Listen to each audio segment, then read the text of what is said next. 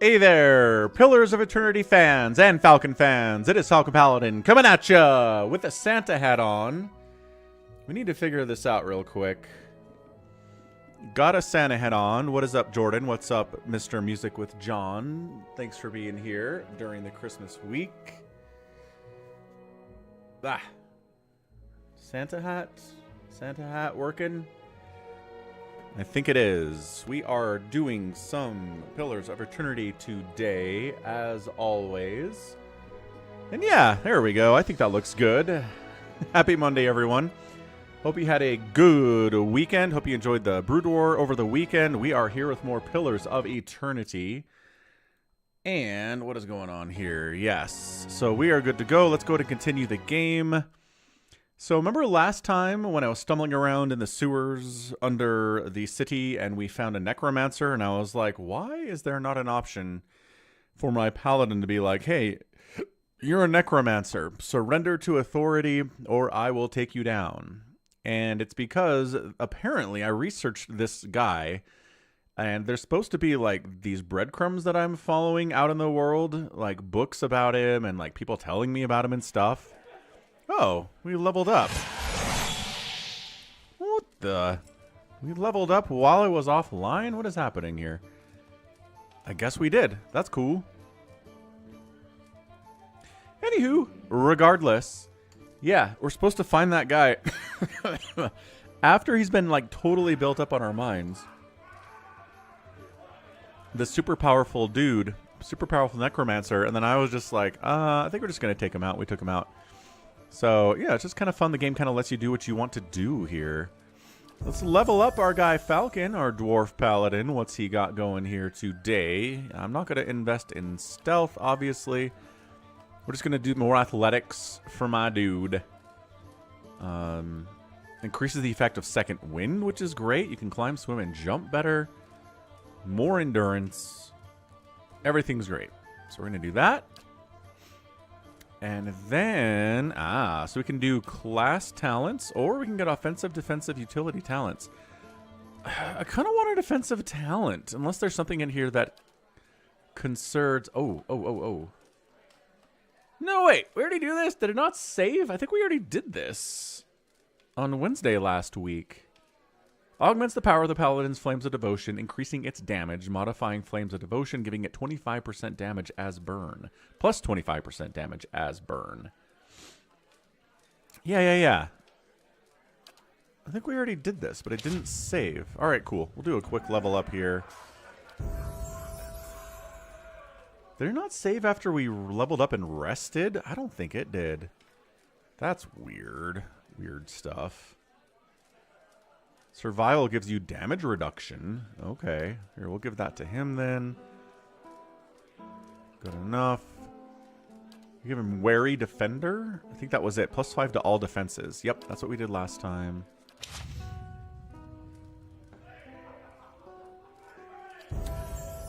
Boom. And then Arcana level up here. What did we do with him? He lore's maxed out. I think we gave him some survival. Just kind of didn't use those points. And then we got to choose from his invocations, from his songs. And what did we do here? Did we want to summon some stuff? If I remember right, we didn't want to terrify. We wanted the Will-O-Wisps. That's right. So we're getting Will-O-Wisps. And then then a class unlock. Holy smokes. So we get endurance. An AoE of plus 3 whatever endurance there. Okay. Yeah, sounds good. So healing capability. Big fan of that for this guy. Okay, so we're all leveled up. Hail and well met.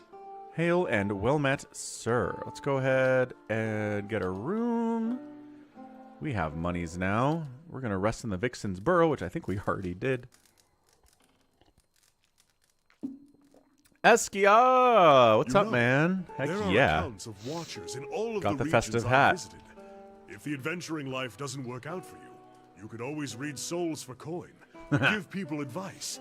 Tell them which family they're related to and whom they should duel for past offenses. Thanks, Kana. Appreciate it. Eskia, hello. Doing well. Hope you're doing great this holiday week. Bam. Get a shout out, folks. Merry Christmas. Yeah, and to many more Falcon streams, without a doubt. And then I said, I'll keep that in mind. Probably safer than fighting off beasts, Kana chuckles. And you get just as much drama out of it. Or not wrong, sir. All right, so we're rested up. We're good to go. And what we're trying to do here is get enough reputation with the city that we can look up war records and figure out what happened to Edar's brother. Edar's in our party. He's a nice guy. He's been helping us out. We cleared out a whole wing of the city of zombies, and the dude who is in charge of the records is like, what? Played some Brood War today. The queue times went up to 300 seconds. Wow, that's a long time for Brood War queues. Nobody playing today. I guess, yeah, I don't know. That's weird.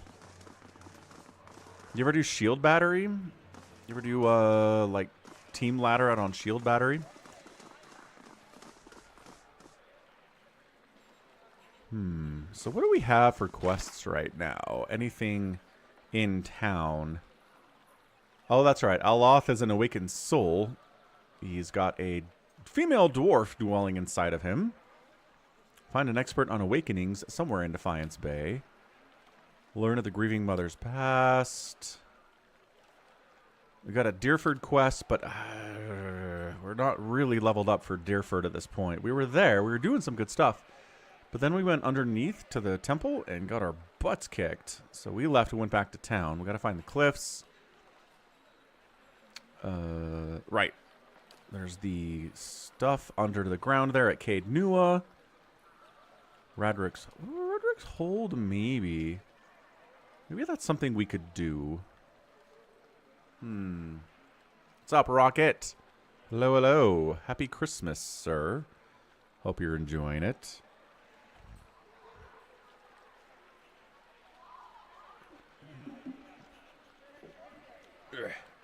Okay. Maybe that works. Just trying to get reputation, man. Yeah, continue to like spend time traveling with Durance. Discuss your vision with Durance. Continue to get to know Durance. Okay, sheesh. Travel with Edar to the records archive, and then we did. If my reputation with the city was stronger, he might help us out. So, we've got a reputation with the city now.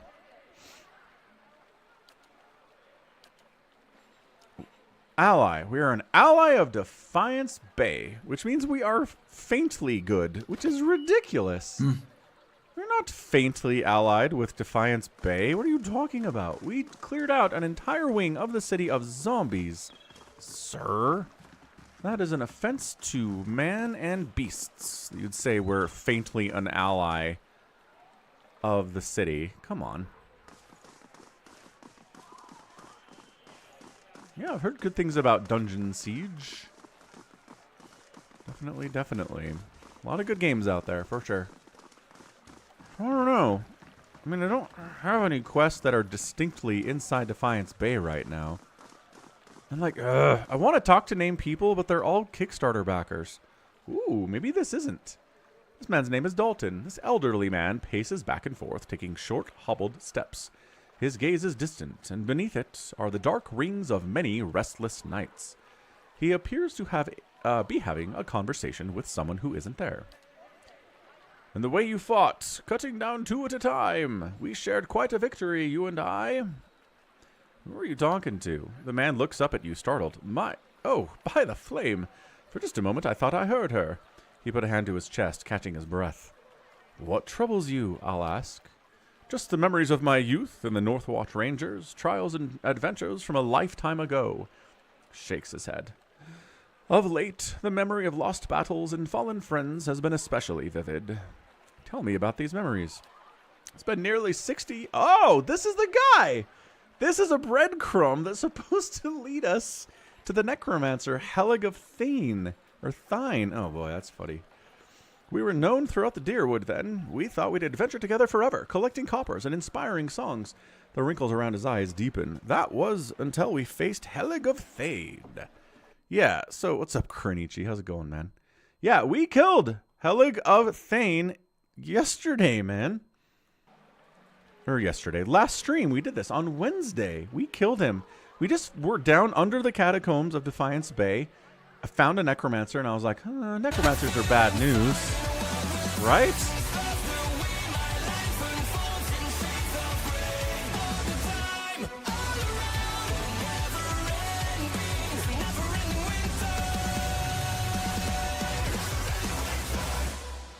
That's right, never-ending winter. But yeah, so we might have already done this quest. Hold on a second, let's see what happens.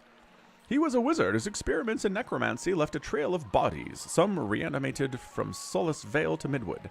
We tracked him as he fled toward the Vailian Republics, catching him just west of the Lake of Drowned Tombs. We were fools. Seasoned as we were not prepared for his foul magic. Our numbers were nothing against his power. A wiser man would have ordered a retreat, but not me. By some curse of the gods, I was knocked out, and when I awoke, my rangers, my Ronya, they were all dead. He holds empty air in his arms. We knew all this. Who is Ronya? My friend, my comrade in arms, and my love. We'd planned to adventure together until we grew old enough to settle down and enjoy our fortunes. Young as we were, we couldn't imagine anything would tear us apart. I know this sounds like an old man's madness, but I hear her. A voice, just over my shoulder, calling to me in my dreams. At night I see her wandering the catacombs beneath the city, trying to escape. Foolish as it sounds, I can't shake the idea that she's somehow down there, waiting for me. I've even ventured below, though it damn near cost me my life. He hesitates. Were I half the warrior I was in my youth, I'd search every grave and rat hole. As it is, I'm stuck with this feeble body and the agonizing notion that my love is somehow down there, beyond my help.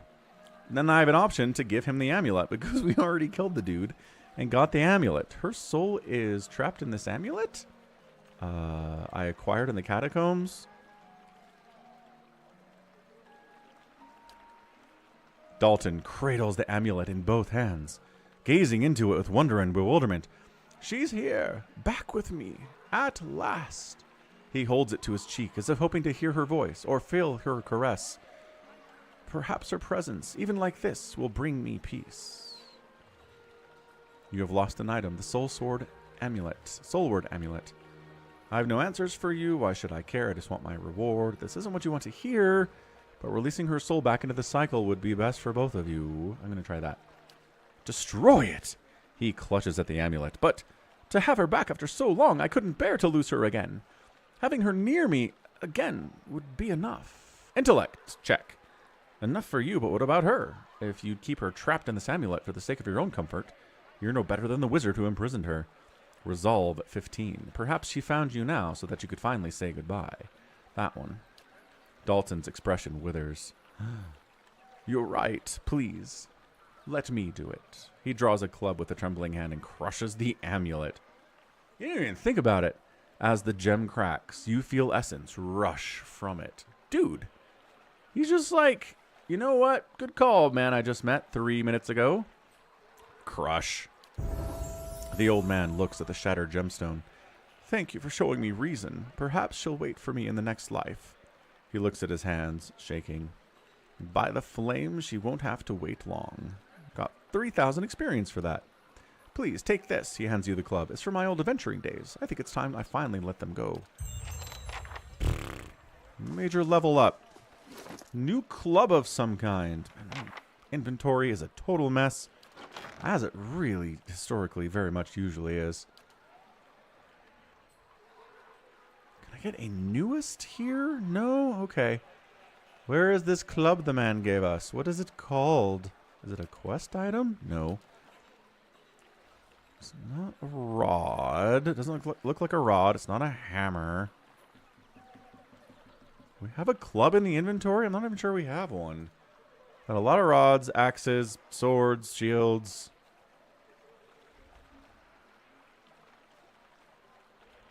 Do I not have a better replacement shield for my paladin yet? Seriously? Apparently not. Is there a weight consideration here?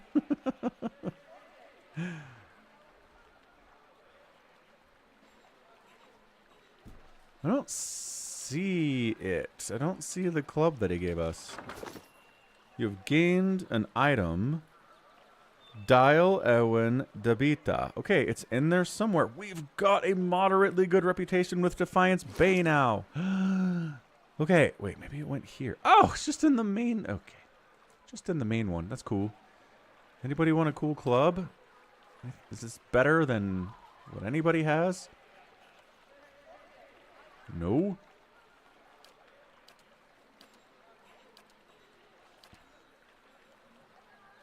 No. All right, cool. We've got it anyway. That's right, Psychonauts. Oh, ho, ho. Merry Christmas. It is time for Pillars of Eternity Christmas time. Let's level up Durance. Let's see. His lore needs to go. Wait, was he our stealthy guy? He was our stealthy guy. No, the hunter was stealthy guy. Let's lure him up. And then save some points. We can upgrade Brilliant Radiance, so enemies take burn damage from the Holy Radiance. I'm down. I don't think I even want anything else. Cool, man. Enjoy burning. Gallons, what's up, dude? Happy holidays, man. Good to see you out here. Seen you on the Discord earlier today. Complete wrapping tonight. You know, Psychonauts? I reached a point where I'm like, I'm 42 years old, gosh darn it. I've wrapped enough presents in my life. I'm not wrapping presents this year. How's that? My kids are, you know, they're older now. My youngest is 12. She'll be 13 in a month. I don't think they care. I'm sure their mom is doing all sorts of wrapping of her presents. So, like, they'll get wrapped presents. But maybe from me? Maybe from me, I don't do wrapped presents this year. I really don't want to. I don't think I will. What is up? Aloth. Have some more lore, Aloth. I don't like anything that's touch. I don't like anything where it's like, the wizard has to get right up close and personal to the enemy to use this. It's just... Ooh. Kalikoth's Minor Blights creates a ball of energy in the caster's hand that could be thrown at the enemy. Ooh. I kind of like that, because again, distance is good. Let's do that. I like it. Catch you later, Jordan. Never played Jagged Alliance. No, Psychonauts. Not sure what that is. Not sure. You can do Protective Shield of Magic. Allows the wizard to smash an enemy with a grimoire, energized with spiritual energy. Concentrates the power of blasts, negating some of the target's damage reduction, or a bonus at second level spell. I mean, defending the heck out of the wizard seems pretty good. Aloth keeps dying. They're turn-based action games. Neat. Not an RPG, though. Oh, real quick. I have to move some stuff, don't I? I do. Hey, Jar. Blah! Hey, Jar. Come down here. Perfect. Hey, support goals. Come over here. Also good. Nice. Crushing it.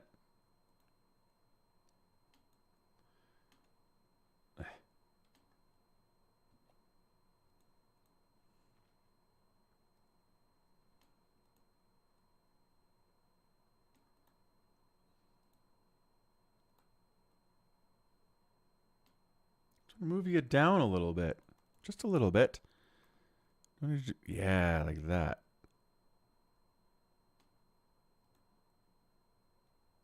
Yeah, that works. I think we're good. There's an NVIDIA driver update today, and every time that happens, I'm like, ah.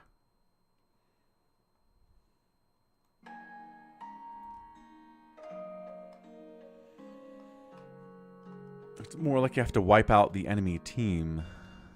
But it's turn-based, you say. Right. Okay, so... Oh, wait. Level up our little hunter, too. Yeah, I'm going to give her stealth, is what I'm doing. She will be my stealthy person. Vicious companion.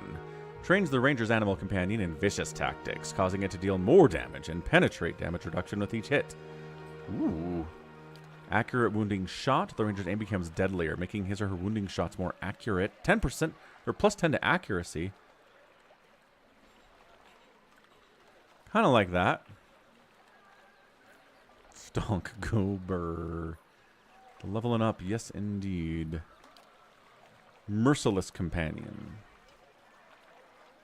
Animal companions do small amounts of sneak attack damage, 30% more damage against targets that qualify. Do you have to sneak up on them? Is that how they qualify to take sneak attack damage? I just want generic, or maybe we'll give her like a extra bow.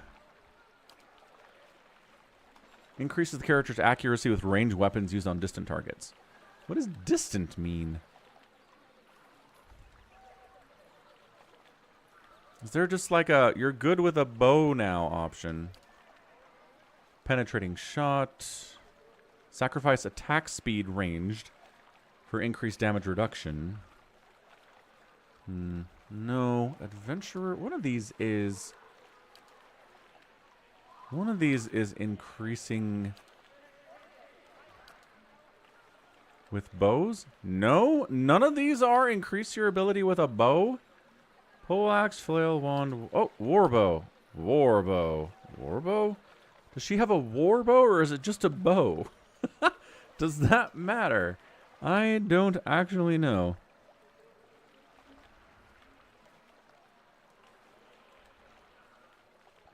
I don't think she has a warbow. I think warbows are ginormous. Honestly. I don't think she has a warbow, but everything, there's crossbow here. There's nothing bow on any of these. There's crossbow and there's warbow. I guess she's an adventurer. She's basically an Eskimo, right? She's Inuit. She's from the place. She's from the land of snow. I don't want to specify damage against beasts or wilders or anything like that. I don't know. Maybe I just give her Vicious Companion so her fox does more damage. I mean, accuracy is nice too. Let's give her accuracy on wounding shot. I think we'll go back to that one. That seems fine. Okay, so now if we look at our journal. It's highlighting it. Does that mean we should go? That means we should go. That means we should go. All right. Let's go to the map, get to another section of the city.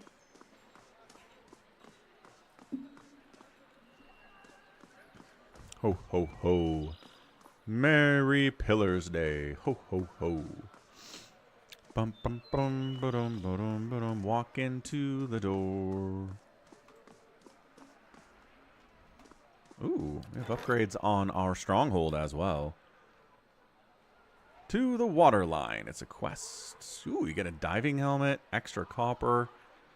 A Rautai merchant ship was sunk by Adiran pirates off the coast of Red Saris. Pirates made off with a variety of precious treasure, many of which were experimental animancy implements of nautical devices intended for Defiance Bay and Spirento. The concerned would-be recipients of the cargo are discreetly inquiring about potential help. Okay. We're going to assign it to our one companion that is not part of the party right now. It is the grieving mother who's like... She's a cipher? Is that what she's called? I think she's a cipher. Anywho, we're still working on the south curtain wall. It'll be done in 10 hours. Can't do more than one upgrade at a time, unfortunately.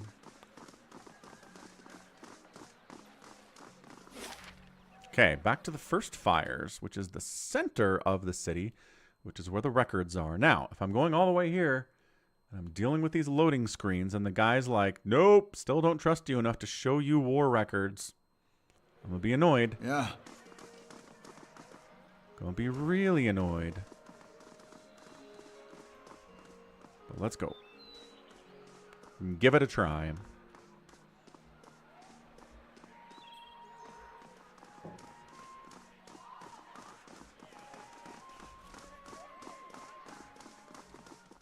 They just let us in. They let us in when they didn't know who we were. Like, we are brand new to this city, and they're like, come on in. Heavily armored and heavily armed adventuring party. Oh, I said, all right. I think we came here. This is the same room we went into to determine whether we get to keep Cade Nua or not. Now it's back to normal. Hail and well met. I'm looking for militia records.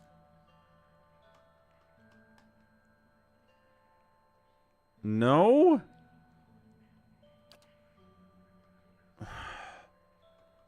How? All right, I'm looking this up.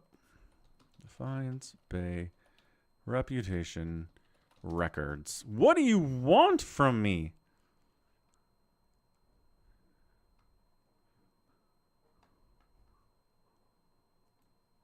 This is interesting. This Reddit post says...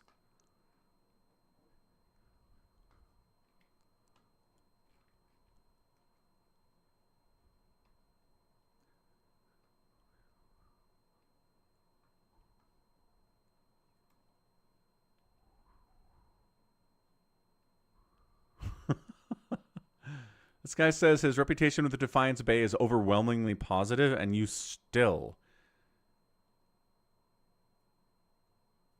Oh, no, he is.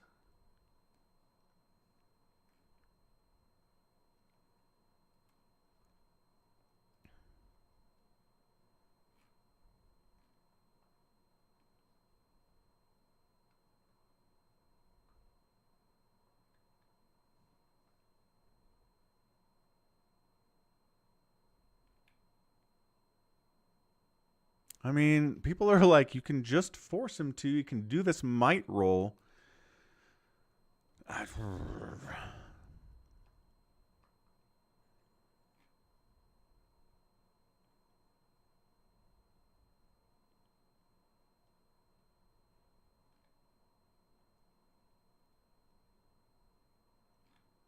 All right. I guess we'll just keep going then.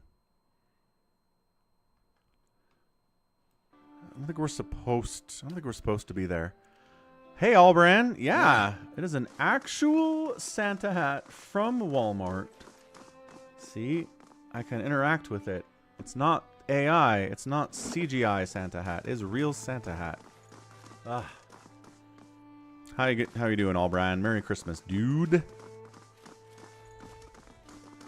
I kind of want to finish off Heritage Hills. Heritage Hills is where the zombies are, or were, before I killed them all.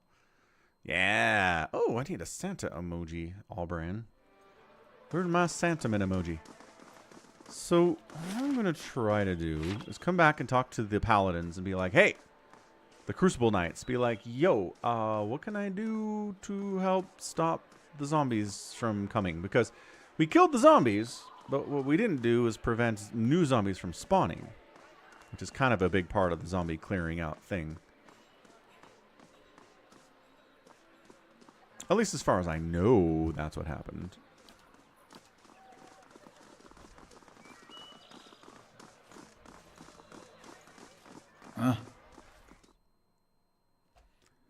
No.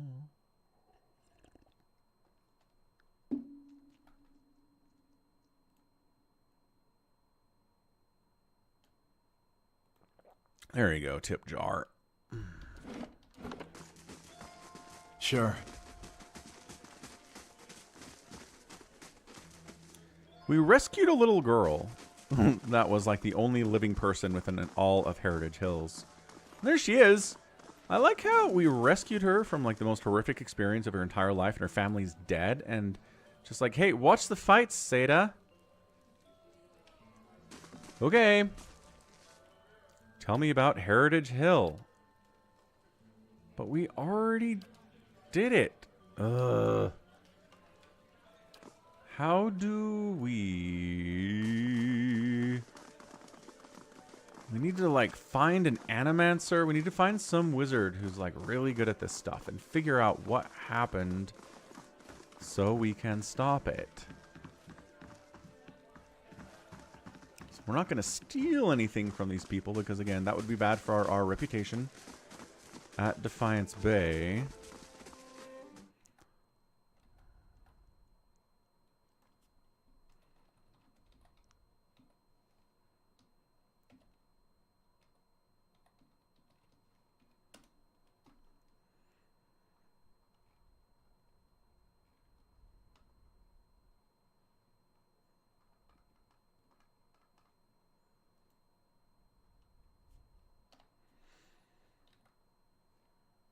All right, let's see what this one says.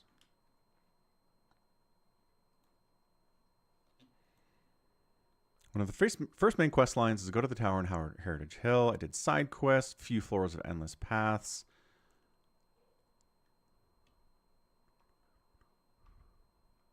Okay, so this person's just losing the fight. So that's not what we want.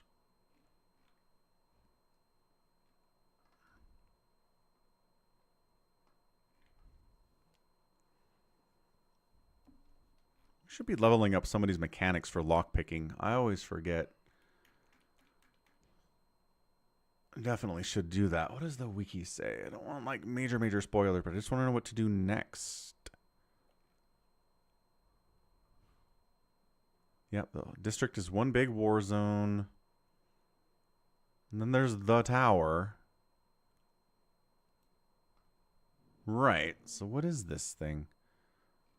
Ancient and Gwithan Tower was built some 2,000 years ago, designed around a massive Adra-powered machine designed to contain souls and anchor them.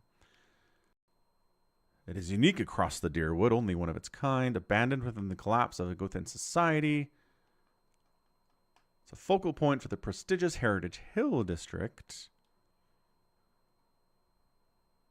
How do you get in? To gain access, knowledge of the correct command words is necessary. Oh. All right.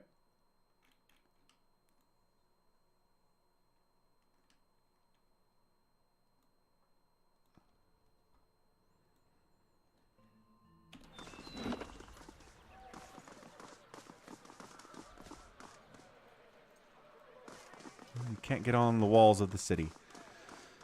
Okay, that's totally fine.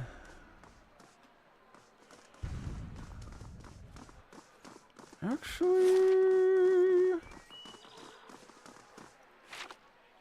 let me go back in there. Is that the tower? I don't feel like that was the tower that we were looking at. I think that was something else.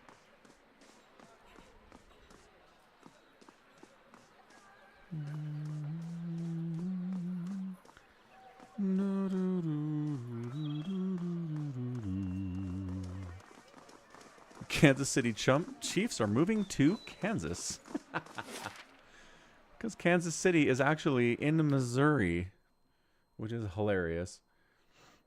America's funny sometimes. I'm sure other countries have similar weird naming conventions, but yeah, Kansas City Chiefs are moving to Kansas. Hilarious. Oh, so it says enter the tower in Heritage Hill. I have an active quest for that, apparently. Sounds like a plan. Let's do it, everyone. Did I pick? I didn't pick up camping supplies. Probably won't need those at all, right? So remember, we had this big fight on the stairs. That was very cool. And we came down here, and I'm like, we're at the beach.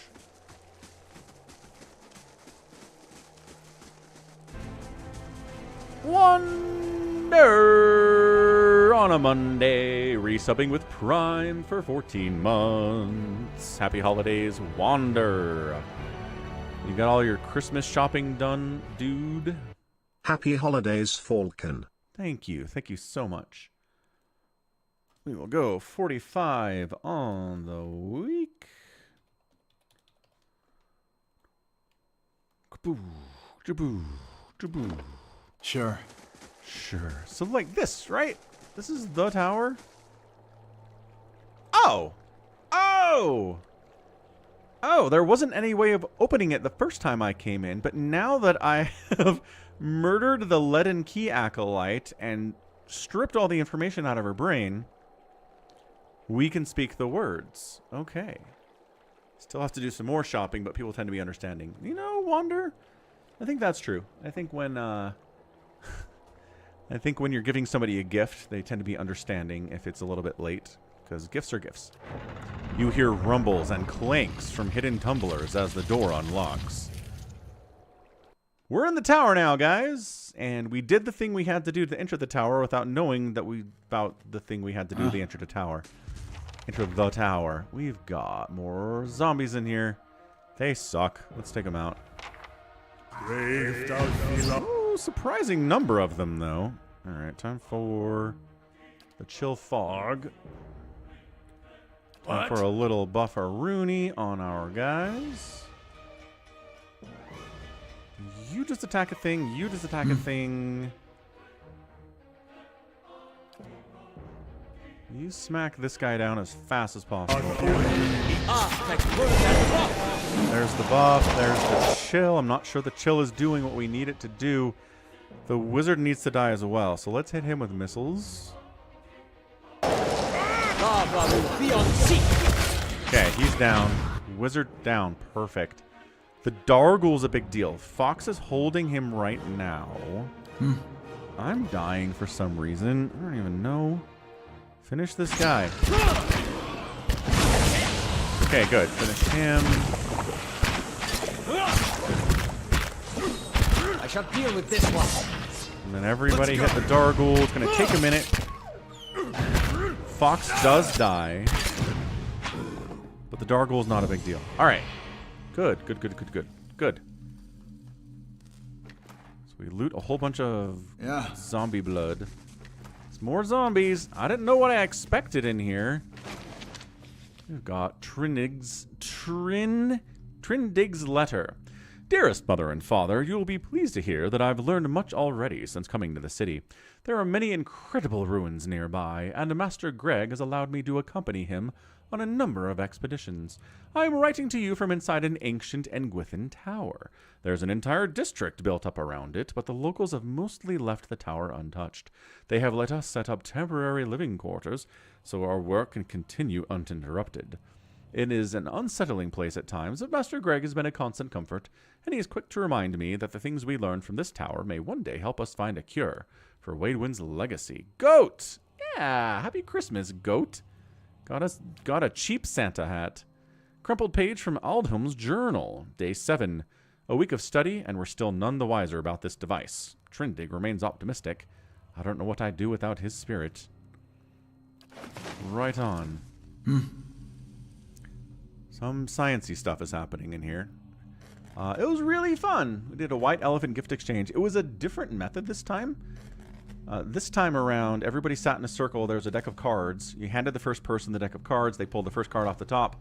And depending on what the card was, is how we interacted with the presents. Everybody's holding a random present. If it's like a 2 red, you pass your present 2 to the right. Everybody rotates the presents. If it's like a 6 black, you rotate it 6 to the left. Right? If you get a jack, you open the present, but you can't keep it. If you get a joker, you can open your present and keep it, or open someone else's present and keep it. And then once you're through the whole circle, then everyone just gets to open what they have and then trade if they want. It's kind of interesting. I mean, rotating the presents 10 times around the circle was a little bit monotonous, but it was a fine idea. Yeah. Right, anyway, science. Essence shimmers and pulsates within the strange device. Right.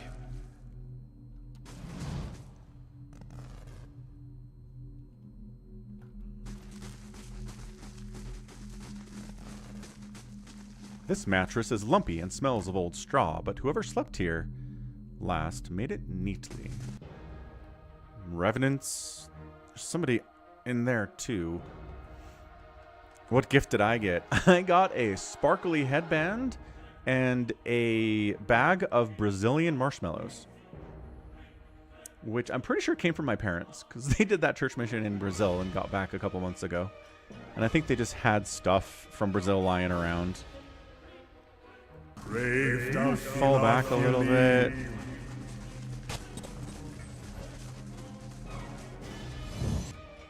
Okay. Reposition ourselves a little bit better. Hunters at the back.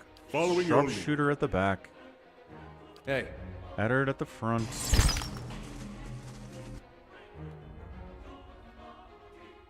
So the marshmallows were fine. So we all focus on this dude. Give it a little bufferama. Ready, Watcher. Shoot him. Eat him. How may I help?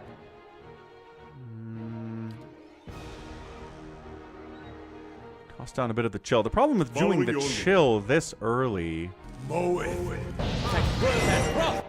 is that sometimes they're not where I think they're supposed to be.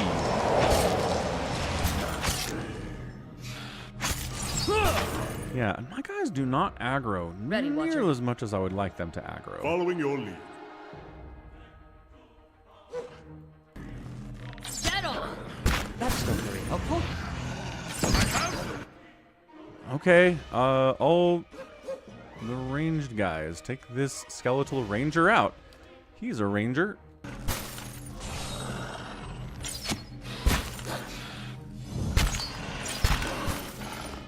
Beautifully done.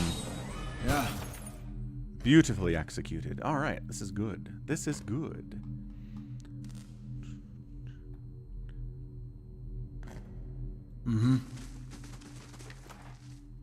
Hey, it's a war bow. Remember when I was like, does she have a war bow?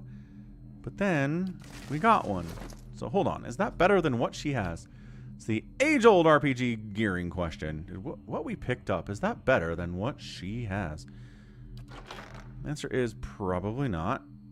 She has a hunting bow, which this does more damage. Hold on a second. But it's only an average speed as opposed to fast. So they should give us DPS, man. Also, what she has is an accuracy +2 weapon.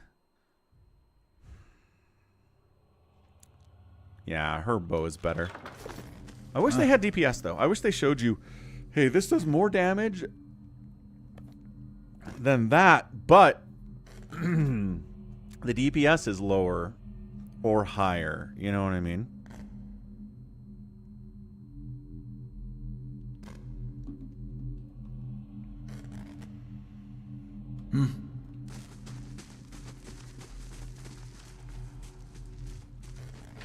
More notes. And 400 coppers. Page from Aldheim's journal. Day 2. We've completed our measurements of the machine. Thanks to Trindig's youthful agility. Further examination is required to discover its intended use. Yes, you don't know what it is. I know. A scroll of insect swarm. Fun. Fun stuff. More beds. Dude, they slept down here as they scienced this machine. So, again, it's an old... Okay, you want to die? Great. We can kill you. Oh, there's more than you. Fireball these suckers. Fireball these suckers. And Durance is dead. Classic Durance. Let's go. Dead on! Let's go. Let's go. Yeah, this is not bad. Not bad at all. Yes, G22. On Christmas, it's just going to be a big day of family and football and basketball, and I'm not going to be at my house. I'm going to be at my parents' house the whole time, so no stream on Christmas. Unless, I don't know, I could do like an early one, I guess. Like run 8 to 10, like a short little Brood War stream on Christmas. Maybe I can do that. I don't know. J-Talks! That's right. Santa hat. All the way from Walmart. Beautiful. Rod, vessel bone. Yeah. Ooh, little secret compartment over here. 300 copper and a brigadine. Patting the scratchy old coverlet thickens the air with dust. No one has used this bed in weeks. So yeah, they're sleeping down here. They're doing science on this machine. They don't know what it's for. They don't know what it does. It's old Edwithian technology, which is an old ancient race from this world. So let's go up. Let's go up. Durance hasn't... he's died yet, but nobody else has. Yeah. Yeah, We could do a few live games. That's fine. Do the 12 days of Sure. StarCraft maneuver. Why not? Hey, you want to... Yeah, come on in. Let's go. Get on. That is a Dargul. That's it. Darguls are tanky, man. Do not overestimate the Dargul. They never drop anything cool though. There's another mob over here. I see you, Revenant. Revenants are not hard to kill. Ooh, but dogs are. Let's go. Let's go. Wish I could change the angle of vision here, but you're locked into this camera position. Get on. Let's go. Yeah. Yeah, I've been feeling over-leveled ever since we went to the Deerwood city that we were in, the town we were in.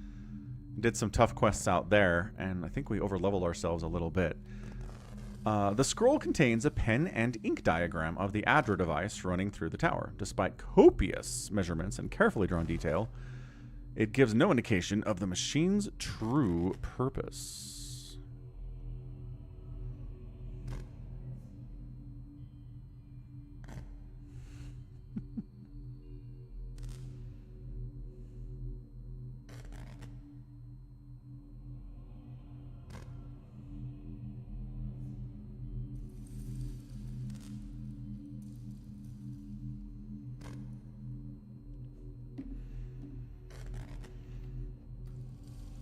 So they're trying to science this thing. The work of the Engwithans, a comprehensive guide. Right, exactly.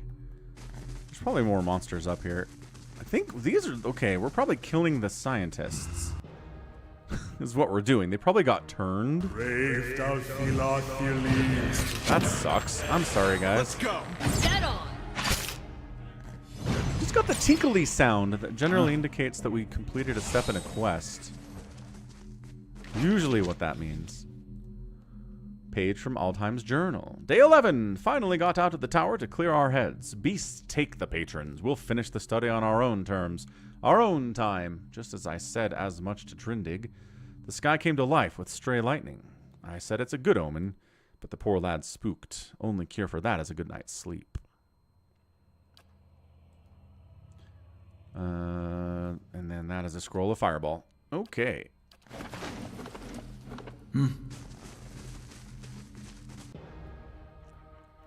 What's up, Dargul? Bam! Get him, Durance, don't die.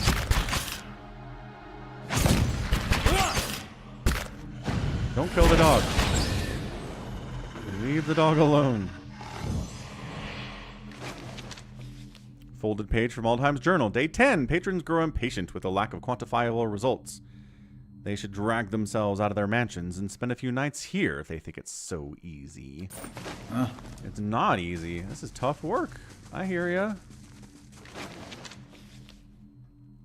A letter from Ekantha to Aldheim. I did indeed receive your recent summons, as well as the two that came before it. I've been waiting for you to present yourself on my doorstep so I could give you my answer in person, a firm and unwavering no. I won't help you. In fact, I relish the idea of you and your own team of glorified engineers sitting in that tower, sweating over the runes I've studied for years. Nothing gives me greater pleasure than knowing that my research, which you've long disparaged, is the missing piece in your mundane little puzzle. As well you know, it's knowledge I've always valued. I'm just around the corner. I encourage you to find me should you wish to rehash this conversation in person. Dude.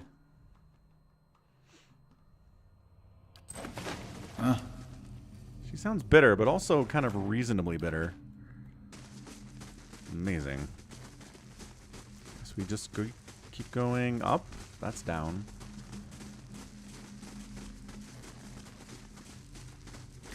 Oh, no, there was some money in there. I shall be quiet as a calm sea, which is not very quiet. Not very quiet. Is this only 2 levels? Is there more stairs? Reasonably bitter is my middle name, says Gallons. Noted, Sir Gallons.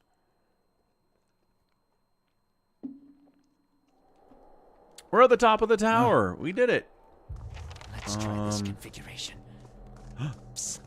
Ghost. We found the ghost of Aldheim. A man hunches over the strange mechanism, his spine a sharp ridge rising from his arched back. He's barely clothed in filthy rags, and the patches of skin you see are mottled green. Wait, no, he's undead.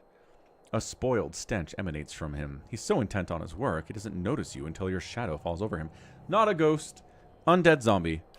When he turns and sees you, he snarls and scuttles behind the Adra pedestal. Only his bared teeth seem to have escaped decay. His eyes are yellowed and bloodshot, but they flicker with intelligence. He averts his gaze and holds a hand in front of his face. Shouldn't be here. What do you want? Aww. Tell me what happened here. That's what I'm trying to figure out. He hisses. He smashes a fist into the Adra pillar. His hands make a crunching noise, but doesn't bleed. Oh, so what they were doing here created the zombie zone. They probably accidentally enabled it to turn everybody into a living undead once they die. Dude, messing with magic you don't understand. Forgive me. Forgive me. Aw, all time. Research. We came to do research on the tower. Some commission from gods. It hardly matters now. Yeah, imagine it doesn't matter too much now who it is. Aloth's lip twists in disgust. If I had a copper skit for every fool animancer whose thirst for knowledge led to a disaster, well, I would never have ended up in the Gilded Vale, that's for sure. When did this disaster start? Something happened on our 11th night. Lights in the sky and a static charge in the air. But we were so careful. We were staying in the chambers below. Trindig, my assistant, said he saw a robed figure lurking around the tower. Wore a mask. Carried knives at his sides. A trick of shadows, I told him. The next morning, we felt strange. Like we hadn't eaten in weeks. So dazed that we didn't at first notice the blood around our beds. The strange wounds that had appeared overnight. Oh, snap. So somebody came in, killed them all, and then turned on some kind of zombifying aura that then raised them as zombies. And the machine. This cursed spire. Dormant for 2,000 years. Lifeless through hundreds of our experiments. And we wake that morning to find it spinning on its own. On its own! How can we stop what we couldn't start? It's a fair point, man. Was it the Leaden Key people? I bet it was the Leaden Key people that came in and did it. As exciting as the prospect of a living machine may be, I suspect that, given mention of a machine and a masked figure both, there's another explanation. Years I've been doing this. Years. I know how these things work, but I don't know how this happened. Nowhere to go. That's the problem. Their souls are trapped here like flies in a jar, clinging to rotting meat. What does this machine have to do with souls? No time to slow down. But I can explain. Hold a magnet over iron splinters and they stick, yes? Yes. Rub your hand over weir wool and the hair of your head will follow it. Yes. So it is with this machine. He looks at you and runs his tongue along the edges of his fine, strong teeth. He quickly looks away. It has the power to manipulate souls, but why? For what? And how many others lie buried in the ruins of Erglonfoth? No. Focus on this one. It's imprisoned our souls in our bodies. Cut the root between essence and flesh. Left a dwindling soul stuck in a shriveling husk. So yeah, they die, but then their souls don't move on to be reincarnated, as normally happens in this world.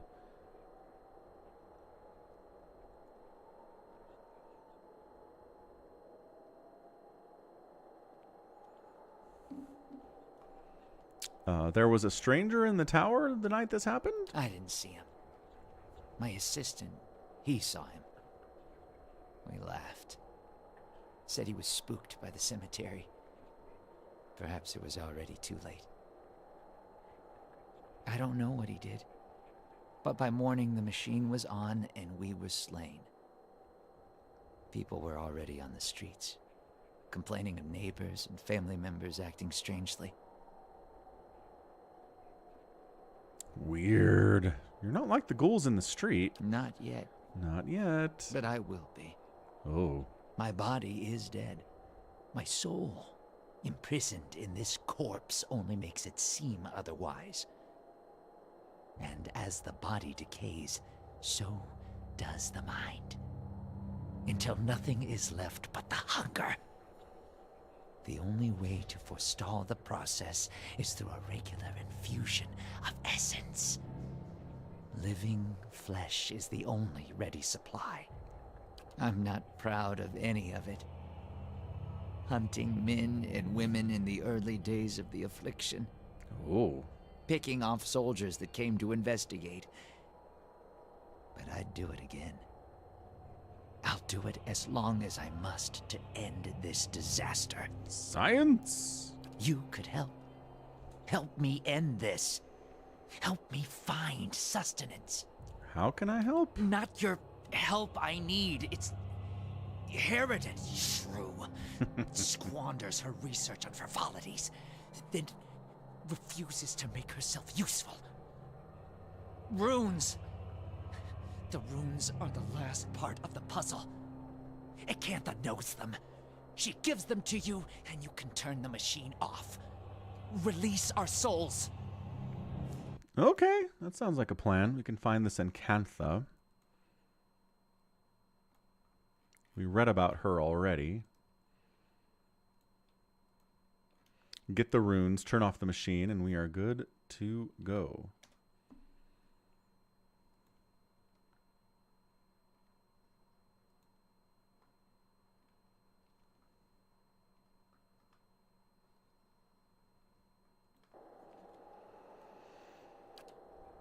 Wait, runes. The Engwithan runes, she can read them. He speaks of this feat so blandly. Let's talk to this Harridan, Falcon. I'd pick her thoughts a time.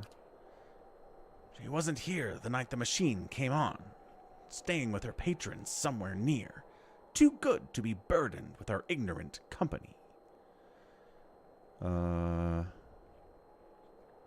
I'll get the words from Encantha. Yes.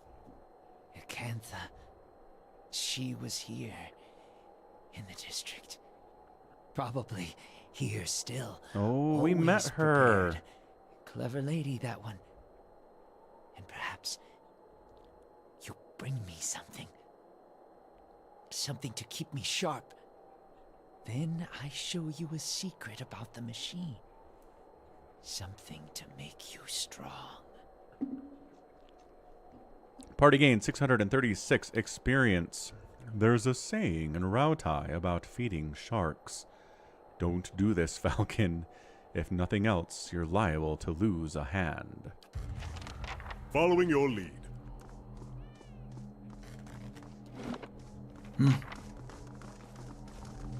Standing near the device feels like being blown about by a storm gale. The stone hums with energy.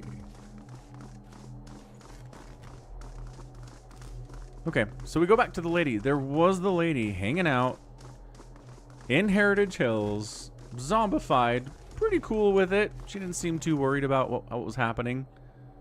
Proceed to the bottom. I think that's Encantha. I bet it is. He said that she's always prepared, and she seemed very prepared for the zombie apocalypse somehow. Huh? Maybe she knew. Maybe she knew it was going to happen.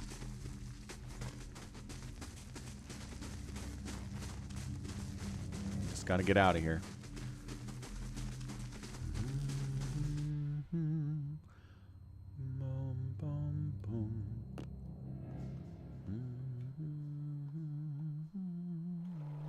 Huh? Yeah, Acantha's house. Did we learn her name, or does it just label that now because we know who it is? Huh. So let's check her out, see what her story is. Look, lady, I know you hate this dude. I know he sucks. But we gotta reverse the zombie thing. It's real bad for the city of Defiance Bay.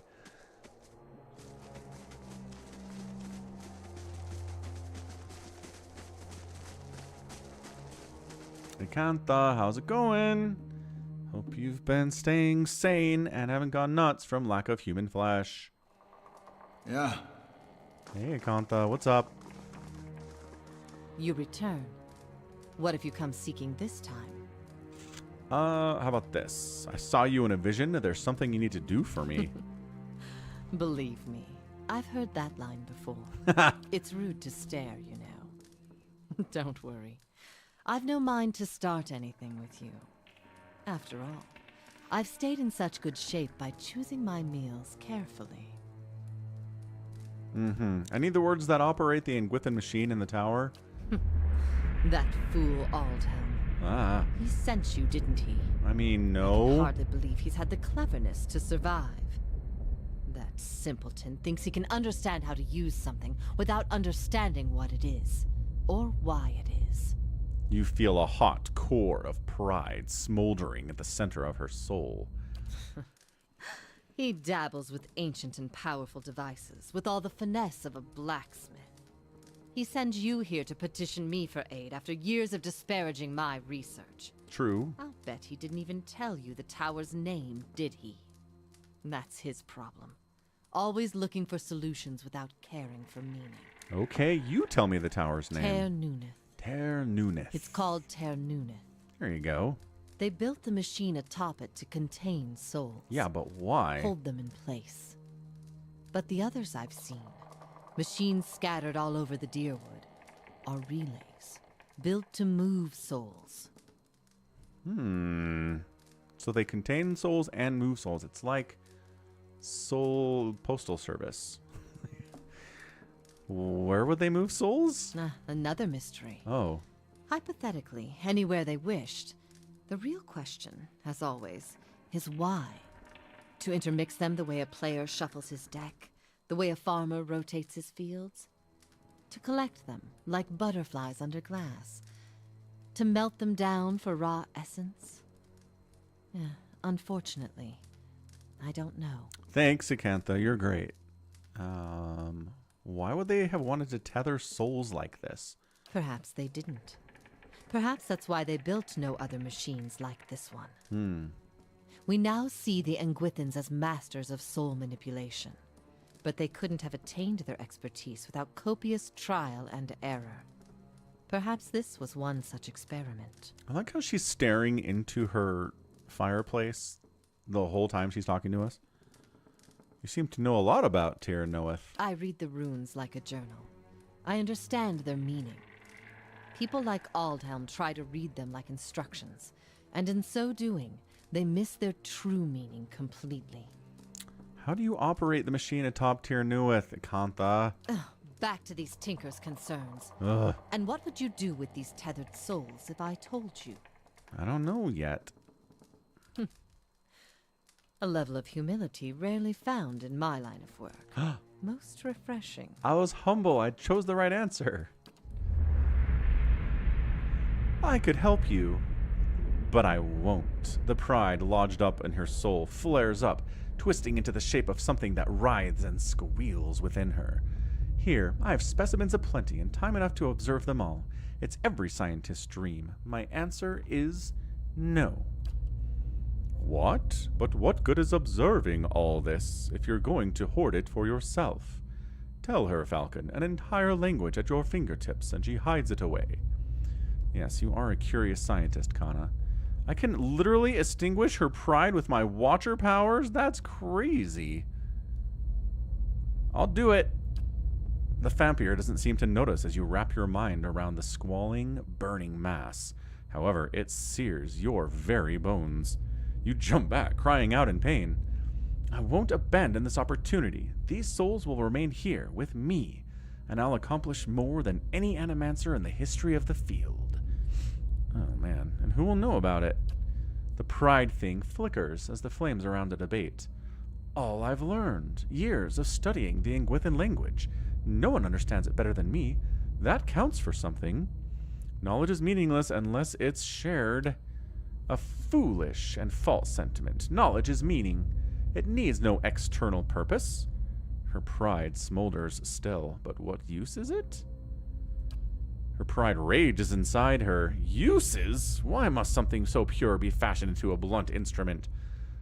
Your opportunities here are finite. One day that knowledge will die with you. The pride hisses and sputters. It's little more than an ember now. You're wrong. But there's no conviction in her voice. I'll build it forever. I'll cling to it. That will give me something.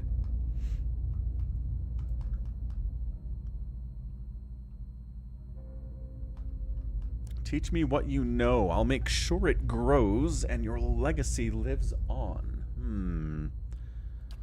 Your words finally quench her pride, and all that remains is a blackened diamond-hard rock. You cast it away where it melts into the darkness. So be it. Ooh. My studies and efforts shall grow through yours. These are the words you need. Yay! Her cold, dry fingertips rest on your temples, and you feel her reaching into your mind, forming images from the darkness. Runes flash through your head. But they're no longer just pictures. They have meaning, and you understand them. They are commands. Something triggers in your mind. A distant memory unearthed from a past life long since buried. You can see a vast array of runes, far more than Acantha has shown you, and you know their sound and their meaning and how they fit together. The language of Engwith once more at your command. Something has awakened in your mind. Ooh. You understand far more than I ever did. Awesome. Take this knowledge, then, and do what you will with Ter Nuneth.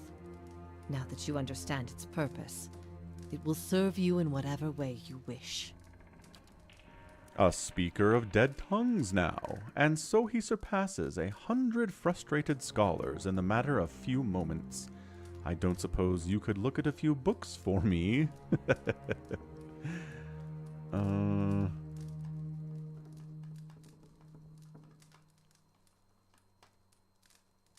I think we've been over all these options. I don't think these are questions I have anymore. How do the control words work? Harnessing the power of Tir Noneth is about understanding what it was designed to do. You know the words and their meanings, you can speak them, and the tower shall obey. I still don't understand why they'd want to tether souls. Maybe they didn't. Right, she doesn't know. They couldn't have attained their expertise without trial and error. Great. Can I just leave? Why is there not a leave option here? Turn it off, I expect.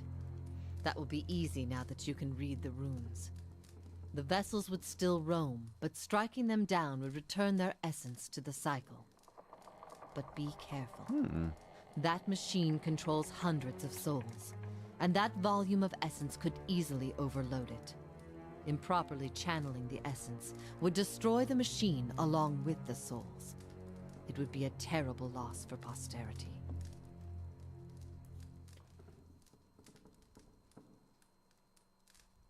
Okay. Try not to destroy it. That's all. Thanks. Yeah. Thanks, lady. Thanks for not dying. And giving us the important knowledge we needed to save Heritage Hill. Yeah. Back to the tower we go. Run, run, Naruto.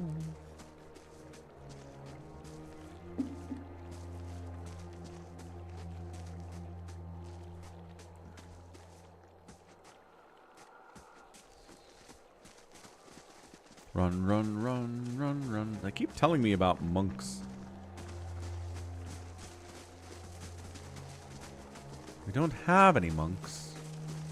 But sounds like we probably will get the chance to get some later, or at least one.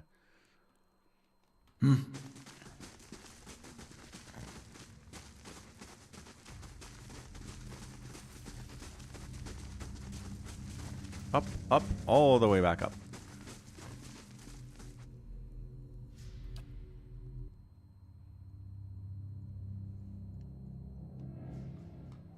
I think we're gonna have to kill this dude.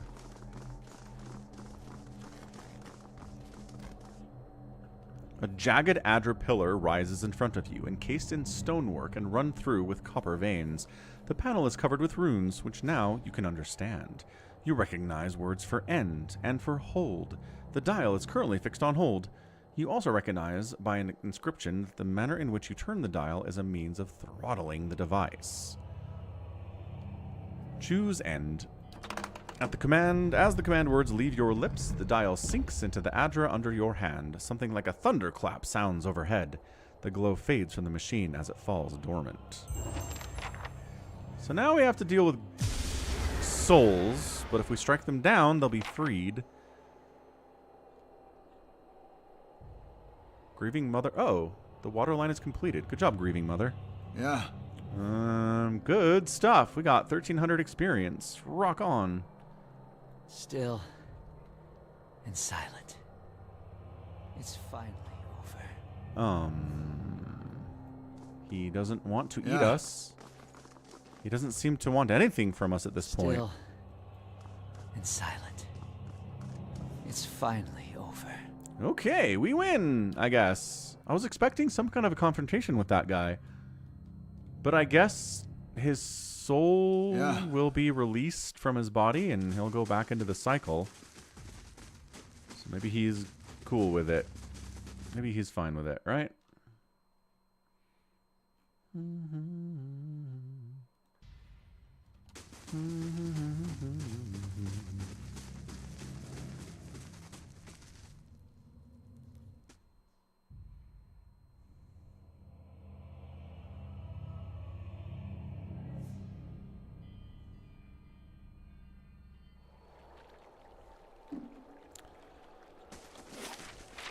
Ah! Is that a loth? Nope, it's a Dunridrow messenger. Beg your pardon, I have a message for you. You are summoned to Hadrat House, where Lady Webb wishes to meet with you as soon as possible. They say she is an ancient spider, spinning her nets throughout the city. If she wishes to see you, that either bodes very well or very ill. Okay. Yeah. Got a quest. Talk to Lady Webb at Hadrat House. And he stands there. Okay, bye. Yeah.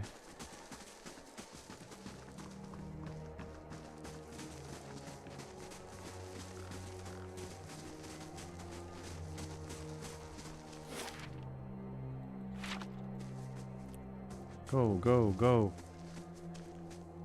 Go, go, run and go.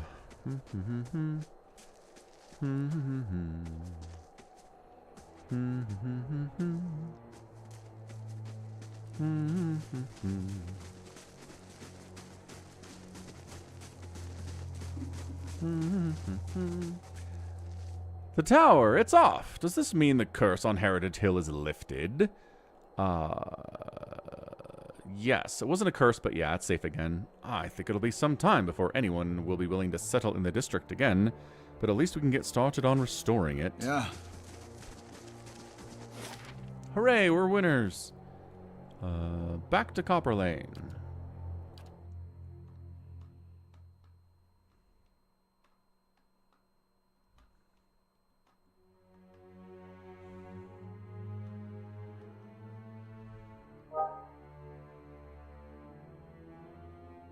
I feel like the loading times could be better here.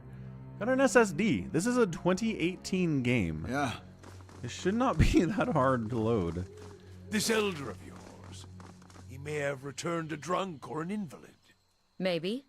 But the search for Persok is just as important as what I find. Is that right?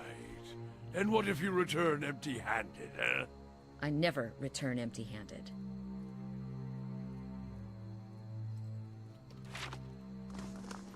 Hang on. What is this stupid...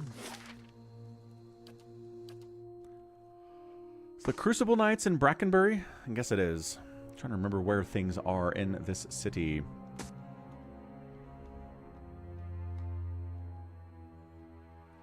Oh, that's the charred barrel. Andra's gift. Oh, well, I might as well go to the Hadrat House.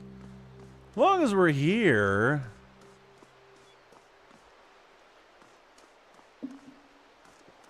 Delicious tap water. So delicious.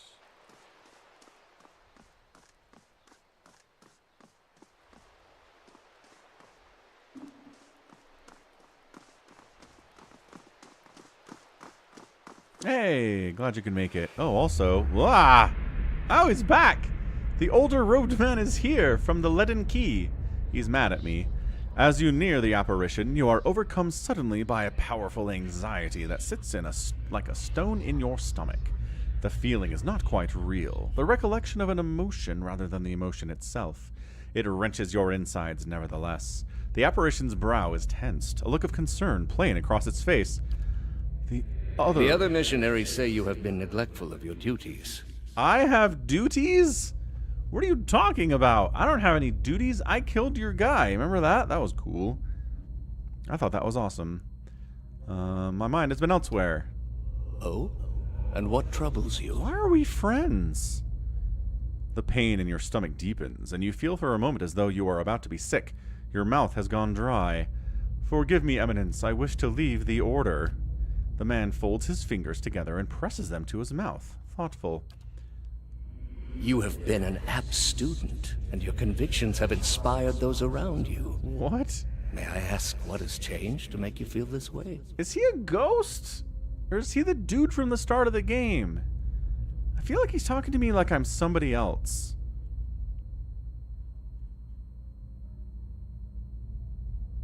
Is he a ghost? He's like a super powerful ghost. The people we intended to convert, they committed unspeakable acts, sacrifices, and mutilations. The apparition exhales slowly and its lips press together, a sympathetic rapport in his eyes. It places its hand on your shoulder from across the room. These are the ways of the heathen world. Surely the gods would do better to destroy us all and start anew. Perhaps they would. It may come to that one day. This is why we must not fail. The heathens are beyond the gods' reach. They do not know better. We are tasked with delivering them to the gods, so that the gods may heal their souls. Is such a thing possible? I have seen it with my own eyes. You will see it too, if you choose to remain. There is no greater calling than the one we have chosen. Neither words, nor wealth, nor battle will end this suffering. Only the gods. Will you give them that chance? The knot in your stomach seems to loosen all at once, and the anxiety is replaced with something else entirely, something warm and soothing, and it is something you know you can never repay. As the vision fades, you start to become cognizant of the many odd looks aimed in your direction. Your last response echoes in your mind. I will. But I don't want to. Again, I don't know if this is a dude or if I'm just talking to somebody from the past who's dead. Good day to you. Excuse me, but I've been looking for you. You're the ones who lifted the curse on Heritage Hill. My lady, who wishes to remain anonymous, has entrusted me with bringing you to this pistol. It belonged to a dear friend of hers who was lost to the curse. For your part in reclaiming Heritage Hill, my lady wishes for you to have it. Here, may it serve you well in battle. Thanks. I have St. Garam's spark now. Now I must be off. Farewell. I thought I'd get to go in the house. Do I not get to go in the house? Where is my pistol? There it is. St. Garam's spark. 23 to 32 damage. Is that better than gun? No. But, maybe.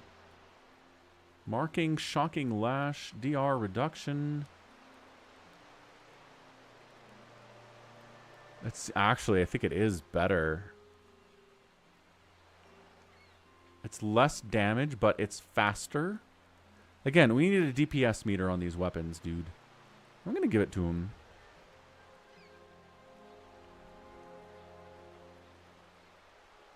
It's got cool stuff, cool properties on it. So we'll give him a big old handgun. Yeah. That's it, huh? Like, we go in? Seems like a bad idea. Seems like a bad idea to go in. to the spider's house. She's going to want to eat us. Hello, Yeah. spiders? The marble at the base has been worn smooth by the passage of hundreds of feet. Hello? Man, they just let us in, huh? They just let us into every house in town. These are all Dunreard agents. So she has this like crazy spy network set up. Makes sense. I think that's what she was explained to be. Some of the vintages are even older than Defiance Bay. Crazy old wines in this house. Again, old power, old money, old influence, right?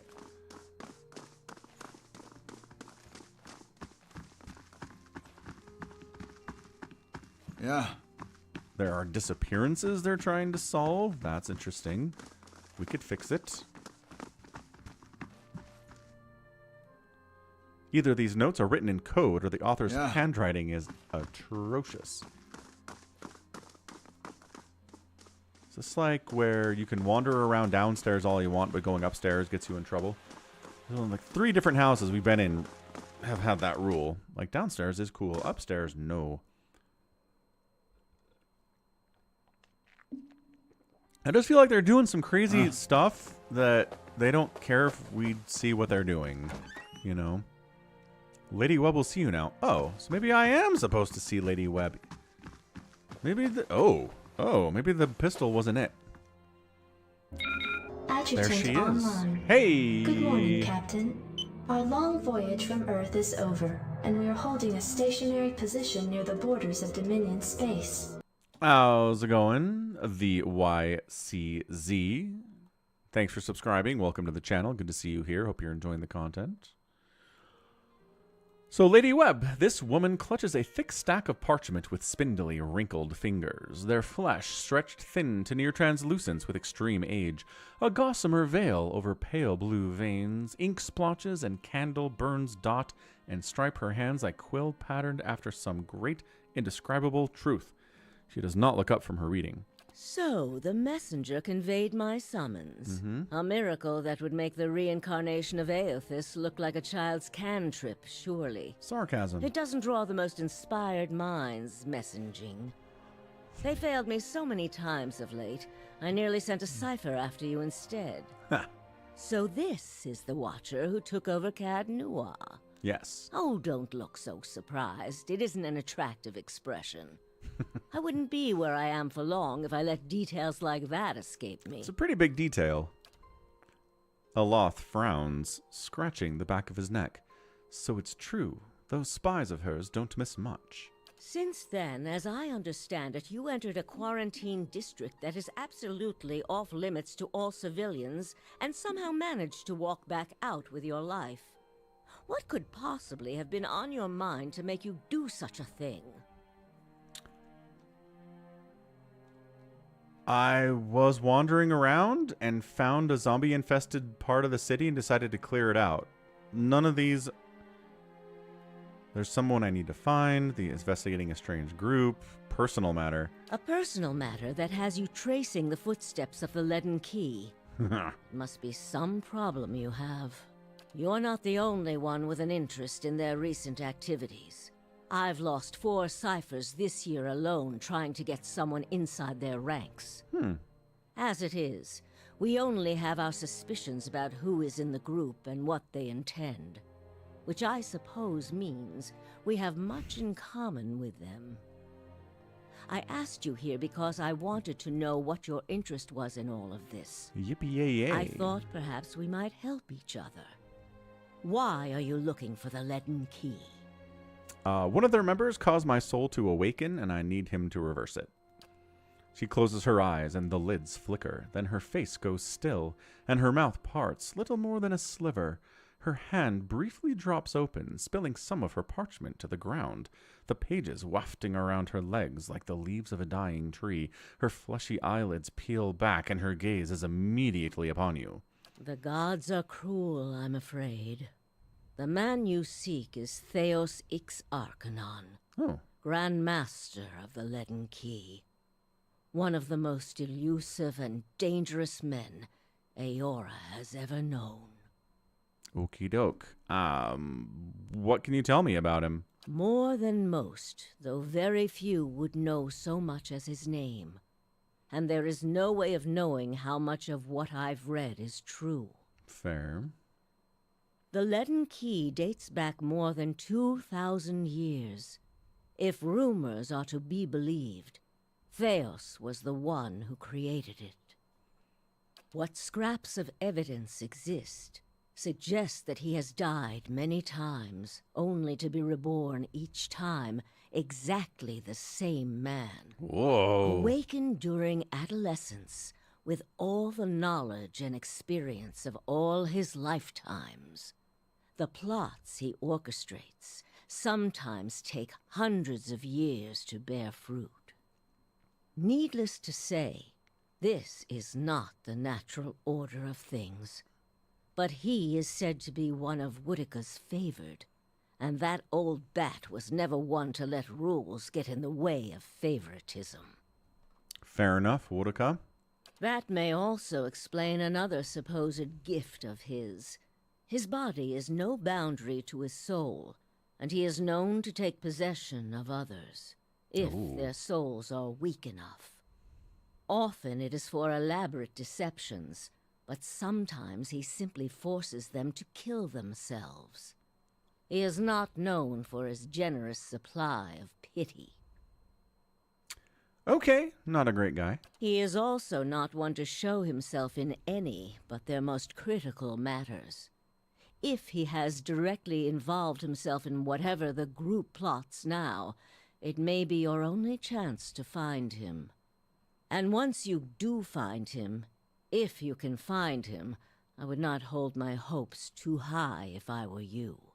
He is a driven, single-minded man. He will not have the slightest concern for your problems. Okay. What else should I know about the Leaden Key? Precious little, I'm afraid. You may know much of it already. No one member knows the identity of more than a handful of other members. They are kept in the dark of missions they are not involved in, or sometimes of those they are involved in. They exist to hide secrets they themselves don't know, if you can imagine how gullible someone must be for that to appeal. Some incisive wit there. They exist to hide secrets they themselves don't know. How gullible do you have to be to do that? Despite that, they are very good at what they do, owing much to their founder, who will take matters into his own hands when necessary. And he does not fail. Noted. What do you want from me? Keep me informed. The Leaden Key has been busy lately, and that is distressing news. I can only guess as to what they intend. You seem to have a knack for turning the stones they've crawled beneath. Keep turning them. Dunreed Row will not stop you. Whatever it is they're up to, figuring it out will be of great use to both of us. In your case, it will surely point you to Theos. In return, I will share our knowledge with you as we learn it, and provide you with what assistance I can. Very well. If you find your trail has run cold, come to me with whatever you have. There is much I may be able to do for you. There is something I can tell you about the Leaden Key's operations. I murdered a bunch of people under the city. Well, let's hear it. The Engwithan Tower in Heritage Hill contains an ancient machine that can control the flow of souls. The Leaden Key activated it. This is troubling. Are we trusting this lady? That civilization seems to have known more about the mechanics of souls than anyone since. The Leaden Key was born in that period. It may be that Theos has full knowledge of their technology. The applications of this machine you speak of, I don't want to think about it. If we can learn more about their goals and methods, perhaps we can get the palace behind us. With Avar's support, we may be able to put a stop to this. I mean, if she's just kind of power hungry and an evil character, she's doing a pretty good job of putting on like a more empathetic, more concerned face during this conversation anyway. Okay, bye. Try your best not to die out there. I mean, fair. Yeah. I've died a few times. Inform Lady Webb about Leaden Key's activities. How fares your search? I already did that. Yes? All the things there are to know in this world, and you ask me about work. Deerwood is a rebel country. Conflict is in its blood. If you think a few guards posted in our cities keep chaos at bay, you are very new to town indeed. We are Deerwood's cipher investigators, of course. But what we really are is its last barrier against anarchy. People are more at ease when they believe they are watched over by someone more enlightened than they are. It pacifies them. So that is the image we foster. Fair. And we do try to be enlightened for their sake. The knowledge we gather here is Deerwood's standing army in many ways. We learn what's vital and we act on it while Deerwood sleeps, blissfully unaware of the terrifying truths all around them. I wish I could tell people the things I know sometimes. But the truth is, I don't think many of them could bear it. Okay, bye. Why do I have a quest to tell her what the Leaden whatever is up to? Because I don't...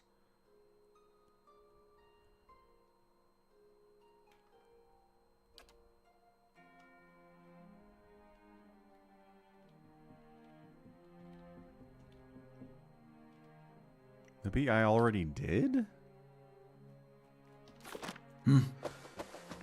We're all good.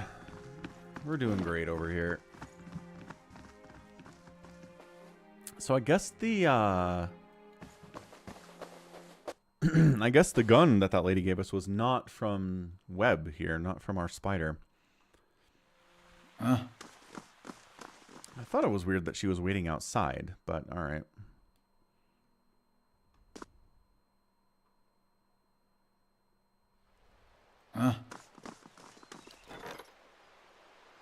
So we finished the mission of the water line. Grieving Mother arrived in the Red Saren port city of Benalt. Several of the pirates landed there and sold much of their stolen booty. Tips and rumors from merchants and criminal elements led Grieving Mother to the Bone Isles, a small archipelago northwest of Redstrass. The more foolhardy pirates put up a fight, but most of them fled with small scraps of cargo. In the end, Grieving Mother managed to recover over half of what was stolen. One item, a small, curious diving bell, went unclaimed by the conglomerate of merchants that had paid for the recovery. Airtight and obstructing. Oh, it's literally just a diving helmet. Okay. That's cool. How are we doing? Oh, 1 hour for the South Curtain Wall to finish. Rock on. Cade Nua's getting cooler all the time. We need to find the district that the Crucible Knights are in. Gosh darn it.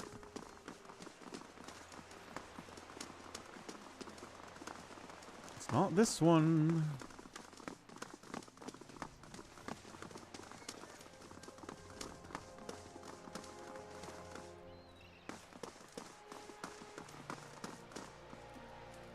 Where are the Mad kept in Defiance Bay? The only place around here that takes them in is the Brackenbury Sanitarium. I've heard they can treat your soul there, take the madness away. But there's just as many stories coming out of that place that'll chill your blood. There's a man, if you want to call him that. Ethelmore goes there. He's head warden. If you're visiting or checking yourself in, he's the one to talk to.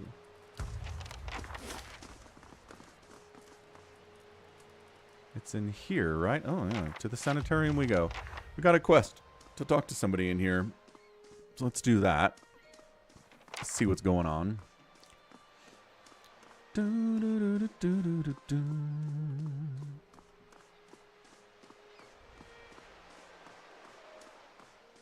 Come, little circles.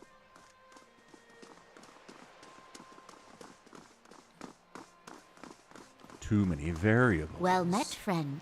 This is Nedden. A woman stands in the shade of the garden, muttering to herself.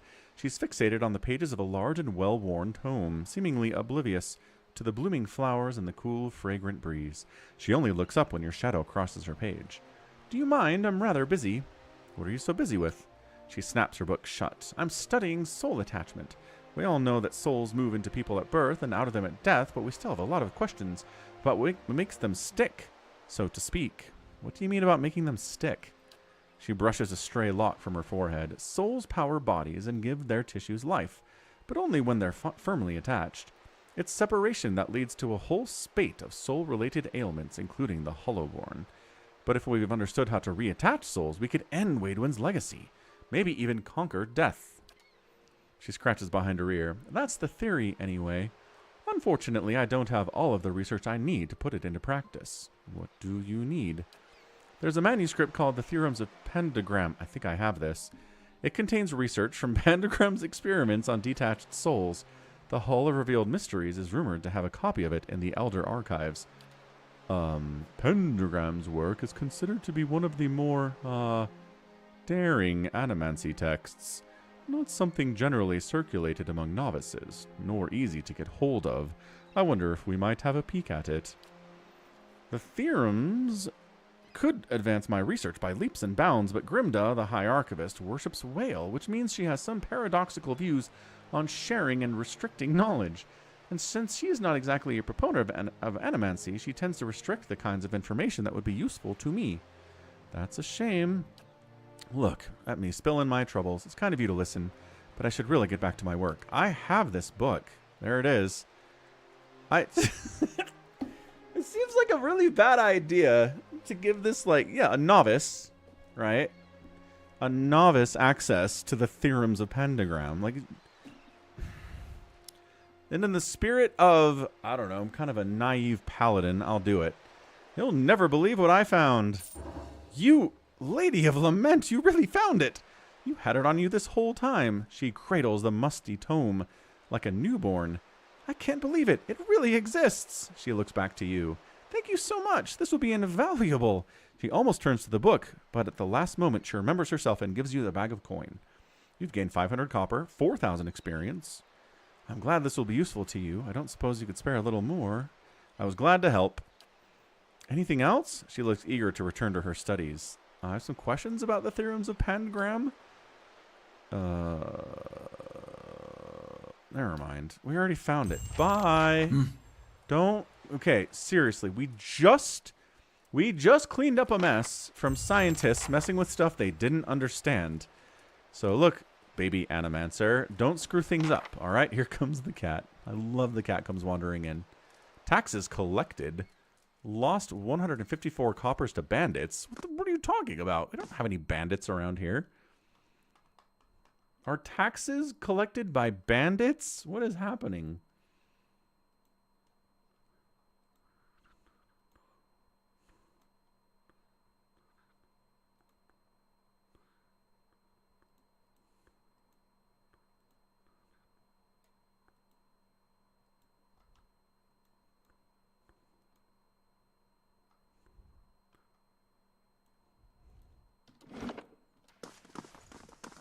Sanitarium guard.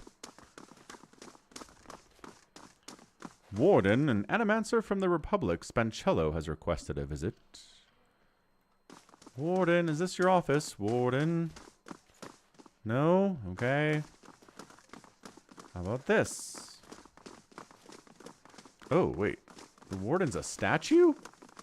This man's soul was torn asunder by a bioac. Oh, that sounds like me. As you can see, the patient is unresponsive, common after soul trauma. Oh, he's on this bed. An animancer places a small stone upon the patient's forehead. Cool. A portion of his soul was recovered near his body. We use this stone as a vessel for transfer. Can you hear me, Oswin? The patient's eyes slowly open before a panicked, wild expression washes over him. Unfortunately, the extended disassociation has permanent side effects. The patient becomes more agitated, grunting and moaning as he tugs on his bonds. The cat walks right up to him and says hello. With further research, we're confident that we'll be able to rehabilitate patients like Oswin.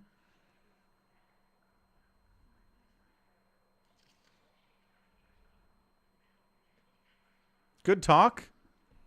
Hail, traveler. The bald man with the crooked nose gestures in demonstration over the still body of a patient before a small gathering of interested onlookers. Feeling your gaze, he pauses his discussion. I'd like to know more about the sanitarium. That's the mission that attracted me here, the treatment of the disturbed. No one else seems to care about them. Here, they've worked wonders for them. I've seen people cured of insatiable hungers and uncontrollable urges. I've seen the crippled walk and the dysphoric smile, all within these walls. The thought that the Duke could put an end to it with a single order, though, it keeps me up at nights. Okay, so you're not who I need to talk to. Apparently this is the warden. Head Warden Ethelmore is a statue of a middle-aged man presiding over the room, looking down unblinking over the bustle of harried academics pestered by the hopeful desperate. A strong warmth emanates from it that you could sense from across the room. There's a human soul stored beneath the stonework. You feel its attention turn toward you. It's been some time since a watcher graced these halls. His voice echoes deeply, rumbling the floor beneath you. I am envious of your natural insights, traveler. I can only imagine how it must have helped my work in life. Might have. Now, what is it that has brought you to my sanitarium? Oh, snap. You may have a member of the Leaden Key in your midst. Ethelmore groans, and the stone around him shudders. I could have done without hearing that today. Many have their intrusions bent into our affairs. Of course, one can seldom be certain whether they've meddled or whether calamity has struck on its own. But a few of their less skilled infiltrators have been exposed from time to time. They are a perpetual nuisance.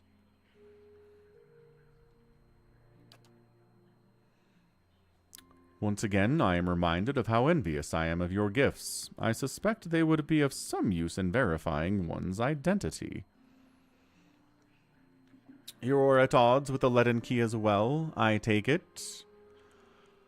They have something I need. I hope it isn't knowledge you seek. They are seldom keen to part with it. Do you have some idea of who this person might be? I suspect it's a patient. Very well. In that case, I would recommend you first speak with our resident animancers. They have frequent interactions with both patients and colleagues. You'll find them up here or in their offices downstairs. You will report anything suspicious to me immediately. This is my only request. I'm curious as to how you've come to be in your present state. Tell me about the sanitarium. Did anyone know about awakenings? There's an animancer on the lower floor who came all the way from Ravua to study them. Take the stairs down and look for Belisage.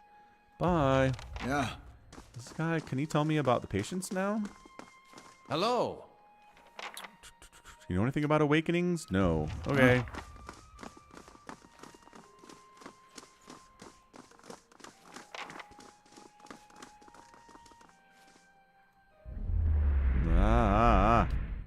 Yeah. I wish I could visually tell who were Kickstarter backers, because I don't care about their stories. I know it's fun, and then they made the game possible, and they're cool and everything, but I do not care.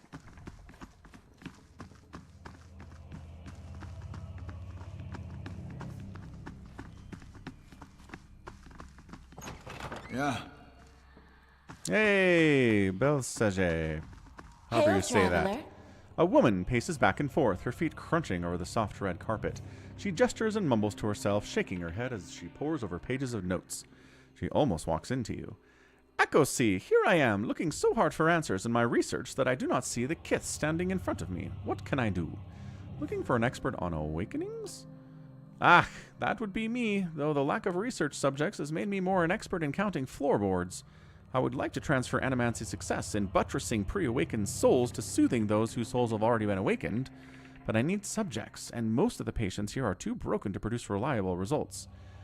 It is a tragedy to have come so far for nothing. You're in luck. I have a volunteer. She springs to the balls of her feet, beaming. Geralda, who is it? Eloth's lips curl into a frown. I don't know about this. She grins more broadly still. Don't be silly. The process is perfectly harmless. All you must do is stand in that cage. I beg your pardon. I jest. You Adarans are so uptight. I do not even know what that thing is used for. It belonged to the last occupant of this office, I think. Now they upgrade him to a cell. Again, I jest. She rubs her hands together, getting down to business. So I need you to sit here. She takes Aloth by the shoulders and steers him to the couch. And try to relax, but don't try too hard. Then you will not be relaxing. Indeed. Aloth's eyes are humorless. And you must also wear these. A little cold, but the copper will help conduct your essence. The Animancer fastens thick copper bands to Aloth's forehead and wrists. And she ratchets them tighter. His face twitches with suppressed irritation. Now I will examine your soul through my scope. She reaches into her desk and produces a long chambered tube. Knobs, dials, and small tooth wheels run along the side of the device. It is fitted with ADRA lenses cut to different thicknesses and concavities. By manipulating them, I find the angles and densities that will allow me to track the anomalies in your soul. How exciting! I've never seen this sort of thing performed. Kana is a scientist at heart, man. He loves this. Kana peers at the device with interest. It seems suitably complicated. Does this mean we'll get to talk to Ismail more? I like that lady, says Adair. Belsage raises a finger. But first we must find this cunning interloper. You will answer to some personal questions while I make adjustments. Sagani pats his arm. Don't worry. I'm sure we won't hear any of it. Aloth squirms on the couch. Very well. She holds the scope to her eye and flicks a knob. To begin, tell me something personal, something from a time before your awakening. There's nothing to tell. I was just a normal child living in Sithwood.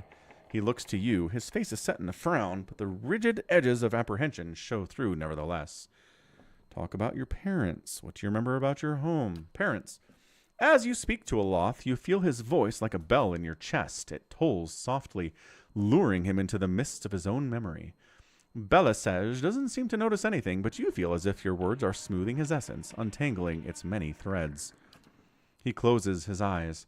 Mother is away most of the time, with the Thanes family, but I always knew when she was coming home. Father's bottles accumulate like storm clouds on the horizon. His fits of temper become swifter and more violent. It still shames him knowing that her Hamnag to another man supports us better than his labors as a steward. Oh, that's gross. This is good. I am starting to see something. Continue. Tell us about the time you awakened. She bites her tongue as she twists one of the dials. I am in my 5th year of training. Mother is home. I can let my guard down a little because when she is around, he is usually only angry with her. But he has heard that I have had trouble casting missiles, that my flame shields are unstable. He is furious that I have failed, and Mother's presence reminds him that he has failed too. The first blow takes me by surprise. One moment I am sweeping the kitchen, the next I am sprawled on the ground, stupidly looking at flecks of my blood on the tile. His boots, glistening with fresh polish, thud across the floor. He kicks me in the stomach, and I curl up to shield my vitals, but it's pointless.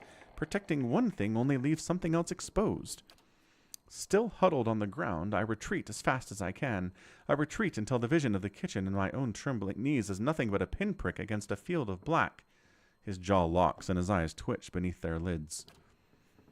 Madiko! Belisage furiously cranks the knobs along her scope. He's hypnotized himself with his own memory.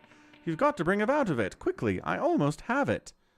Squeeze his hand. You're safe. Everything's fine. Aloth's eyes snap open, but his expression you see in them isn't his. He's ne'er safe when I hap upon him.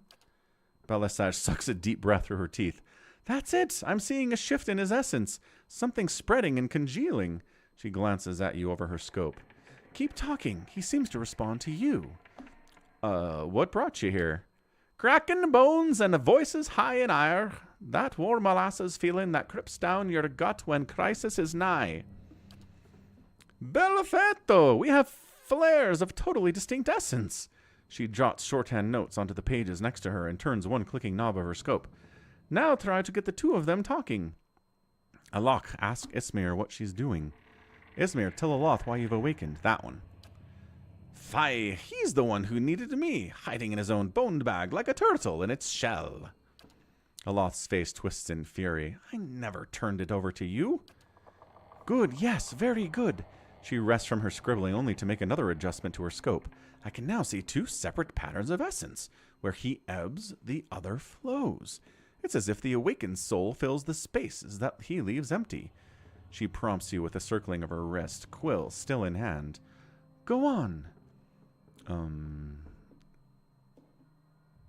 Isilmir, what exactly are you taking from him?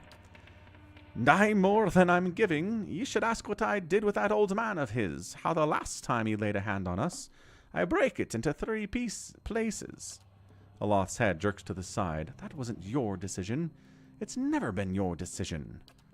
Nigh was awakening, but now I'm stuck with ye, and damned if I'll let your ninnying drag us both through the scupper. Ah, very good. She lowers her scope and consults her notes. I think I've finally something we can work with. This is very fast science. I've tracked Ismail's essence throughout the exchange. She had a particularly high density index during the most heated portions of their argument, and her essence seemed to localize most clearly in the lower portion of the subject's left rib cage. That's right around the spleen, which of course means that she's triggered by black bile. No doubt the subject's characteristic melancholy is to blame. Aloth blinks back at you, and in the midst of his perturbation, you're not quite sure who's looking out of his eyes. That's utter horseshit. Sagani's eyes are wide and innocent. Ooh, wide and innocent. Typo. It does seem as though she got one thing right. She glares at him. Yes, never mind my years of training. I suppose you have a better explanation? Ismail manifests when Aloth is in danger or under pressure. I think Ismail's appearances are related to a potential source of trouble for Aloth.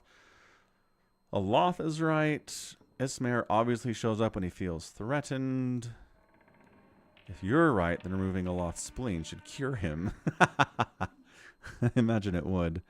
I think we're going to go with 1 here. Ismail manifests when Aloth is in danger or under pressure. Belisage carefully scratches her jaw, her gaze darting between you and Aloth. I suppose that could be true. She jots another note. I'll have to check this against other research. He removes the copper bands. Well and good for you, but what does this mean for me? Belisage frowns at her notes, tapping her cheek with a dull quill, and making a grand show of concentration. However, you catch her stealing a glance at you over the pages. Isilmir tries to take control from you, and she thinks you can't face a problem on your own. You can't let her make these decisions for you. She did you a favor by dealing with your father, didn't she? I think she's trying to help you stand up for yourself. You may not like her methods, but you should hear her out. It seems that Isilmir steps in when she determines that you're in danger. It's not clear yet whether this is a help or a hindrance. That one, not clear yet. Science is not settled. From my position, I'd say it's pretty clearly a hindrance. Got a lot to process. Regardless, thank you for your help, Falcon. He does not look at Belisage. She sets her notes on the desk and returns to her scope. Well, I hope this has been as useful to you as it has been to me.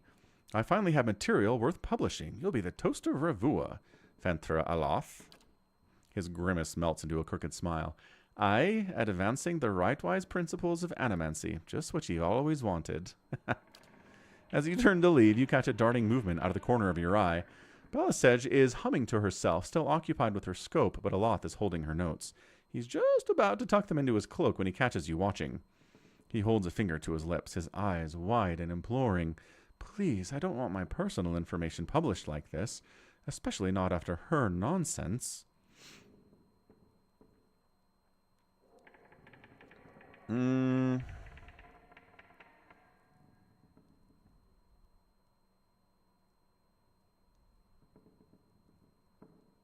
mean, we're doing science here, right? You get your explanation, and she gets her research. That was the deal. I'm going to go with that one. He slides the papers back into the desk, giving you a rueful look. I'm nigh going to help you explain this one, scholar boy. I think the science is important, gosh darn it. Hey, it's Richie Rich. How's Cancun? Good weather? Is it raining?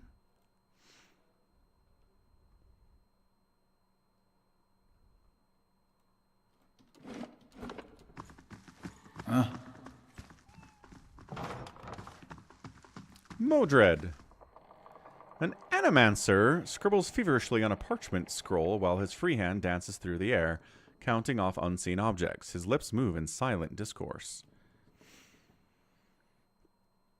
The resort has Canucks and Western Stay a while and Europeans. listen. That's right, Gallons. I think this is our guy. As your shadow falls over his scroll, he looks up at you with mingled perplexity and irritation. Hello. Can I help you? He says. What you working on? My area of focus is witches, most specifically how to cure them. What's a wicht? A hollowborn who received a transplanted animal soul during infancy. Whoa.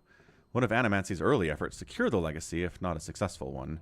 He removes his spectacles and wipes his brow. They show signs of developmental abnormalities throughout their childhood, but when they reach adolescence, they become aggressive, feral, but still victims in need of care. Rio de Maya. Sounds cool. I see. Good. Has anything unusual been happening around here? You must be joking. This is the sanitarium. Nothing is usual down here. Although, now that I think of it, the patients seem more agitated lately, but they're Caedmon Azo's responsibility, not mine. Christmas dinner was great, Richie Rich. We had ham and turkey and Christmas cookies and this amazing salad my aunt made. Had like cranberries in it, and what else was in there? Like a feta cheese, some really nice raspberry vinaigrette sauce, salad dressing, some nuts in there as well. It was great. I brought rolls. I'm boring that way.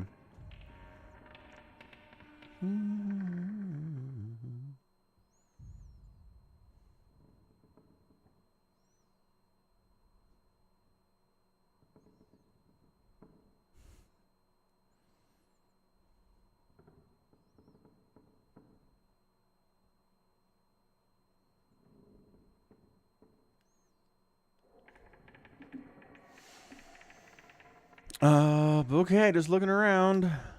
Be quick about it. And what does the flame reveal? Addendum added to man who waits. What is the addendum?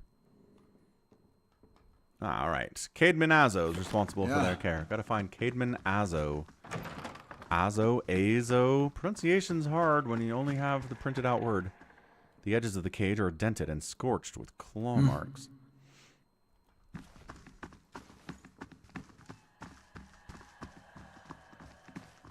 Ripley. Hail and well met. A young Orlin woman traces her fingers along the spines of the books in front of her, row by row, her motions quick and skittish, like a bird's. She does not notice you until you are nearly upon her. Oh my, you startled me. Are you supposed to be in here? I'm investigating any suspicious activity in the sanitarium. Oh, I'm just Master Azo's assistant. He'd know more about that, but he's in the middle of an busy with some patients. You won't be able to see him until he comes out from the patient ward. If there's nothing else, I need to get back to work. How do I get in there? Only Master Azo has access. I guess Head Warden Ethelmore does too, but he's, a statue now. Looking for an expert on awakenings? No, we already did that.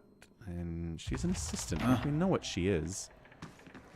Talk to Ethelmore about Azo. Or Azo. However his name is pronounced. I don't know. Never heard it said. Upstairs to talk to the statue we go.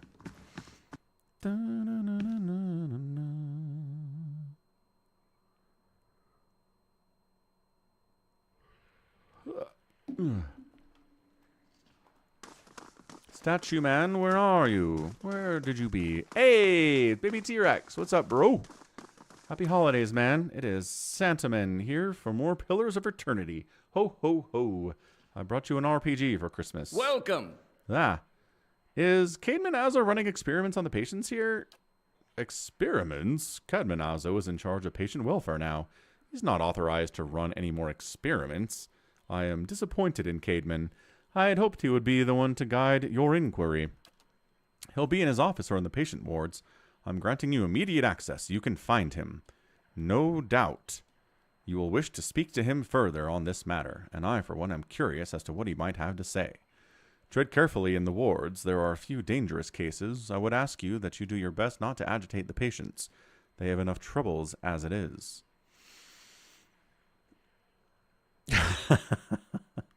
Ketchup packets. Are my Christmas activities finished? No? What do you mean Christmas activities, baby T-Rex? Tread carefully in the wards. There are a few dangerous cases. I would ask that you do your best not to agitate the patients. They have troubles enough as it is. Let's go. 5 upgrades, 2 stronghold. Oh, we completed our stronghold upgrade. More upgrades. We are protecting and defending it, and then we'll work on making it cooler. Yeah, like visitors and stuff. Bailey sounds good. We don't need the towers. Okay, west curtain wall I think would be nice. Provides the Bailey with protection from forces coming from the west. I like that idea. Is there anything else that's like defense-y? Everything else seems like it kind of just upgrades the stronghold with new abilities and stuff. So let's do that one.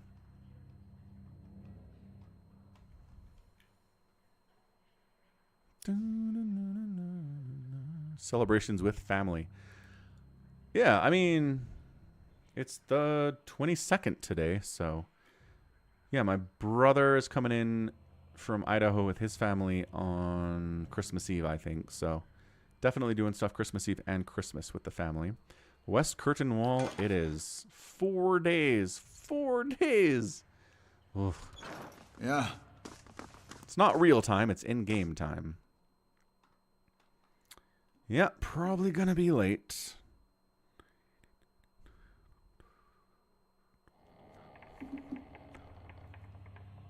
Time to go into the patient wards. Let's see if we get set upon by enemies in there or what.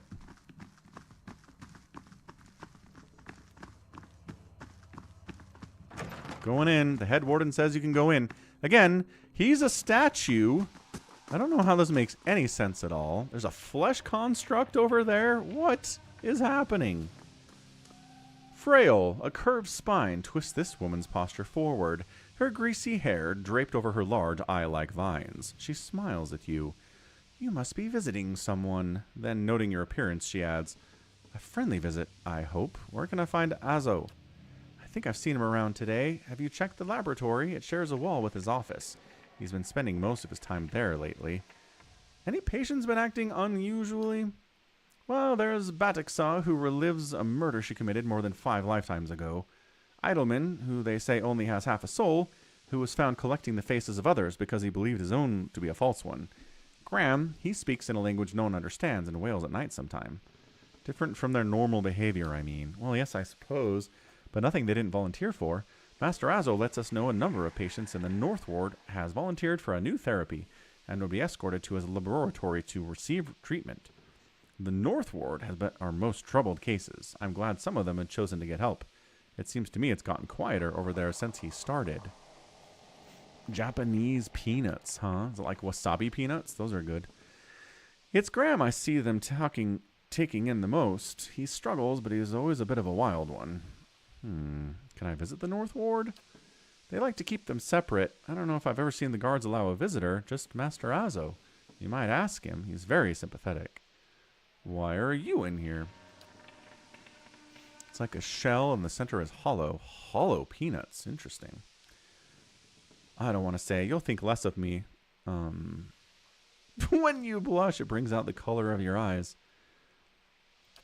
These last few years haven't been kind to me. They haven't been kind to anyone, really. I try not to think of it as personal. I lost my husband and both boys in the Saints' War. My daughter. The legacy took her before she was ever mine. I made do. What else can you do? I moved into a tiny place in Andra's gift, got by mending clothes on the kindness of strangers when I had to. But I was surviving, and the gods were watching over me. I could live with that. And then one day, this noblewoman comes in, wants this fancy gown fixed. Gorgeous thing, this shade of blue I've never seen before. Only I had. I looked at it, and it reminded me of something, and I had what they call an awakening. There's nothing more you can say for me to think less of you, Furhead. That's fair. I mean, I thought I was already there, but good to know we hit there today. I remembered being a noblewoman myself in another life. People doting over me, men doting over me, the best food, the most beautiful home. All the things you'd never dare to dream of, they were mine. It was poison, knowing that. All those things I'd had I'll never have in this life, it did something to me. My food started to taste rotten. The walls in my little room seemed to close in around me. I stopped being able to sleep in my own bed. So I came here. It was that or break into an estate and start ordering servants around. It seems like such a silly thing to worry about. You don't have to tell me, but I can't get past it, and I start to wonder, did the gods choose this life for me? And if so, what terrible things must I have done to deserve it? I need to hate you more. You thought I celebrated early. Nope. Not really. All right. But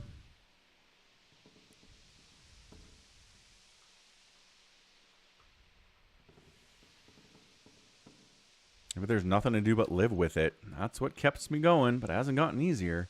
And that's just too bad. Okay, bye. Yeah. Interview Graham in the North Ward. Patient. Again, flesh golems are... Flesh constructs are considered, like, concerning? No visitors. Yeah, screw you, man. I'm getting in there. Who celebrates on other than the 25th, asks Nico. I don't know.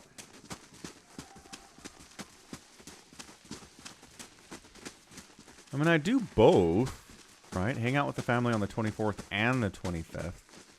I've got the kids on the 24th this year, and then they're with their mom on the 25th, but my brothers and sisters are still around, and my parents, so hang out with them. The flesh constructs, inherently concerning. I just continue to be concerned by them.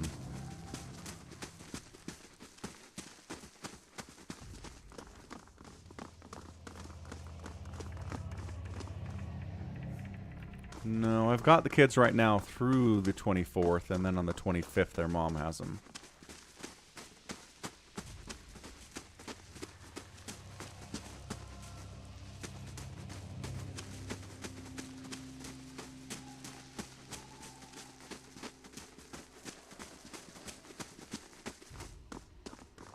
Are there Kickstarter backers in here?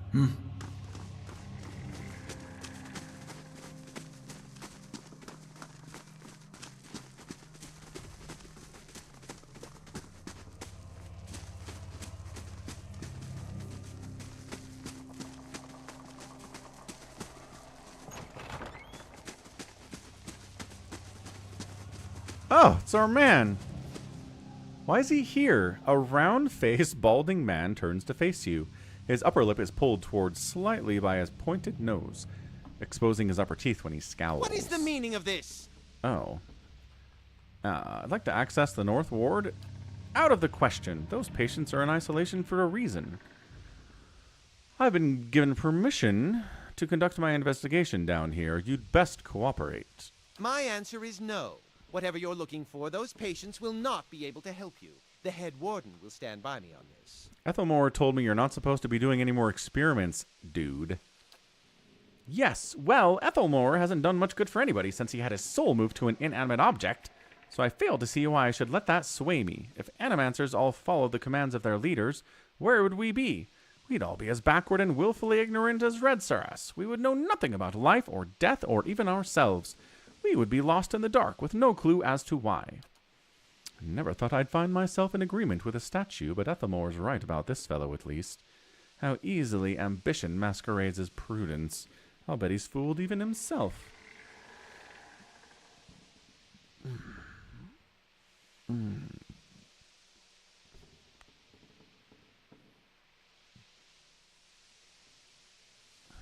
You're right about that much. There are certain questions that have to be asked.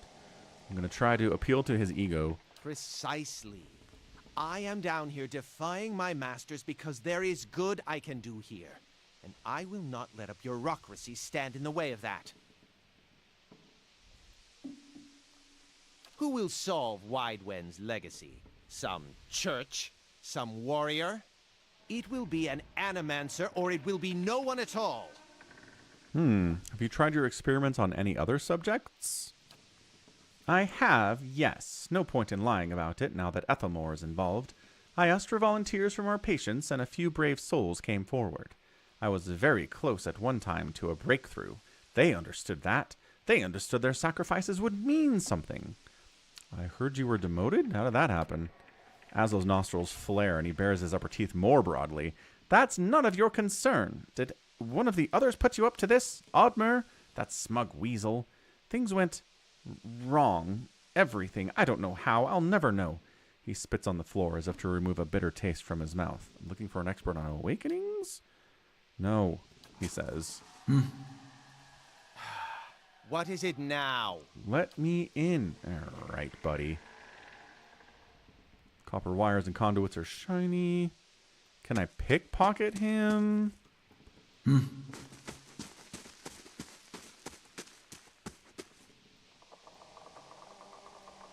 Something churns and bubbles. Light, flame, and sound. We'll keep to ourselves. Sneak, sneak, sneak. Nothing in here for sneaking. I don't think we can lockpick that door. But we are a paladin.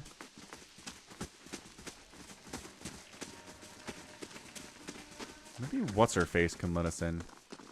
Where did she go? Wasn't she? Oh, there she is. Frail. Hail and well met. So what do you know about Azo? Oh, I like him very much. Many animancers could care less about their patients. Look at us like vermin for their experiments. But Master Azo treats us like humans. Even the very sick. You can tell he does this to help people. He's helped me understand a great deal about myself, and I know he's done the same for others. It's too bad what they did to him. He hides it well, but I know he's still affected by it. What happened to Azo? They don't like to talk about it, but there was an accident. He was said to be one of the brightest in Deerwood. That was his reputation here, and that was what brought me to seek treatment. People say it was ego that drove him to try and solve the legacy, but that's hogwash. Even if he was a bit of a showman, he loves his homeland. He thought he could help. He wasn't one to speak of his work. He suspected his colleagues might have tried to steal it, but he told me once he had figured out a way to create a soul. Not a soul exactly, mind you, but how did he put it? A proxy. I think he called it. Had some machine that drew energy out of the very ether. Can you imagine? The point was going to help with the legacy. It was going to make Hollowborn into something easier to love and care for. Gods know that's something we need. Do you know what they call those empty little babies in Andra's gift?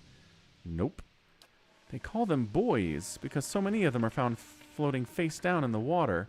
These are mad times. Anyway, Master Azo had scheduled a public demonstration of his work in Copperlane. He was so excited. And then the next day, he was locked in his office, turning away visitors, I heard. And he stopped seeing patients. I don't know what exactly happened, but I don't have the heart to ask him. I'm glad they're letting him treat people again. Okay, so there's some context here for Azo. Maybe we can...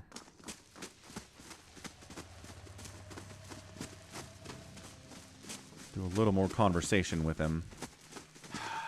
What is it now? Tried experiments, demoted, North Ward. So you can coerce them into your experiments? There it is. Frail told me everything. She's a patient! That blazing woman knows nothing of the nature of my experiments. He balls up his fists and digs his teeth into his index finger, a growl simmering beneath his breath and a deep scowl compressing his face. Fine.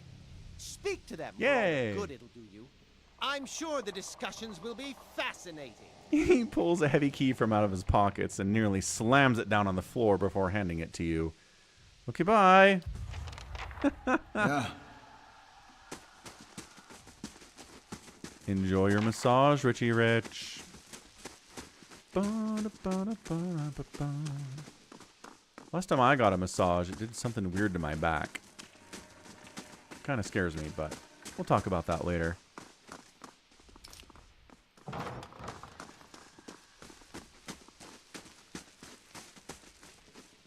Is this my face? Tell me I know who that is. It's a guy who thinks his face isn't his face. Graham, this man has the look in his eyes of a hunted animal, and at your approach, he staggers backward to the far corner of his cell, halfway appearing as though he would climb the walls if it would get him further away from you. He cries out, a bizarre, primal utterance, like nothing you have heard. I need to ask you some questions. Graham looks at you blankly. It's unclear whether he understands you or not, but his panic has momentarily subsided. He opens his mouth to speak, but the words that come out are half-formed, as though his tongue were cut out. They are impossible for you to discern, if indeed they are any words at all. It's a happy ending massage. Aloth makes a noise of disgust. Those animancers did this to him. You can see what comes of their meddling. I need someone to have good perception. Frail said you're being treated by Caedmon Azo. He looks at you with uncertainty. Slowly, tentatively, he steps closer to the front of his cell, and as he does so, for the first time you can perceive his soul within your ken. It is misshapen, as though maimed by some jagged instrument, and large expanses of it have been gouged out entirely. You feel no barriers of resistance. If you wanted to, you could look further into Graham's soul. Done! You project out toward the maimed soul in front of you, merging with it, its confusion and fear becoming yours as it whisks you into its depths. You're in your cell. A key turns. The door creaks open on neglected hinges. Thoughts come to you in waves, incomplete, broken, and fearful.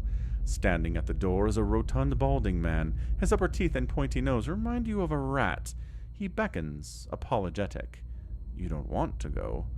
Anything else. In your mind, it is a single word, and the word is no, but it dissolves before it reaches your lips. You press back against the wall, cornered. You cry out. In darkness, you fight against unseen restraints. You cannot move your arms or legs. The man walks into the room carrying a lit candle, its meager flame casting long shadows across books and machinery. Straps bind your arms and legs. Cold metal circumscribes the crown of your head and the breadth of your chest. The man is sorry. He is in search of raw materials. They dismantled his work, and he needs another source. He needs to show them he was right. He thanks you. And then he turns a knob, and you feel yourself begin to crack from within, and you can feel pieces of you torn away, like having your insides chewed by a horde of rats, and you are screaming a scream you can barely hear. Continue searching. Another night. Heavy footsteps outside your door, coming for you. You look through a slit in your door. The flesh giant, the artificial being just outside, but facing left, facing the end of the hall. The boy is there. The boy looks with interest at the giant and then collapses to the floor like a shed snakeskin. The giant convulses for a moment, then rights itself, turns away, and leaves. What was that? Decoupled from Graham's soul. Graham looks at you, still wild-eyed, but somehow more present. He nods at you, then walks back to the end of his cell. Whew! Speak to the patient at the end of the hall. These poor people. This isn't the treatment that they were promised upstairs by the cushioned seats and lush carpets. That is true, Kana. Is that the cure for soul sickness? To be thrown into a cell and subjected to the whims of your captor? Probably. These animancers are as mad as their patients. But if all were treated like this, the sanitarium would never survive. What did these patients do to warrant such conditions? There are just as many who come here and are cured of their ills, people who would otherwise be cast aside. I hope so. Kana takes a deep breath. You're probably right. It's just hard to see. Let's be on our way. This place gnaws at the soul. It does, actually, yes. Eusgrim, a willowy adolescent boy, stands in the center of his cell, gawkish and stoop-shouldered. He stares straight ahead. The occasional blink is only movement, and it's unclear whether he registers your presence at all behind his glassy, doll-like eyes. In this state, the barriers between your soul and his are thin and porous, easily bypassed if you should wish it. Done. You close your eyes and edge forward toward the boy's soul, and as you near, a sudden malaise comes over you. You are cold and warm all at once, sweating and shivering and straining for breath as you did on the caravan journey. The soul you approach is the wrong one, a parasitic plant that strangles its host. It is predatory and pitiless, and you have crossed paths with it before. Too late does it occur to you to retract, and already you feel yourself plunging into some indeterminable abyss of thought and memory. You are standing in a cell now, the same cell, in the sanitarium. The halls are moonlit and empty, and you are waiting. At the far end of the ward, the door opens, revealing a flesh golem in silhouette beneath the stone archway. It makes its usual rounds, the same stops every time, the misbegotten child of despondent creators. When the construct is close, you coil yourself up and spring forward, passing out of the boy's body as though it were a membrane. You can sense his body behind you collapsing to the floor, a puppet whose strings are cut. You are rushing toward the golem now, bodiless as a gust of wind. Quickly, you think to yourself, quickly. And as you feel the strength hemorrhaging from your soul, as you dart toward the makeshift abomination, you pass into the golem's shell and overtake the soul implanted within, encircling it, suppressing it, and contained. In this new vessel, you are strong again.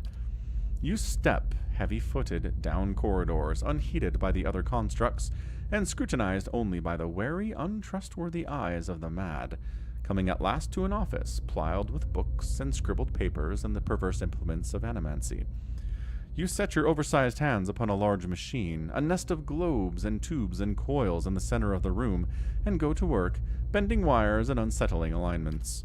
Your surroundings are pulled past you, or perhaps you are pulled past them, and they dissolve into a blur. When they settle into place again, you are outside on a clear day, standing in front of a crowd stacked high above you on the tiered seats of an amphitheater. You are acting for the crowd, standing deliberately still. But this is no play.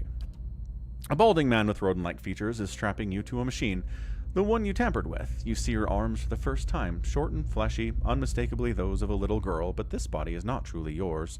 Your mind still holds the same determination, the same hard-heartedness as before. The body itself is cold and vacuous, unlike the others. This one has no soul of its own.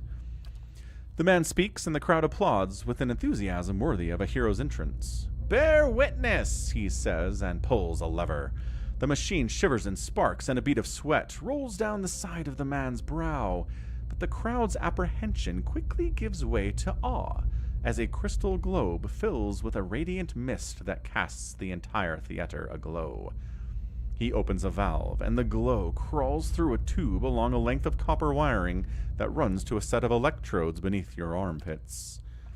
You feel nothing when it reaches you, as it should be, for you have been leading his work astray periodically for some time, altering notes and settings and playing puppeteer for Hollowborn.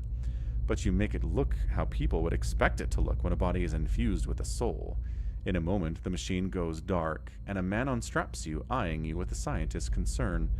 He looks back up at the crowd. "Behold," he says, but there is obvious hesitation in his voice.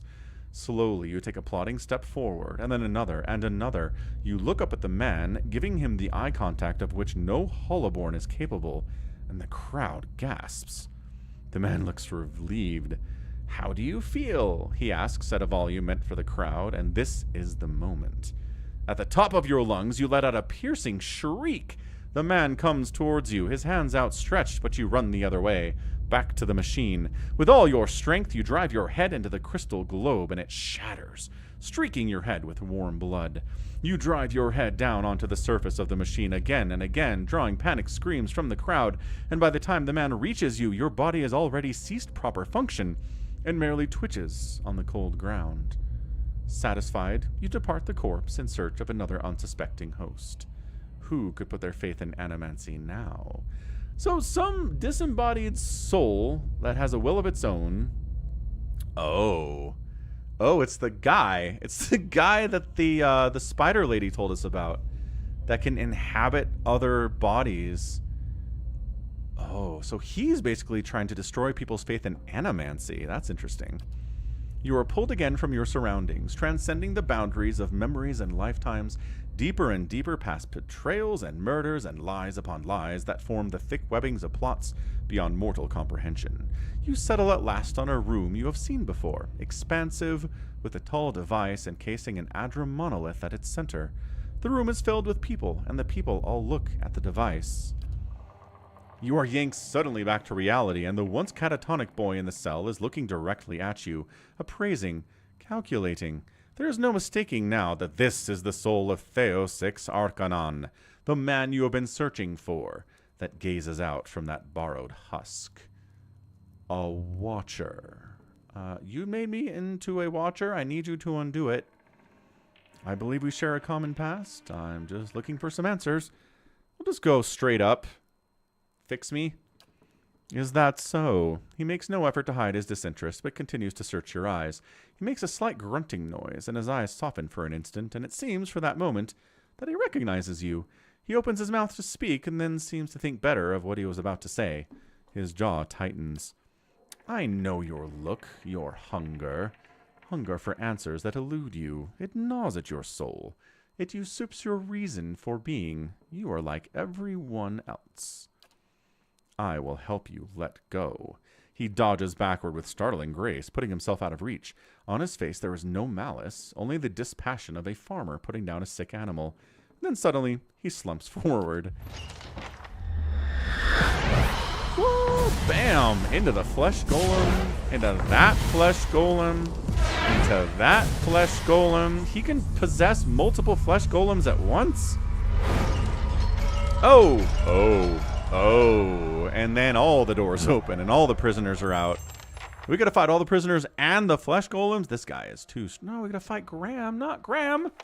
Graham, you're cool. Not Graham. All right. Yeah. Positioning time.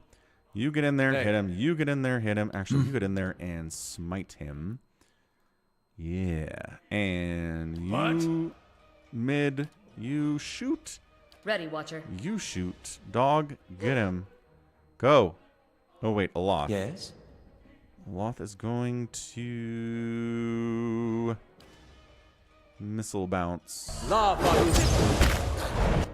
Okay, great. Fantastic. This guy is going to bust out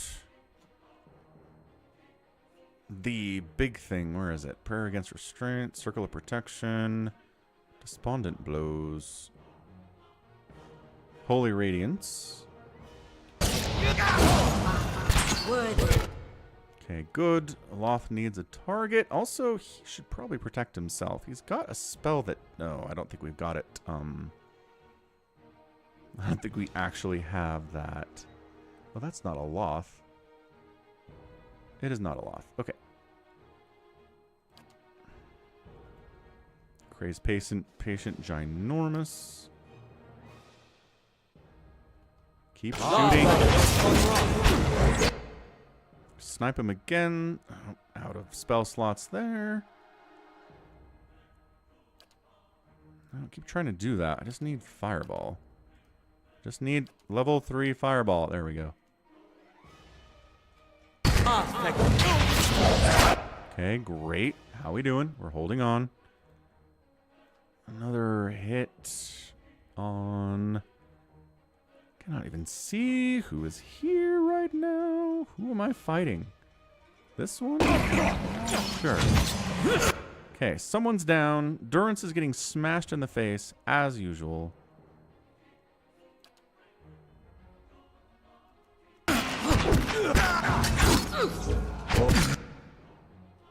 Durance, get out of there, man.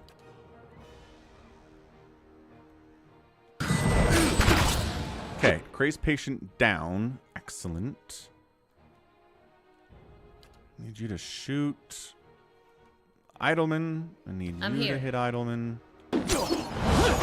He's casting stuff. Okay, he's dead too. Perfect. Crushing it. Are the flesh golems dead already? I think all that's left here is Batixa. So let's wipe her out or him out. Whew. Boy needs to get his head out of books and into the fight. Oh, we did lose Kana somehow. Where was he standing? I thought he was back here. Apparently he wasn't back there. Get up, man. Is he dead? Anything cool in here? Garbage? Cool. Garbage loot. Garbage loot. Random club, dagger. Yeah. Wait. Kana! Kana? Where is Kana? What the? He's way down here. How? What? How did he... We're still fighting, I guess.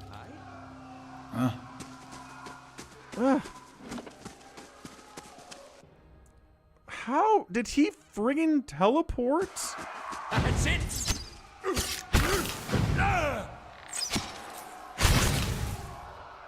Settle! Let's go!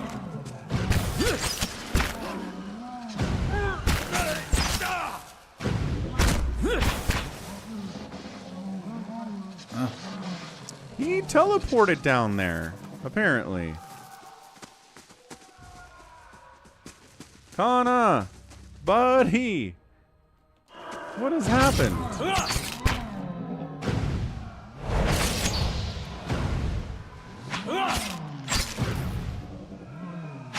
That's it! Let's go! Everybody should be in range to actually hit him.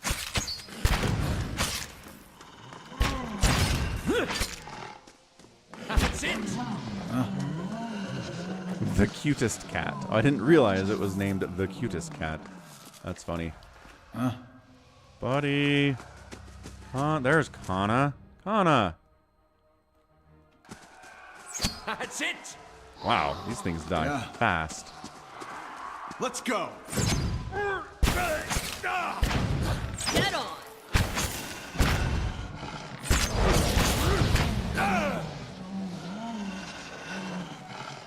And then Kana gets up because we're nearby and alive. Okay, good enough. Yeah.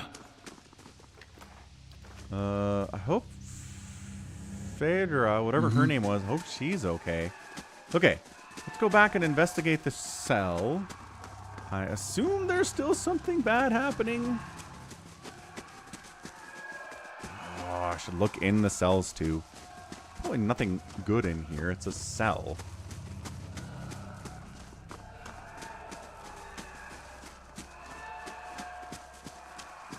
So we've learned that our enemy can possess multiple things at the same time. They really made it seem like he could only do one at a time, but that was a lie.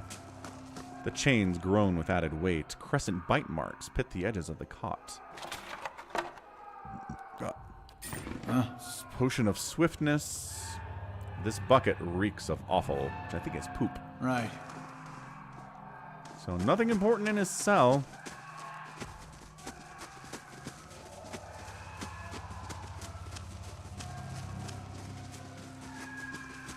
There's a lot of screaming still happening. I'm sure you guys can hear that. I assume everything's fine.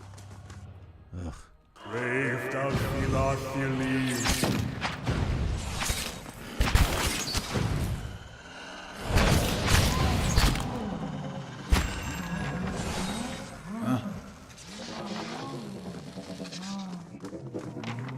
Maybe that sound. I thought it was a leveling up sound, but I think it's just we've completed. Let's go! Those wicks are really embarrassingly weak.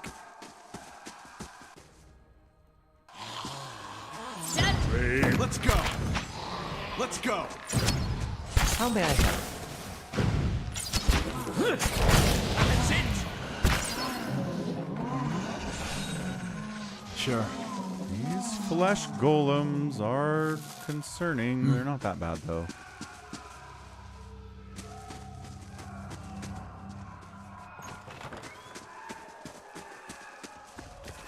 Might as well steal some stuff.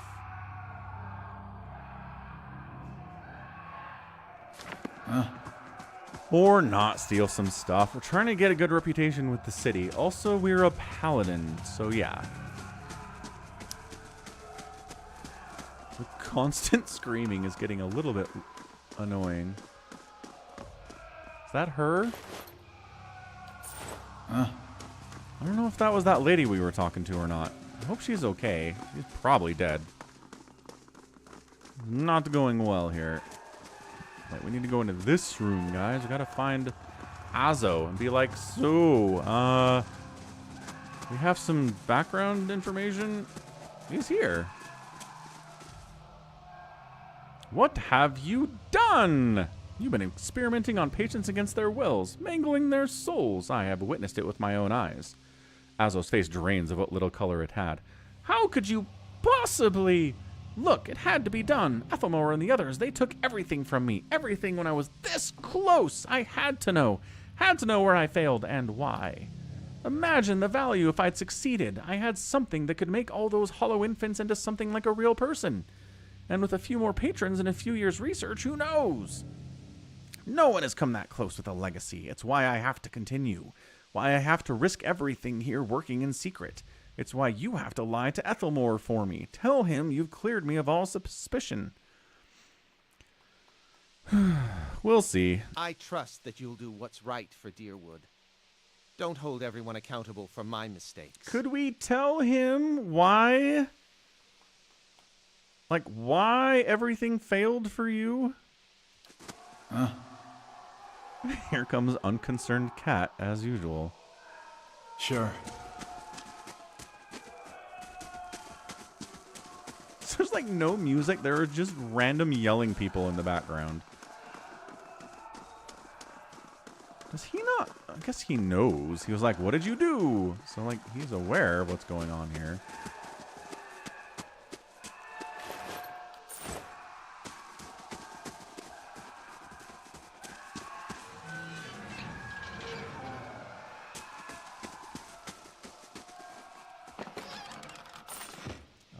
We're just stealing things. Don't mind me.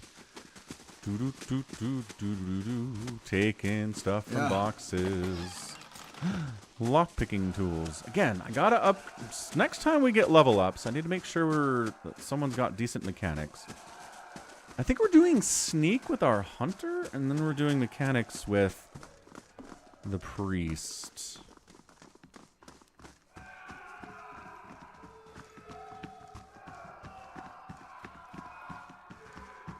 I'm getting out of here. It's not safe anymore. Good call, man. We're leaving. I think I got all the flesh golems, but I don't know. There were a bunch down there. I'm gonna talk to the boss. Hey, boss. What in blazes happened down there? You were given permission to ask questions.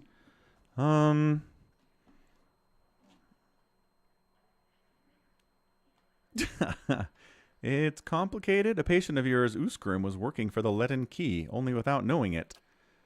You finish your explanation, and Ethelmore breaks his silence. I have read accounts of people in history who could do what you describe.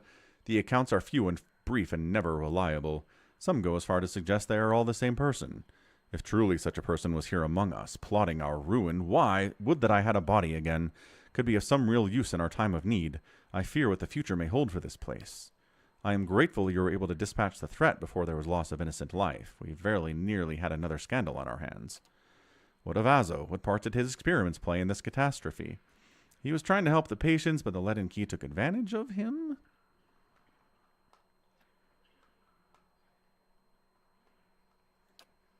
I should have known better than to isolate him. Of course he would resort to deception. The wiser thing would be to allow his experiments with close oversight, of course. A mind like his must be allowed a chance to create. We're helping Azo, man. I don't know if that's a good move, but that's what we decided to do. Okay, bye. How are we doing on reputation with Defiance Bay? And also, where's the music, man?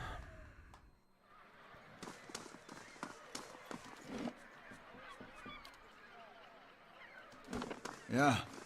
Bring back the feisty one.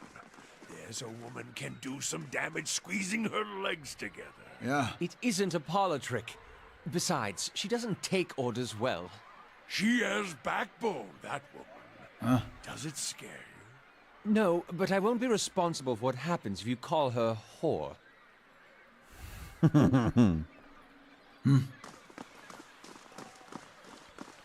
Good call. All right.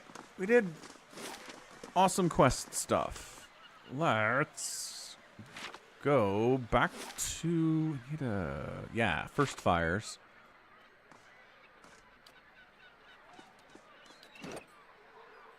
We're still an ally of Defiance Bay. We're faintly good. How are we faintly good? Yeah. Oh my gosh. This is impossible. Doing my best out here, game. Really am.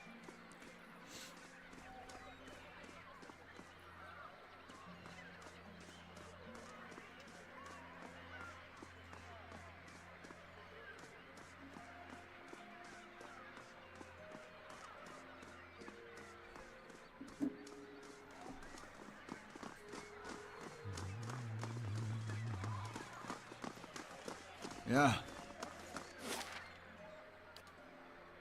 We're going to get a copper lane. We're going to rest up. We just had a big adventure. Time to take a breath.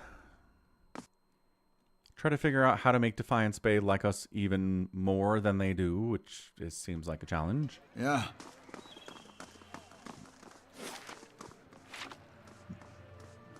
Back to the inn we go.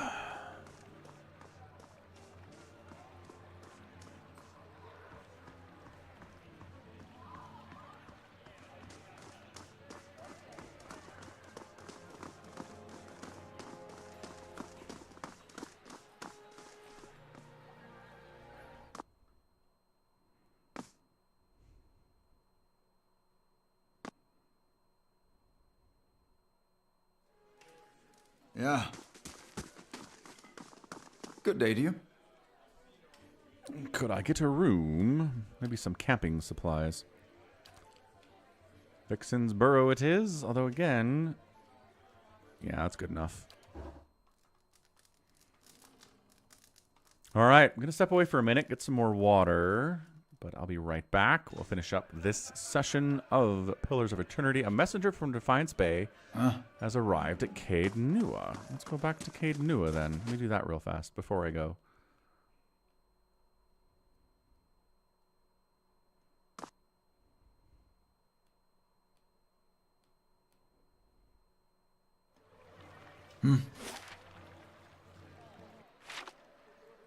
Back to the world map.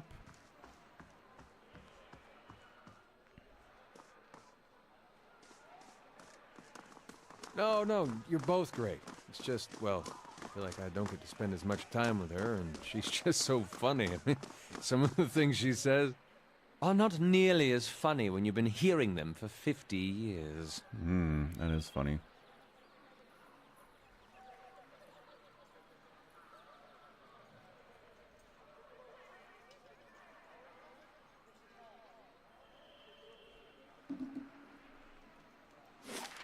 Cade Nua, 22 hours of travel to get there. That is way farther away than I thought it was. Or maybe you just get waylaid by bandits 8 times and it really slows you down.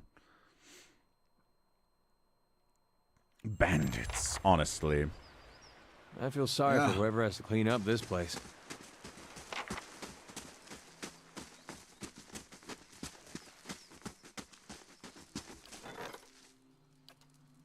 Palace messenger, a prestigious visitor has arrived. Where's my giant? Remember the giant we talked to and he was like, all right, you're cool. And I was like, you can support you can protect my keep. And he was like, cool, I'll do that. And then he hasn't shown up. There was a message that somebody got waylaid. Yeah. I don't remember that. Palace messenger. Pardon the intrusion, my lord. Chancellor Warren urgently requests that you meet him in the charred barrel at Brackenbury. Again, I was in town. He could have found me there. Is this about Cade Nua again? I don't know. My apologies, my lord. I am merely a messenger. Okay, I will. Bye. Hey, how's it going? I trust all is well. Please let me know if there's anything I can do to help. Good music here. Messenger. West curtain wall started. Good. Security is awesome. We're doing good things. Okay. Stepping away for a minute. Be right back. Don't go anywhere. Enjoy the music.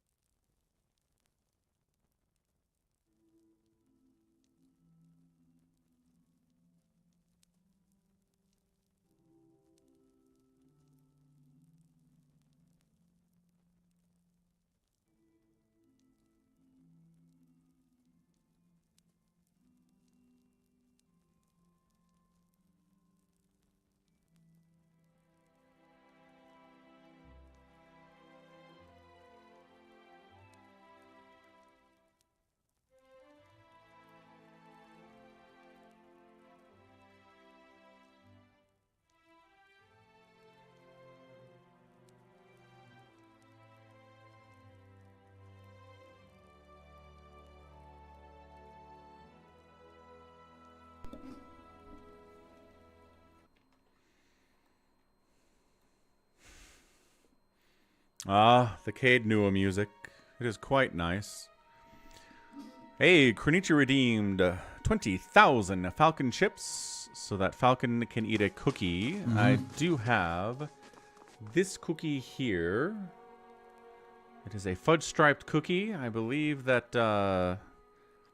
Nabisco makes one of these with the Keebler Elves, but this is the off-brand version from Walmart, so... Oh. It's good. It's good enough, I say.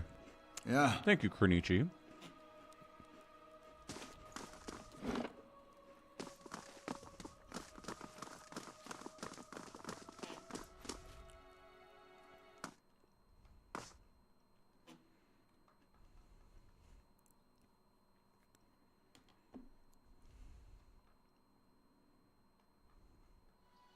A few Okay. repairs, and this keep will be a sight to see. GG! Thank you, Gallons. So we were in Defiance Bay in Brackenbury, and we had to come all the way back here for a summons to meet with a palace messenger who said, come back to Brackenbury and meet with me. That's hilarious. And ridiculous, I say.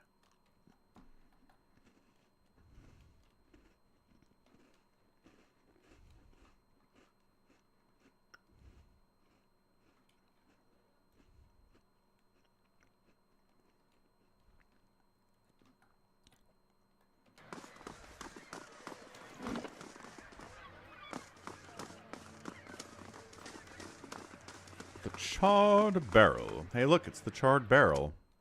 I think this is the guy that wanted Cade Nua. And they were like, sure, man, you can have it. You just got to recompense Falcon here for cleaning it out of all the demons first, and then it's yours. And he's like, screw that. And then he didn't take it back. And he left. So I wonder if he's regretting that decision. Someone's... Thoristwin. The young elf is dressed in gaudy robes that he seems ready to cast off. He picks at a heavily brocaded sleeve and continually adjusts the gold chain around his neck. He looks up at you. Did she send you to run me out of town? You can tell her I'm not going anywhere without that medallion. I told Cyril I wouldn't let her sell it. If that's what you're here about, then save yourself the trouble. He puffs up his chest but glances at the exit. What are you talking about? He relaxes. If you have to ask, then you're obviously not here to shake me down. Cyril's a courtesan over at the Salty Mast in Andra's Gift. We've been working together for over a year now. I find a noble with more money than sense, fill him up with liquor, and send him her way. They have a good time, and Cyril takes her fee and a little extra. He rubs his fingers together. 100 coppers there, a trinket there. It's a bounty for us, and these lords and ladies never notice anything missing. Go on. Anyway, we always split the bounty until a week ago. He squeezes his lips into a tight frown. She takes a necklace off some noble. It's an Ingwithan medallion, damn near priceless. That relic is sacred to my clan, but she won't part with it for any sum I could afford. He tugs at the gold chain around his neck. And even if I wanted to, I can't go home without it. That's a hard thing, says Sagani, who also can't go home without finding the reincarnated soul of their shaman. Tell me more about your situation? What do you want to know? Why is the medallion so important?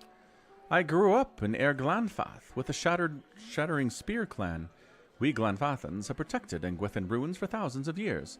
It's the only one duty the gods ask of us in exchange for the freedom to live as we please. He fidgets with the emerald ring on his pinky. But treasure hunters looted the ruins in our territory. We left the wilds we dwelled in for generations.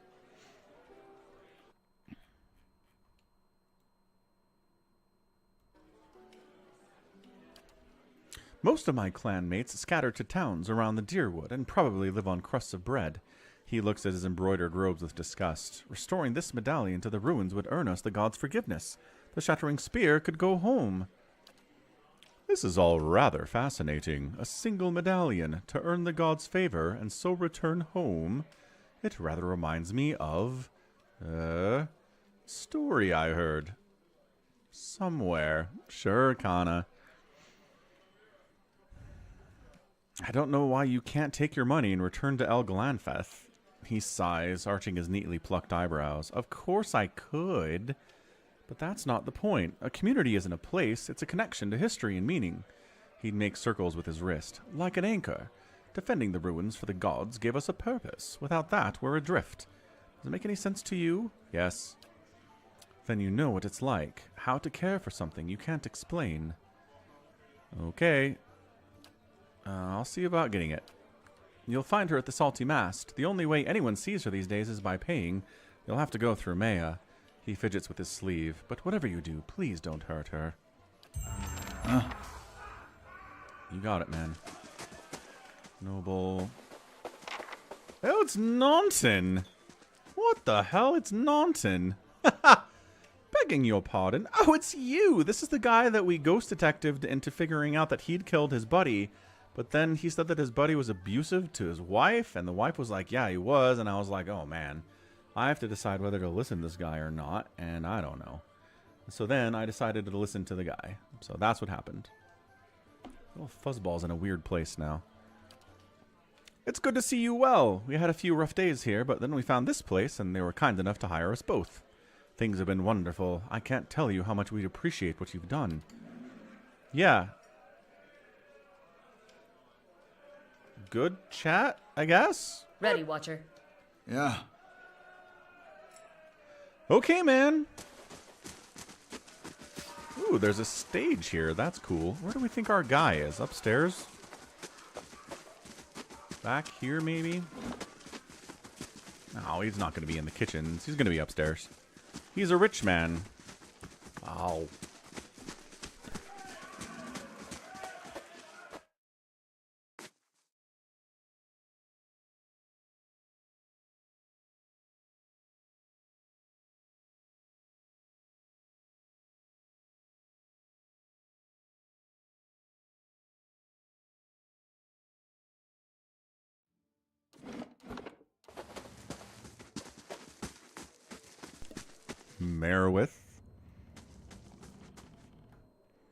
Merowith watches you through kohl-rimmed eyes. She puts her hand on the hilt of her blade, jangling the jewels that hang from her wrist. We don't know each other, stranger. Best we keep it that way. You don't seem like a Brackenbury local. I'm a sailor. She gives you a half smile, and a liberator of certain goods. She casually fingers a large earring. The nice thing about the snobs here is that they're usually too polite to ask more. What brings you to the Charred Barrel? What's it look like? Good wine and a little peace and quiet. She flips a copper coin with her thumb. And Scarian doesn't ask too many questions. Okay, bye. Yeah. Obvious quest person. See ya. No. There's not a common area up here. More. Just. That feels like a backer. Noble. This is a common area, but he's not here. Where's this dude? Why would he not just be waiting downstairs? Maybe I took too long.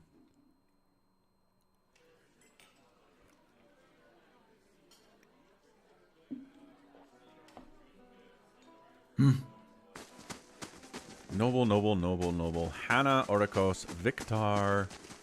Noble. Super drunk Noble. Oh, Chancellor Warren. I'm blind. It's cool. Lord Falcon, what brings you to the Brackenbury? You sent a missive? No, I didn't. I received a message from you. We are trapped. This is a trap. The Chancellor sets down his mug of ale and looks at you quizzically. As far as I know, nothing has changed regarding your rightful possession of Caed Nua. You realize that the Charred Barrel has gone quiet and turn to see the last of the patrons quickly disappearing through the front door. A moment later, a group of armed men and women stride into the tavern. You sons of guns. Oh dear, says Chancellor Warren. The Chancellor quickly ducks behind the table. The woman leading the armed group lowers her cowl with one hand while keeping the other on a pistol tucked into her belt. You immediately recognize Gathbin's captain. Now the sheep have been herded from their pen. You and I can conduct our business, unfortunate as it may be. I remember you. You were with Lord Gathbin at the palace. And I you. I admit, with your reputation, I expected someone a little taller. I'm a dwarf. We were in the same room. What are you talking about? What do you want? Oh, I think you know. Lord Gathbin has ordered your death. She forces a frown. A shame, really. I admire your exploits, even though only half of them are true. Sadly, I have my orders. Gathbin will lose. You should work for me. The man is swine, albeit noble, wealthy swine. Her lip curls in feigned disgust. Were I to do it again, I doubt I'd have taken it in with him.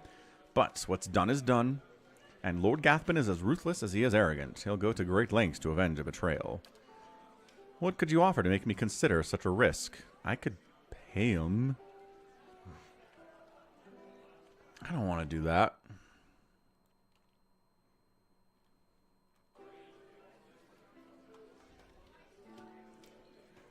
Anyone have any thoughts? Should we pay him off? Should we just fight him? There's 6 people in this group. My party's also 6.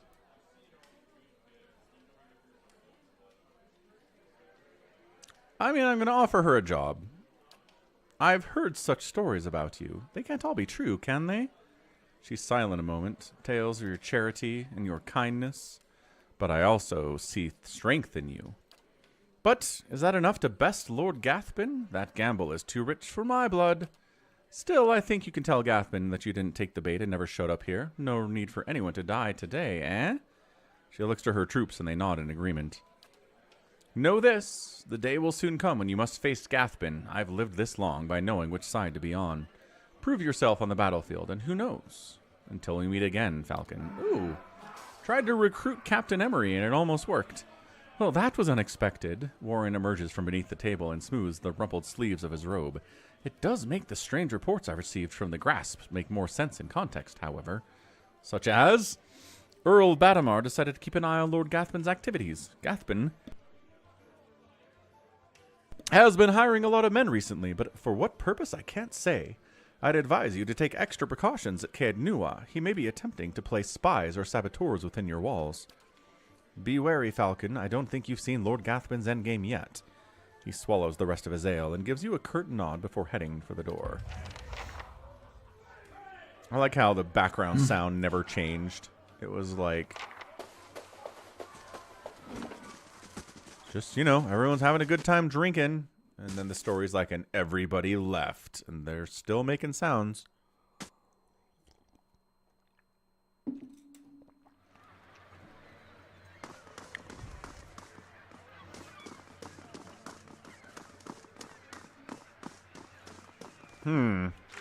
What are we doing now?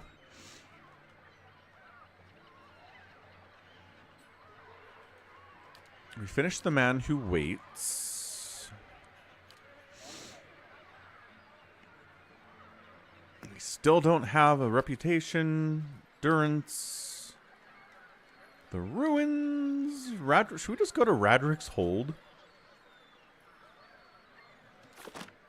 Let's just try out Radrick's Hold. I think it's time. It doesn't help us at all with reputation for Defiance Bay, but also I kind of just want to do it.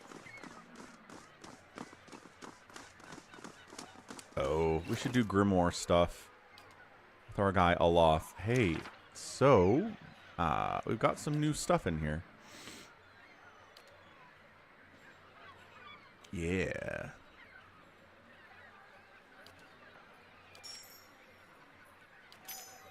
Cool. So we put Kalikoth's Minor Blights in there.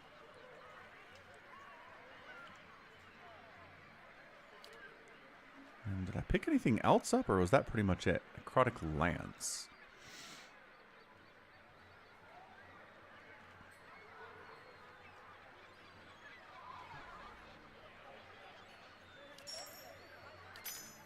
Yeah, that's better than Spectacle.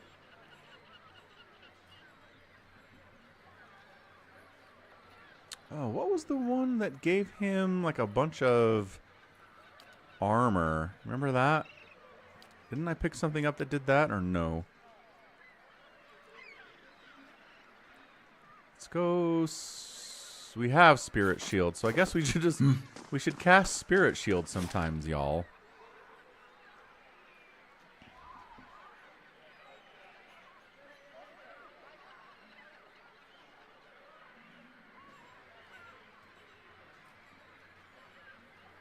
Remember here?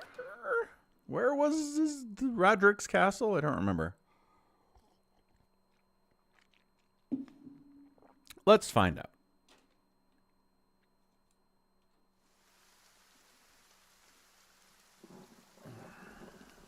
West curtain wall construction completed. Nice. Okay, so now we are defended, man. We're defending passage that way and this way and that way and that way. So I think all of the defenses are taken care of. We got a 16 plus on upgrades. I don't know what that means. And now we can start working on stuff that improves everything. So let's do the Bailey. Cool. Bailey it is. What's this?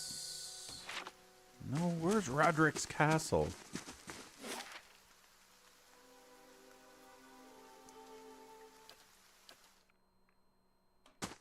Trying to remember.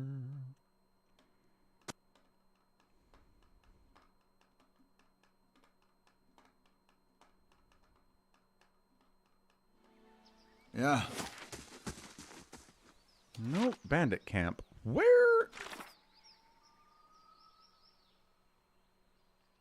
The keep beyond Esternwood.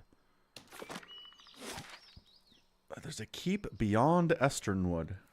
Okay, so I guess we go right.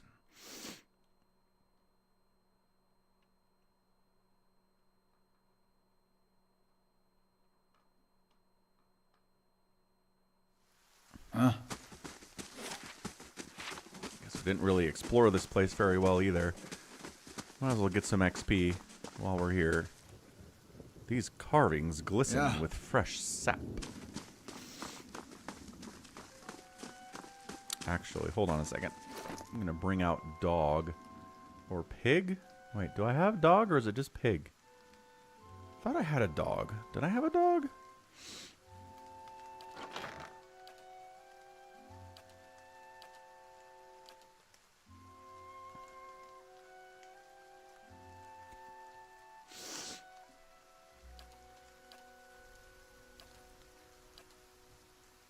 Guess not. Pig time.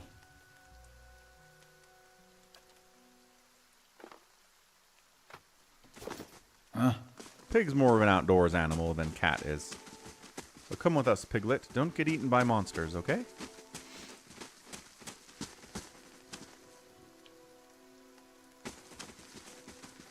Nothing up here, huh?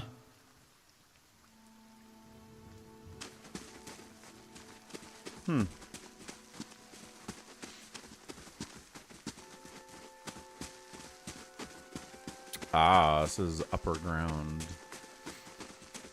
Don't try it, Anakin. I have the high ground.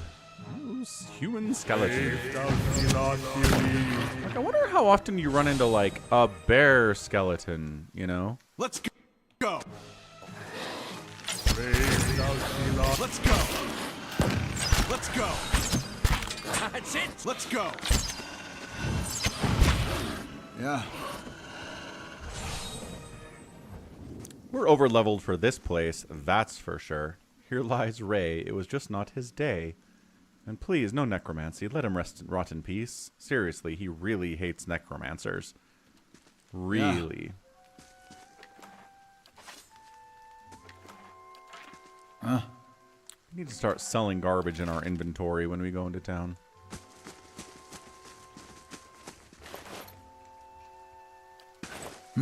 Crossbow. Yep. More backers, more Patreon stuff, basically. So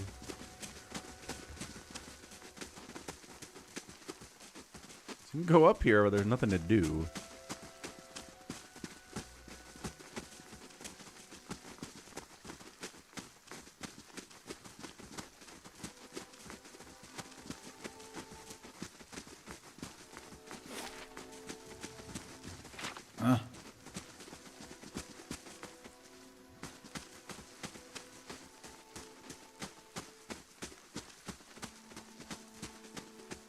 So back around to the tree.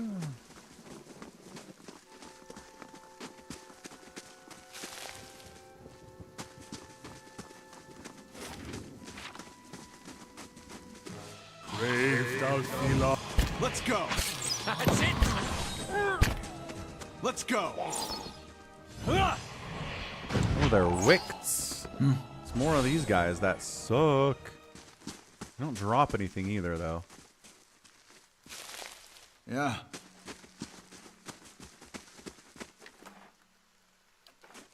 They drop vessel flesh. Spider time. Let's go. Let's go.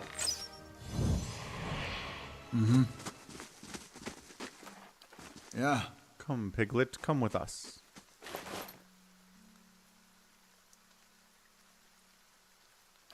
Huh? 18 copper, not bad. I mean, I've got like 20,000, but, you know, it's all good. Totally fine. Stag, deer. Orland's Cradle. Yeah.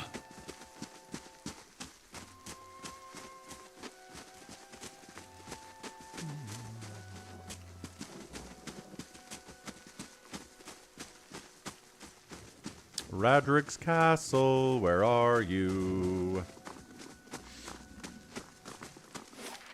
Ah, Radrick's Hold. Doesn't show up on the map unless you go that way. That's annoying.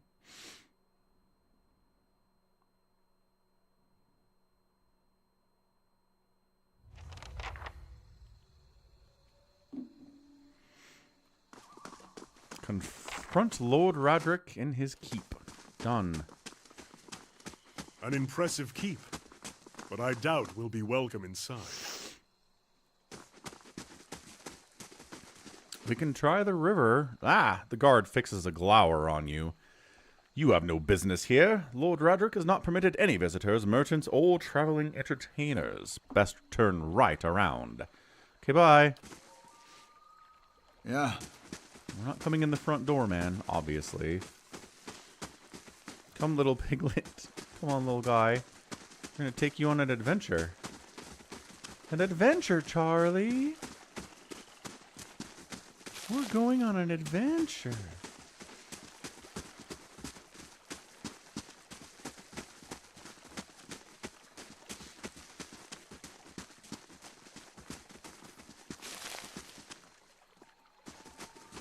Ah, we can cross these into the sewer area. Set in the base of the keep's outer wall, a sewer grate spills murky, foul-smelling wastewater into the keep's surrounding moat. Slick, mossy stones form a precarious bridge across the murky water. Ahead, the iron bars of the sewer gate block passage. The bars are coated with rust, and several appear bent or sit at strange angles. They may have been weakened enough that you could bend them, given the means. I do have a pry bar. Yes, the constant rush of foul water against the grate makes maneuvering difficult, but you manage to place the pry bar between two of the more heavily rusted bars and give it a heavy push. You've lost an item, a pry bar. Catch you later, gallons. With a groan, one of the iron bars begins to give. You heave, and at last the bar snaps free of its base with a crunch. Beyond the broken grate, a dark passage leads further into the keep. Murky water flows through it in a continuous stream. Swimming through it, you take a deep breath to forestall the acrid stench around you and slip forward into the flooded tunnel. The walls soon fade from view as you plunge into a foreboding darkness. It is hard going, and after several moments, Aloth, Kana, and Sagani begin to flag behind, fatigued. But as you swim on, light begins to filter through the murky water ahead of you. You press on, seeking out the source until you find yourself standing beneath a circular gap in the tunnel and a way out. I hope we didn't lose anyone. I don't like people lagging behind.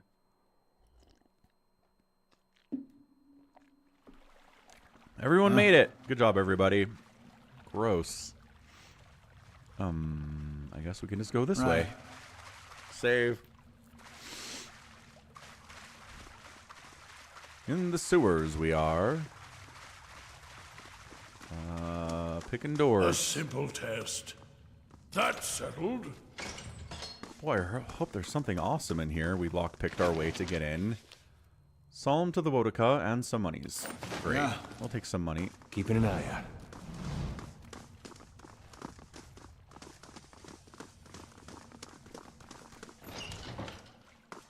Any guards down here, maybe? Brave thou Philoth Philip. There are zombies down here. Aloth got murdered by that trap. Holy smokes. Yeah. A revenant, huh? Let's go.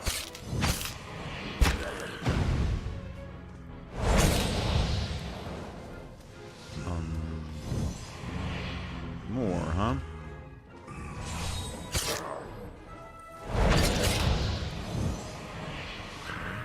That's it.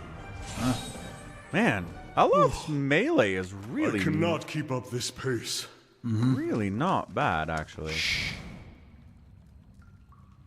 We're sneaking. There's more traps down here, probably.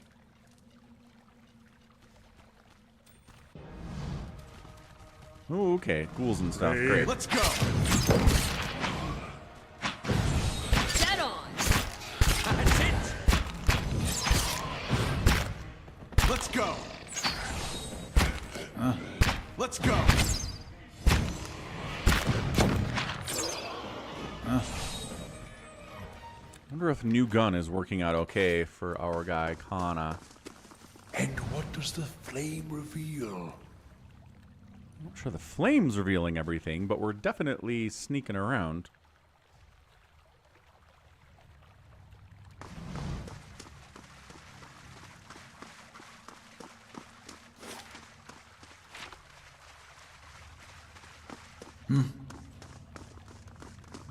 Don't want to go that way. Let's go this way. Brave. Let's go. Black ooze. Let's go. That's it. Nice crit. I think that was a crit from Arid. Yeah. I can do that. That's settled. Brave thou Philoth Philip. Let's go. Yeah. Let's go. Dead on! Well, this isn't too bad. Wonder if it gets harder the higher up we go in the castle. Also, why are there so many undead below the castle? Blood is smeared on the wall in the vague shape of letters. Whatever it once had said has been obscured by a crimson handprint. Is that a message? A simple test. That's settled. A few bloodied fingernails are in the dirt. Brave thou Philoth Philip. Let's go. That's it. Let's go. There's someone in there who wants to get out. I mean, I imagine so, but why are you in there? Can you pick the lock? I think the Animancer has the key. Let's not pick a lock. Let's get the Animancer's key. There's an Animancer down here. Damn it. See. We gotta take better care of Aloth. Aloth just get murked by a trap. Why is it always Aloth that gets murked by traps? Ooh, camping supplies. Yeah. Damn it. We gotta take better care of Aloth. You get killed by a trap again? Get over Right. here. Right. Freaking Aloth, man. You're hilarious.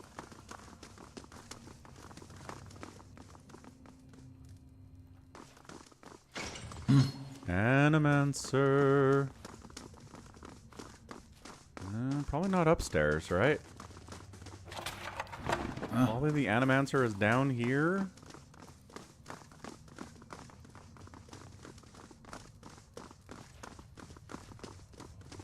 Laying low.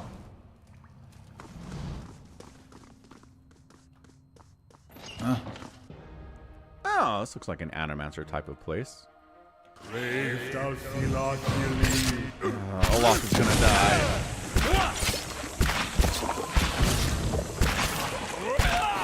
Yeah, that's Olaf dying. Let's go.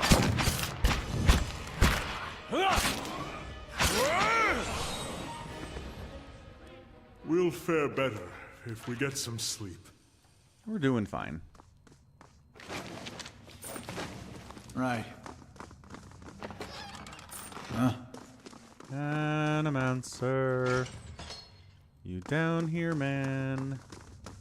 Oh, hey! Austria, a woman caught mid-step across the room, turns her head to face you. Long curls of black hair frame her face, one side of which is flecked with some green liquid. The gaze she sets upon you holds an eerie intensity. More interruptions. The woman sets down the book she holds, smiling faintly. What an interesting time we've been having of late. So many uninvited guests. I suppose I have to thank you for all the damage to my work. It took time to get those people back on their feet, you know. Austria frowns. What is it you're doing here? Were those yours? I prefer cats myself. I've one of those as well. Austria studies you, mouth crooking upward in a small smile. You're one of Kolsk's little rebels, I take it. Come to fulfill his ambitions, put an end to his departed allies. No matter.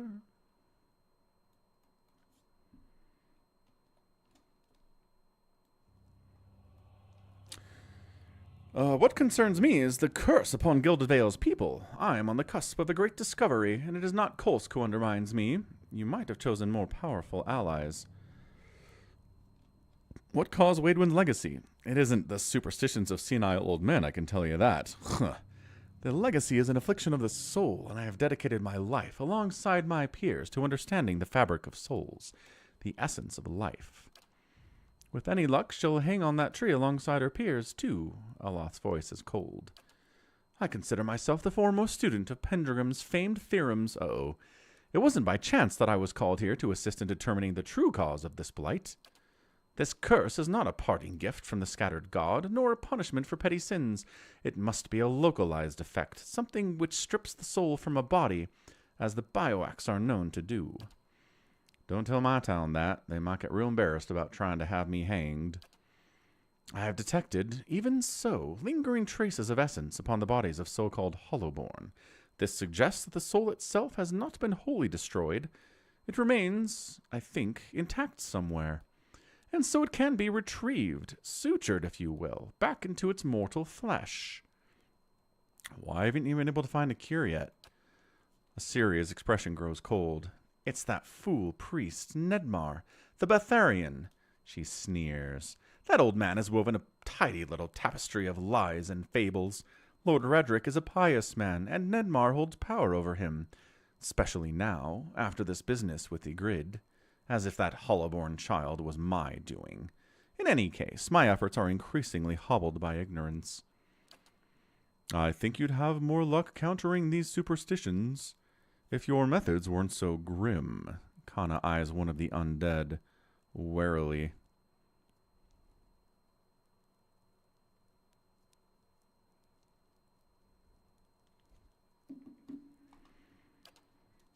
The priest has focused Lord Redrick's attentions upon the ruins of the scattered god's temple. If it is consecrated anew, rededicated to Barath, then the curse will be lifted. Osira rolls her eyes. Redrick believes him, of course. In any case, he has supplied a vast amount of gold towards the effort. You will note that I am bereft of such generous support. She gestures to her lab with a sweep of her arm. I am left to scrounge for answers in these dismal conditions. Could I help somehow? Osira angles a curious look your way. An interesting proposal. I certainly can't leave you threatening Lord Redrick's life. How would I continue my research if he were gone? She frowns. Still, perhaps we need not be enemies. If your true purpose is indeed, as Coles claims, to help Gilded Vale, then we are of one mind, and you may well be of use to me. I stand at the very brink of revelation, but Nedmar's interference has gone too far. What do you want me to do? I want you to deal with the High Priest, of course. With him gone, Redrick will have nobody to distract him.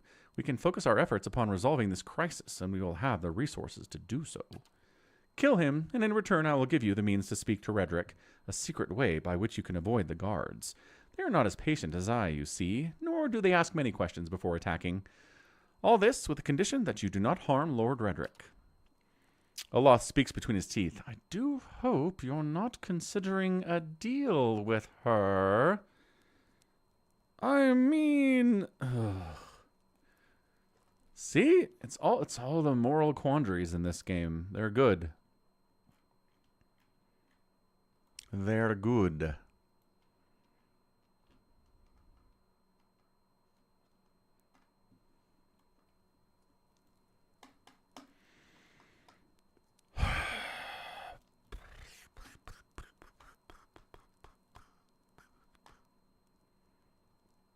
I mean, is there a chance that Redrick is actually a good dude who's trying to solve the problem? He's hanging too many people. He's too far gone. Attack. Osira's smile fades swiftly. Very well, if it's battle you're longing for, I'm happy to indulge you. Perhaps Lord Radrick will show me greater favor if I bring him your corpse as well.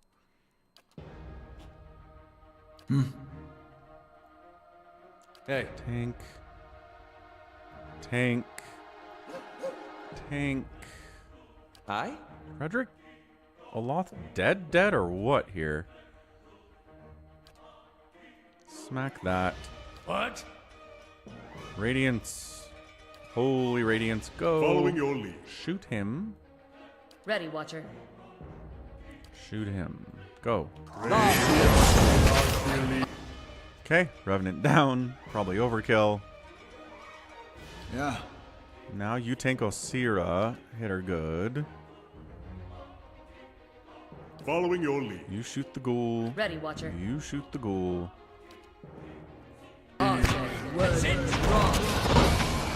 Okay, down. Following your lead. Shoot the ghoul. That should probably Ready, kill Watcher. it. And then I will work on Osira.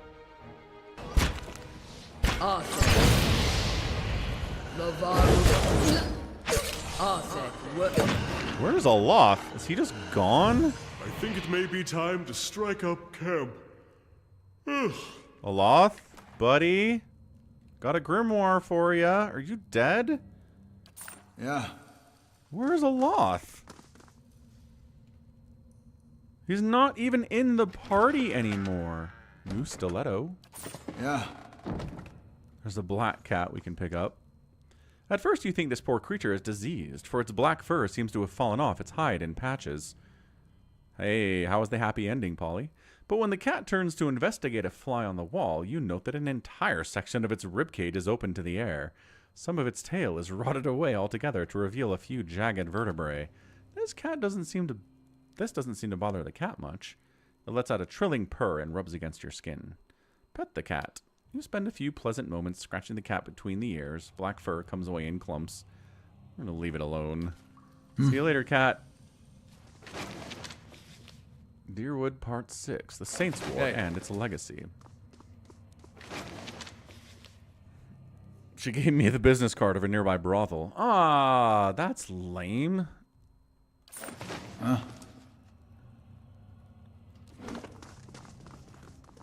Aloth, buddy, are you dead? Were you banished? Are you dead? Where did Aloth go? Yeah. Aloth. I'm gonna free Giaco here. The young man's face is badly bruised, and his gaunt form is covered in a threadbare shirt. He watches you, shivering, with a measure of hope in his eyes. I don't know who you are, but will you help me? Poor lad's taken a beating. We're trespassing as it is. Let's set him free and take a single scolding for it. He gazes nervously past you at the open cell door. I don't think I can fight my way out. I take it you ended up here after assaulting the keep with Kolsk and his men.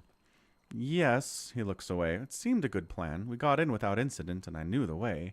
But we were surprised in the dungeons, and most of us... Giaco shudders. You'll have seen some of them, fought them. Their bodies, at least. Not their minds anymore, but their souls. The woman down here, Redrick's animancer, her name is Osira. I've heard her speaking sometimes, talking about a cure. Lord Redrick calls on her often. But she's not curing anyone. She's only turned men and women into monsters. I'd watched her take the others. I'm sure I'd be next. She's dead. Giaco breathes in sharply and surprised before sagging with relief. Good. She deserved far worse. Maybe with her gone, the people she's changed can pass on to the next life. I hope so, anyway. Brave of you to take her on. These animancers, you never know what they're capable of. Okay, make a run for it. Thank you, stranger. I have to get back to the fork, but first some food and rest, I think. If you would dare the upper floors, please tell Nednar I live yet. Tell him I still have the carving he gave me of the Pale Knight. That should convince him, and perhaps he can help you somehow. Good luck, and may the gods keep you safe. See you later, Gianco. I mean, Holly didn't live to be 35 years old by being a dummy, that's for sure. Too smart to leave the resort in Cancun. Never know what's out there. Where is Aloth? Like, seriously, I've never had this happen before. Where I've got a party member, and they're here, and they're fighting, and then they're off the party list. Did she banish him? Did she turn him into, like, a zombie? Slow and silent. Time to read the quest log. The combat log, actually. Aloth has left the party. What?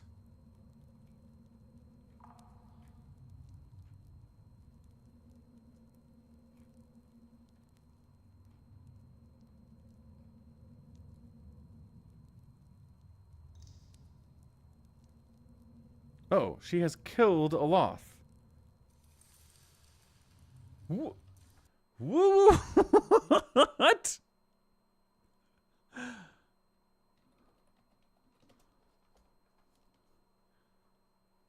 How? What?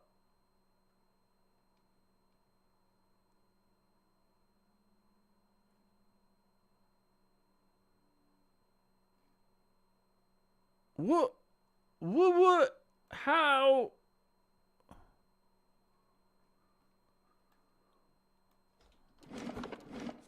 Lotus save. I mean, I knew he was hurt, but he gets knocked down a lot, and then he's fine.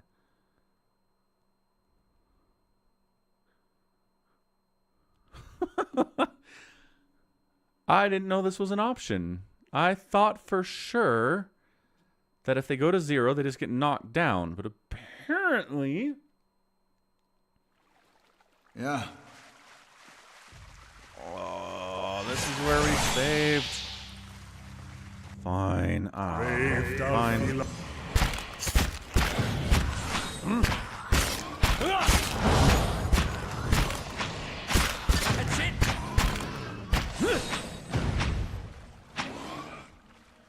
Let's go. Get on. We'll be faster this time. Following your... I cannot keep up this pace. You can keep up this pace. You're fine. We rested a while ago. Not even that long ago. Brave. Let's go. Get on. Let's go. I'm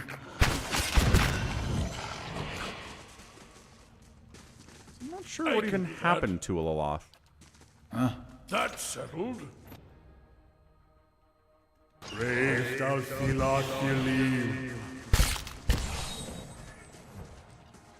Let's go. Get on. Let's go. Left click, left click, left Let's click. go.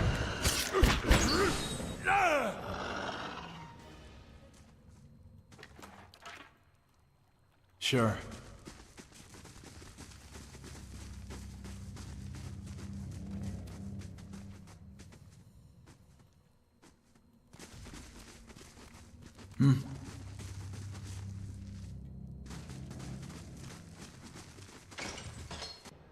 Brave. Let's go.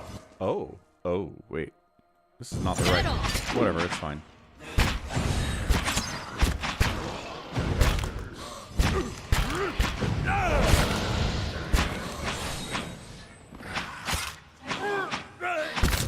Let's go.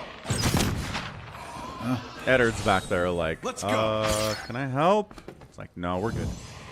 We don't need your help, man. It's fine.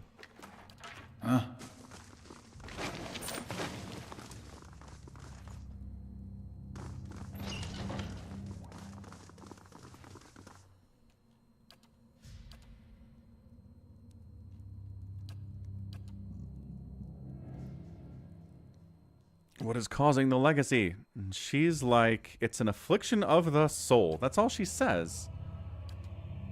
Like, she doesn't have any answers.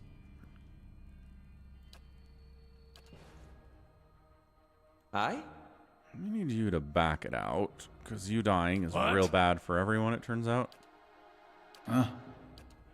Let's take her out first. I think we'll let everybody else do some tanking real fast, but she needs to die. Get him, puppy. Yes. Perfect. He falls back a little bit.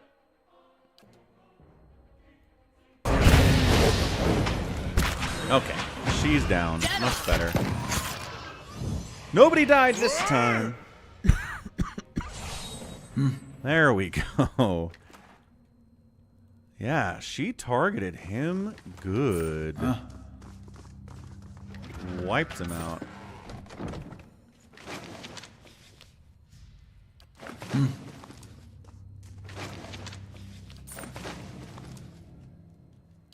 We pet the cat, but we're going to leave it here. Yeah.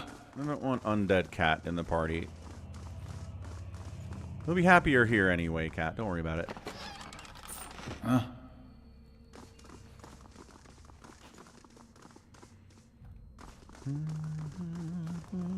Just gonna get Junior to agree and listen about staying on the resort?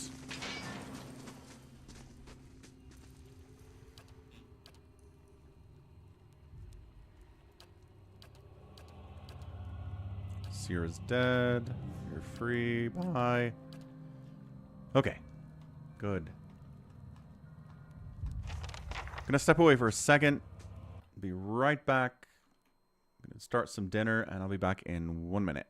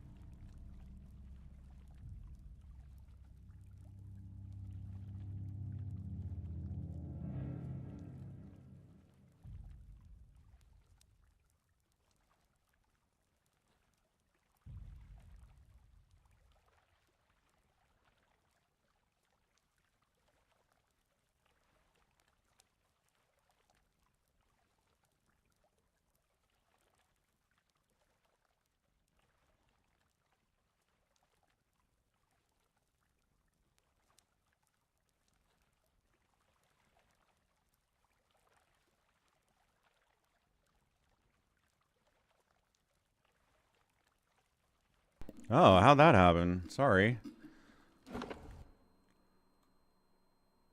Huh. Alright. Yeah. Good. Now Aloth isn't dead. Now we'll just go upstairs. Let's find Redrick.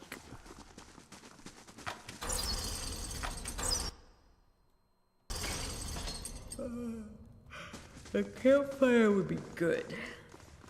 Fine, we'll camp. Sheesh. We're camping in the dungeons of our enemy's castle.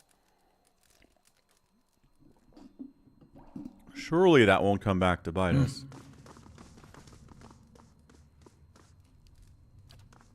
Yeah. Are there camping supplies in one of these things? Whatever. I don't think we need it.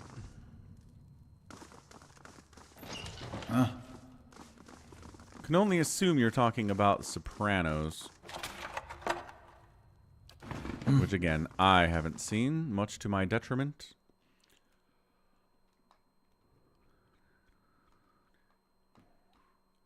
Boom, boom, boom, boom, boom, boom, boom. The kitchen areas. Yes. Yeah. Crave Elon. Let's go. Let's go. This is an awkward position we find ourselves in. Somebody made us crazy. That's not good.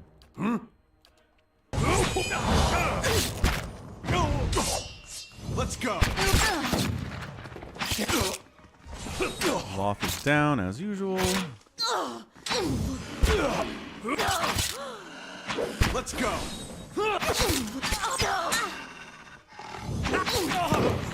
Oh, that sellsword died. Is that sellsword trying to help us?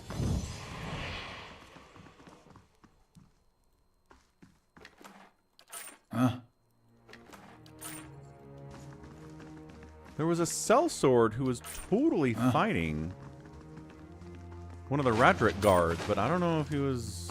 Like, why would he betray them? Under the pillows, a wooden medallion carved with a rising sun and 3 stars. It's tied to a leather thong.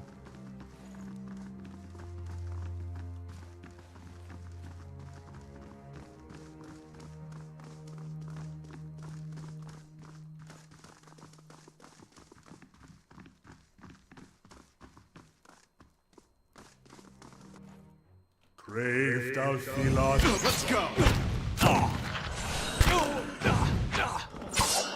Let's go. Let's go. This sellsword wants to fight us. Yeah. Apparently.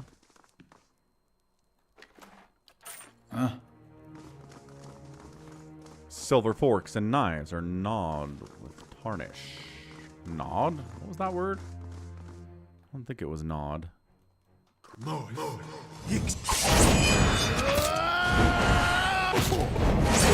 Yeah. Leave Aloth alone.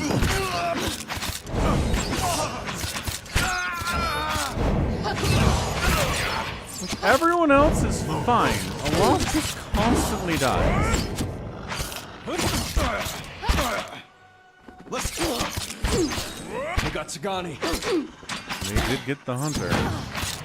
Let's go.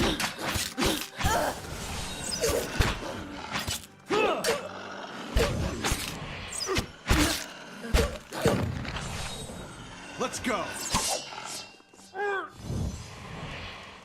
Let's go. Yeah. Blah, he got ludicrous gibbed.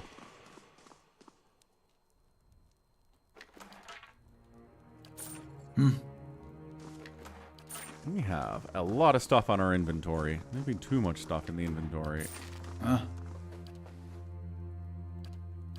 Attack. Aloth has 1 HP. He's in that state again where I think he can be killed. Super rest. I know I only have 1 more camping thing, but I think we got a rest here. He's going to die again.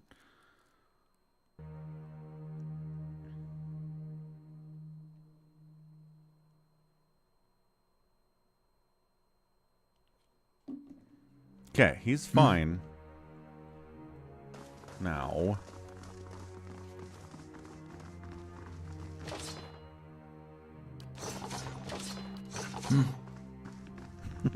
Pig wandering around.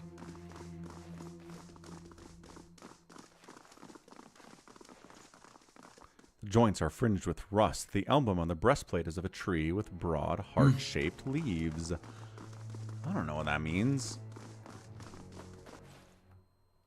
Grave Let's go.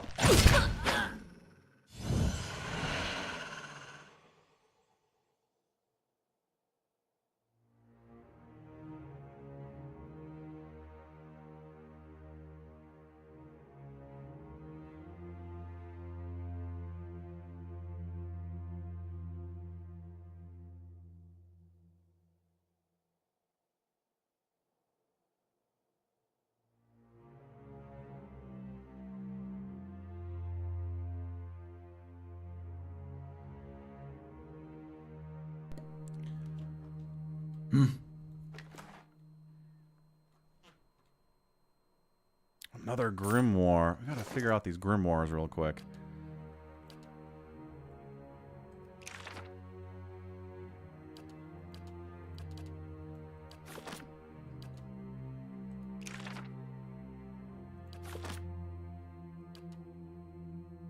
We're on Aloth. Like, why does it think we're not? Thinks we're on Durance.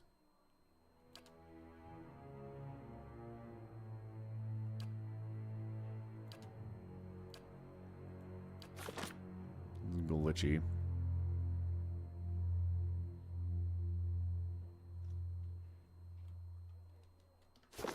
Huh?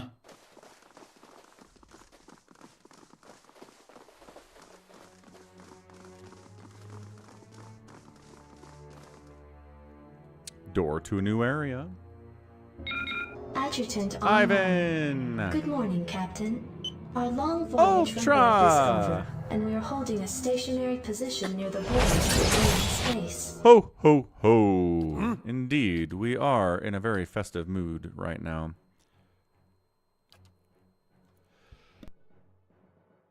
We got ambushed. We went out the front door. Yeah. Why did we do that? We're not smart. That's why. There's me. There's me. Let's get rid of the paladin, I guess. Following your lead. I'm here. This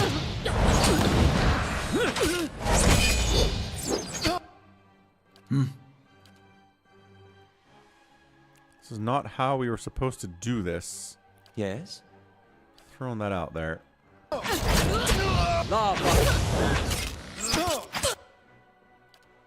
Okay. Can we keep Aloth alive? Thank you.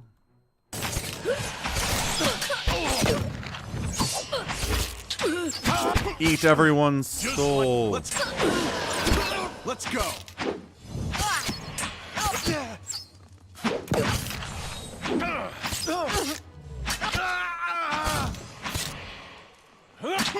Aloth is down, but not super down.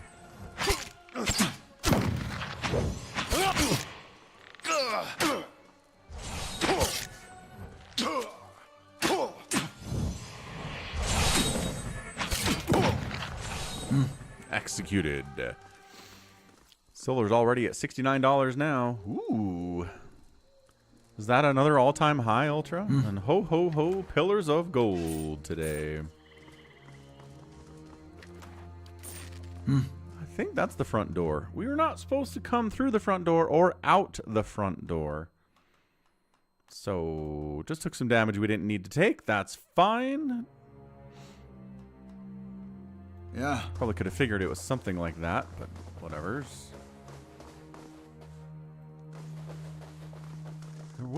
There were stairs going up somewhere back here. Let me try that. All-time high. Dang. Feeling like a good decision so far, huh, Ultra? So this goes up, and that goes down to where we were.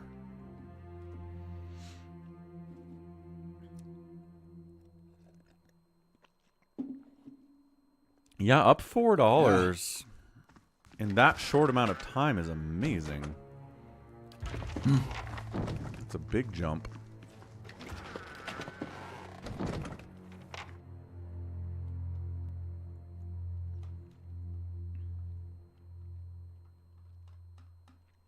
Could be. Good to get in before the FOMO really starts, Ultra. What the? You cannot venture forth while you come. Let's go. Let's go. Let's go. Let's go. Well, I keep finding the ways I wasn't supposed to come here.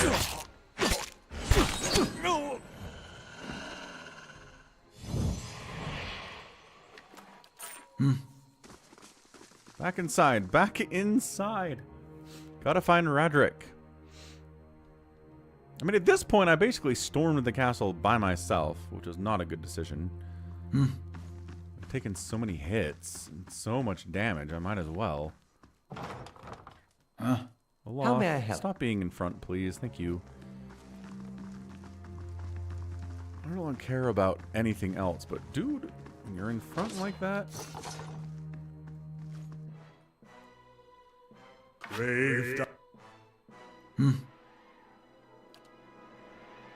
Acolyte of Breath. How may I help?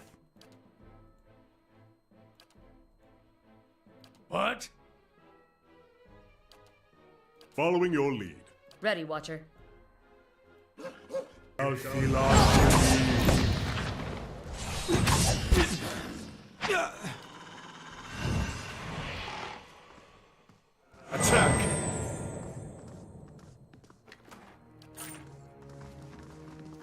priest in there. Let's go.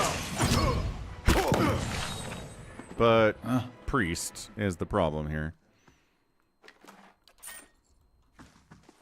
Not really a frontline fighter. Let's.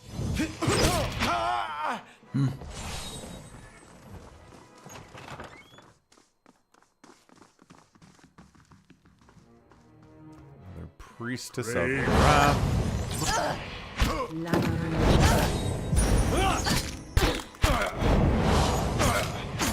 Let's go. Your magic will not save you now. Did we just pick something up? Oh, it upgraded his weapon.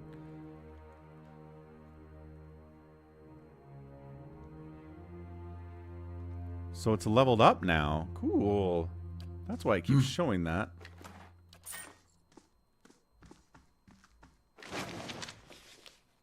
A note. I got your gift. I can't believe someone actually wrote down that kind of thing on parchment. I left something for you in the chapel. Careful not to go digging in the wrong skull again.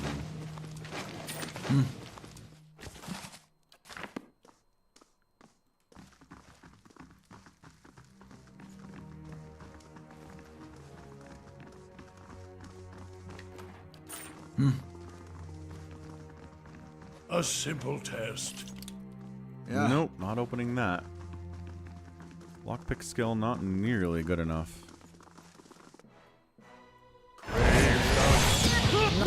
Clearing out the entire castle.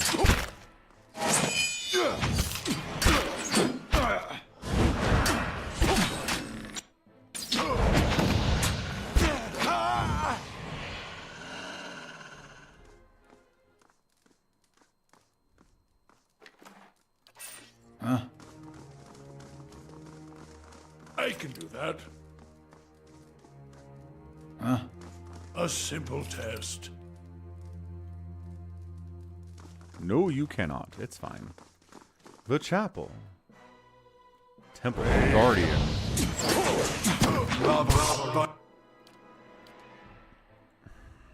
Following your lead.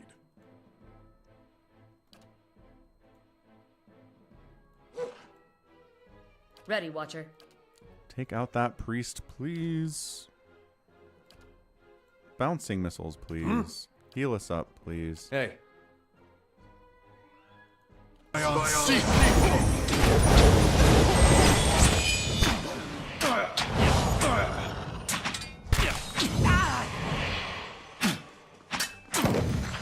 Let's go.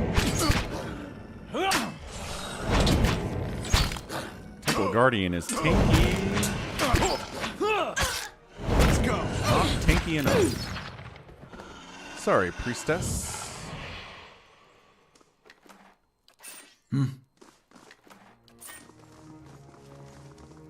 Something got left in the chapel. What do we think it is and where do we think it is? We're sneaking, we're looking for it. Doesn't say what it is.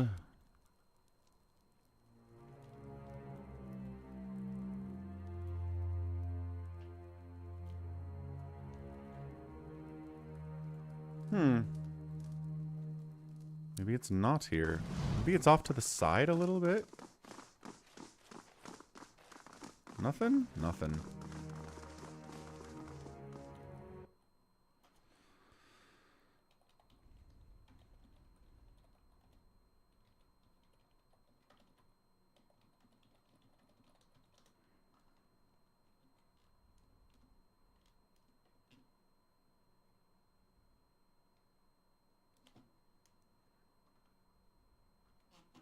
Oh. Keeping an eye out. Right. You should see this. Ah, there's a thing. We found a button.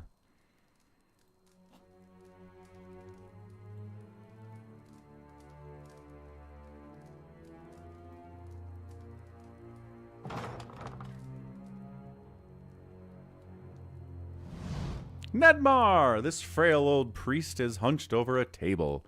surrounded by scattered scrolls and parchment, examining their contents with the aid of a thick monocle. He glances up as you approach, blinking rheumy eyes. More visitors, then. You're not one of the acolytes, or the guards, for that matter. His voice is a dry, quiet rasp. What makes you an intruder? At the least, Kolsk put you up to this, I suppose. Yes, that would be him, sending young men to dash themselves against the keep's defenses. Would that my sermons could draw such fervor. Still, you are here. What is it you want? Jacko is safe. He asked me to tell you about the carving you gave him. Denmar's eyes widen. With sudden vigor, he rushes forward to grasp your arm. Oh, thank the gods. Thank you. I did not think anyone could. That is, I feared. He shakes his head. I did not want him to meet the pale knight so soon. Denmar pulls away, collecting himself. Here. Perhaps this will serve as a reward. He pulls a large iron key from the pocket of his robe and hands it to you. This will open a door in the scriptorium, he points west. And from there you can reach the chapel and Lord Radric without encountering quite so many guards. Take this too. I have little wealth to offer. Better to give something of use. 2 scrolls of protection have been added to the inventory. I would entreat you, before you go, despite his shortcomings, Lord Radric follows the gods with obedience, and he has Gilded Vale's best interests in mind. It may be that, with time, he can achieve what he desires. Please, consider this before you turn to violence.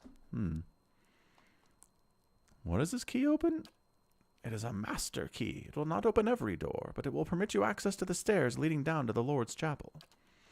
It will also open the doors along the keep's main hall, but you will face heavy fighting if you go that way. You do not have much time. Whatever your intent, Lord Radric will soon discover that one of his prisoners has escaped, and then you will lose the element of surprise. I thought you'd favor Kolsk. I favor him as he is, a man of vision, but Kolsk has a hunger in him for rule, even if to good purpose. He is not led by faith. Still, he is my friend, and I am willing to assist Kolsk in restoring divine favor to the lands of Gilded Vale. Should Lord Roderick fall, that is. I need to rest? But surely you don't mean to... very well. I cannot ask you to brave the dungeons when you're not at your finest. Rest here a few hours, and I will ensure no one enters. Sweet. Free rest.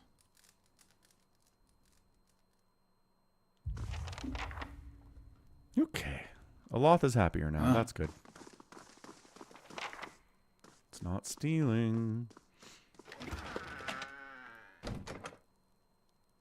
I don't need any of it, though. Yeah.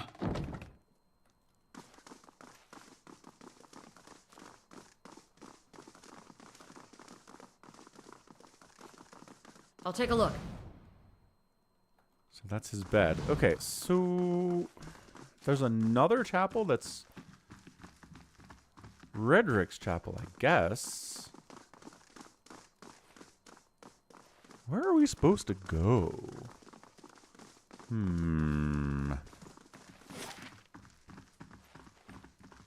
Kitchen, upper ramparts, the chapel.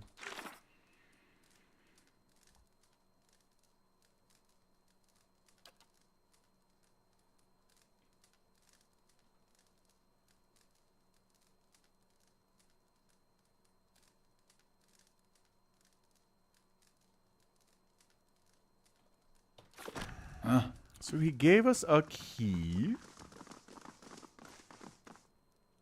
What does his key open? Permits you access to the stairs leading down into the Lord's chapel. So it's down. We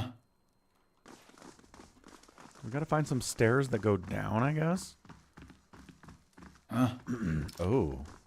It unlocks this door. We already took these guys out, so whatever, I guess. Yeah.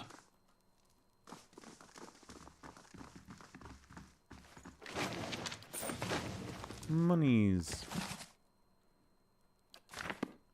Religious scriptures. Yeah.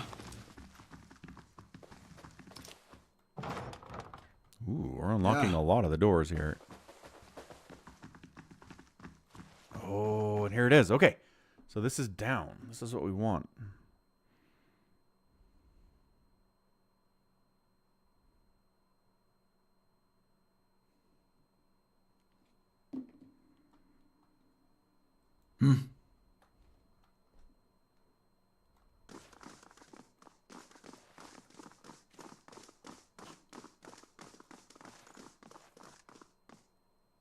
Champion of Barath? That's an archer.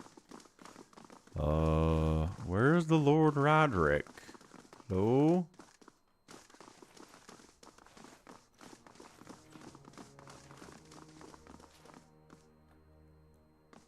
Yeah.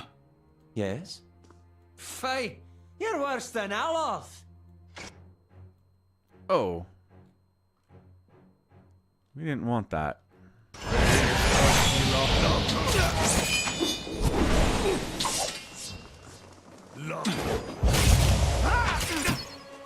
Oh, there he is. Okay, hold on a second. We're gonna load up real fast.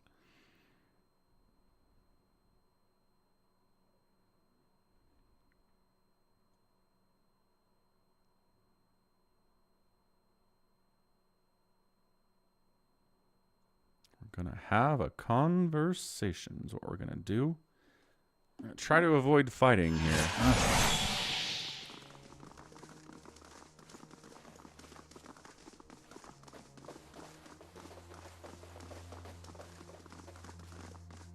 Yeah, conversation. Let him approach. Flanked by a host of guards, all of whom regard you with mute hostility, Lord Roderick the Seventh observes you from his throne, clad in ornate plate. His eyes have a hollow quality, and there is a pallor to the man's gaunt face that leaves his features showing stark against his dark and unkempt hair. There is a dagger discarded upon one stone arm of the throne. A thin crimson rivulet worms its way down from the blade and past Roderick's fingers, even as he leans forward to regard you with a piercing gaze. Oh, there's blood. That's what that is. Thought he'd be better looking, even with all the inbreeding. Though his face is calm, you notice Edair's hand straying towards his weapon, as though with a mind of its own. It seems I have you to thank for the chaos spreading through my keep. I half expected some invading army. It is unlike Kolsch to hire mercenaries, or foreigners for that matter. And you are not one of mine, so I cannot accuse you of treason. His fingers close loosely around the pommel of the dagger, as if to ascertain if it is still there, and then flinch away. Perhaps he ought to have considered such tactics sooner. You've made short work of my guards. They were good and loyal servants, loyal to my coin, if not to me. They deserved a better fate than what you gave them. What has my cousin promised you? Some grand reward? If he had any resources to his name, he would not covet mine. And if he had any honor in him, he would not have tried this here, now, when I have lost so much.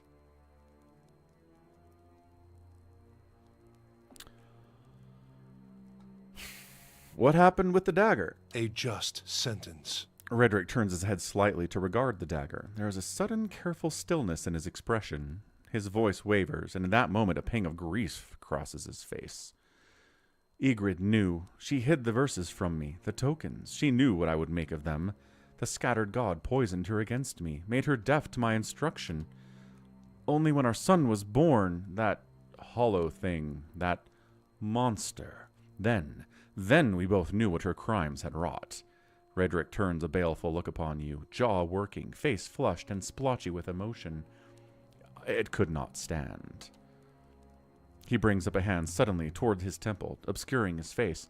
What does Kolsk know of sacrifice? He would indulge himself. Let us succumb one by one and suffer Barath's punishment until the final soul goes to its keeping, never to return, and Gilded Vale is but a barren land. Wow, you've given up, huh? What have you lost? Much. There is a plague among us here in Gilded Vale. The legacy is but part of it. The rest is fear, heresy, perversion. Each incident alone is but the flicker of a candle, but together, a blaze that will destroy us. The legacy is a test of faith. It has driven many to madness. They cling to hollow promises, to dark and terrible things. Each lie permitted feeds the fire. Each whisper from preening charlatans and venom-tongued midwives The words of false prophets, the promises of dead gods. He glinted a gloved fist. The flame consumed her. My Ygritte. And our child with it.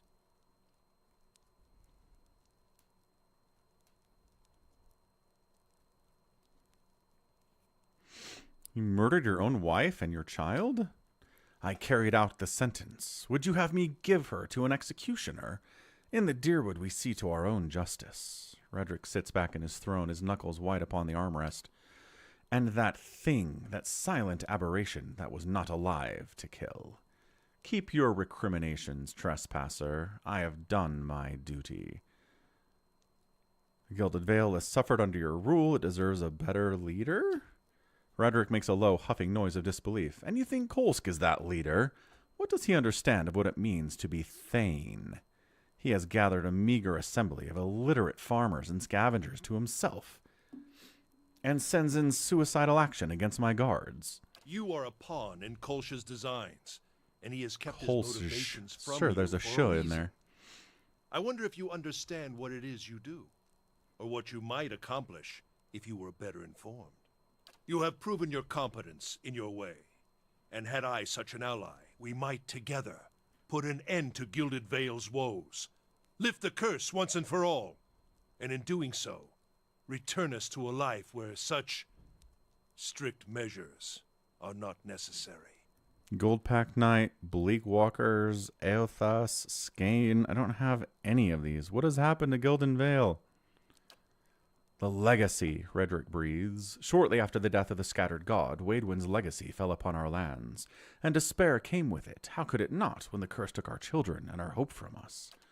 I knew it Barath would not allow such cruelties, not unless we had lost his favor. Some in the village cling yet to a false faith, worshipping the dead god. They revere him in secret, even knowing what it brings upon us. My own wife, she continued her heresies against my wishes, and when our child was born, we saw then that no sin remains unrevealed. No man is free from Barath's judgment, and no woman. What about the Redricks? The Redricks? It is but I, alone now, but the Redrick name was birthed in glory. We have been stewards of Gilded Vale for generations. Its people look to us still for guidance and protection. First from the excesses of the Empire, and now from what dangers the Deerwood holds. I've inherited that duty. By my vows, by my title, so long as I am Thane, I will permit no threat against our lands, be they mortal or spiritual in nature. I'm willing to listen. What do you have in mind? Wait, Kolsk is your cousin? Oh, yes. We are kin, he and I. He was raised within these walls, in fact, privy to all the privileges our family had to offer. But a greedy man always hungers after more than he receives, however bountiful. I was eldest, heir to the stewardship of our lands, and he was not. The legacy brought chaos with it, panic and despair. Kolk took advantage of that chaos, creating division in our ranks, luring loyal men and women to his cause. Good men, good women. Roderick's gaze goes distant for a moment, and then he glances at you, and his lip curls. He fled the keep in time, to hole up in the wilds beyond the village, to play at being a commoner and court favor with the people. And while he plays at conqueror, the Vale suffers. Families, traders, all. I do not have enough men to guard the roads and defend us from Kolsch's incursions both. My attention suffers, and so my governance and my family. Redrick breathes out through his nose. Nor can I make the effort necessary to bring an end to this curse, if we are beset all hours by traitorous plots. Darkazi Paladin. Requirement not met. What kind of paladin do I have to be to do something here? Not here for speeches. I came to stop you. Me from saving Gilded Vale? From doing what I must to see this curse lifted and our children restored? What purpose is there in that? No, you come to put a weaker man upon the throne for no reason but that he clamors for it and claim it just. You are a pawn in Kolsch's designs, and he has kept his motivations from you for a reason. I wonder if you understand what it is you do. or what you might accomplish if you were better informed. Okay, what do you have in mind? Good. The stakes are too high for rash action. Be assured Defiance Bay will hear of your assistance to me. You are in a position to put a swift end to this rebellion. I have wasted too many resources on Kolsch, and paid the cost for it. Kill him, and I can refocus my attentions upon this blight. Between the priest and my animancer, we can determine a cure. My family will be the last to suffer for this legacy.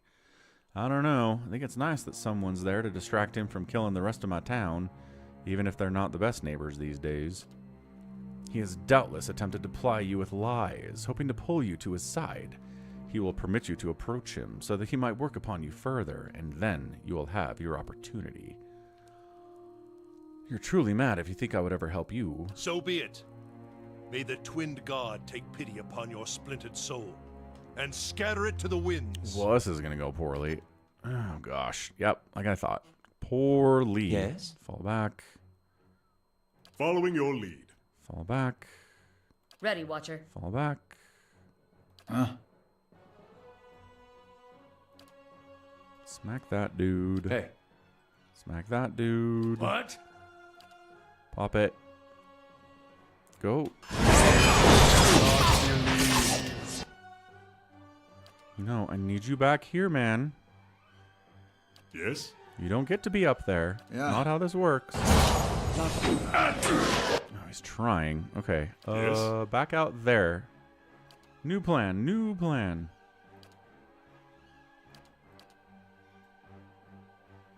Ready, Watcher.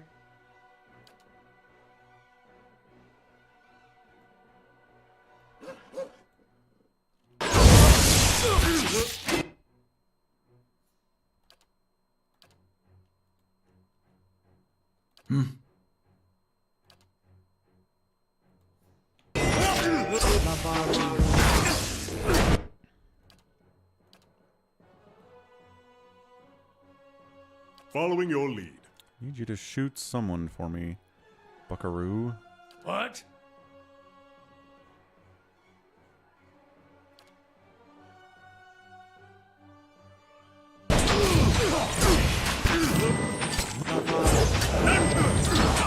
Join up!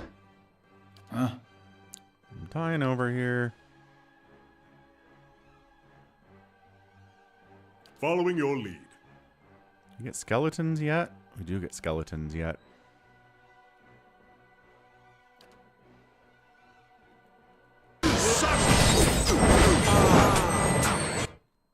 Okay, still fighting. Aye?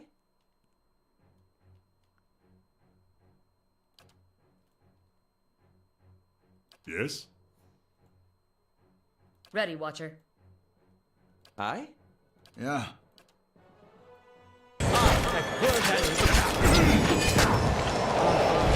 That disengage was not great.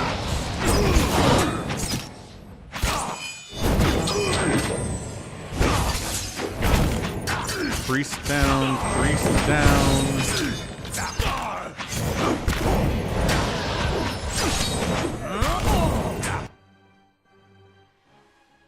People are still Following your alive.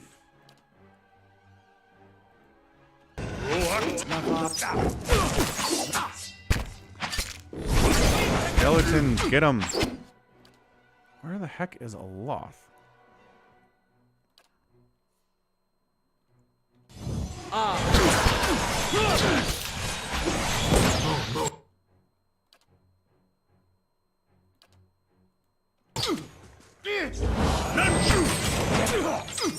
Aloth is down.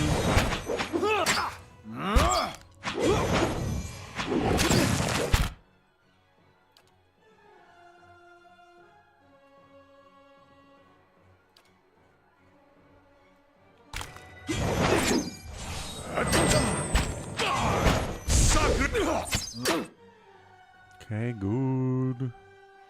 Archmage is putting in Ready, some Watcher. work, huh?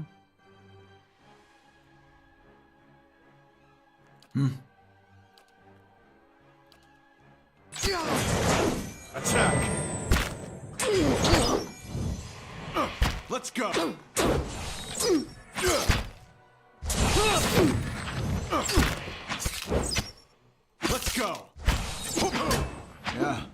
Let's go.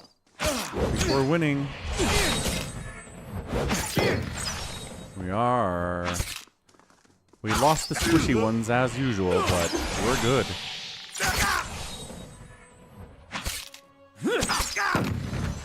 Let's go. Hang on, there's a champion here. Did you get back up? What happened here?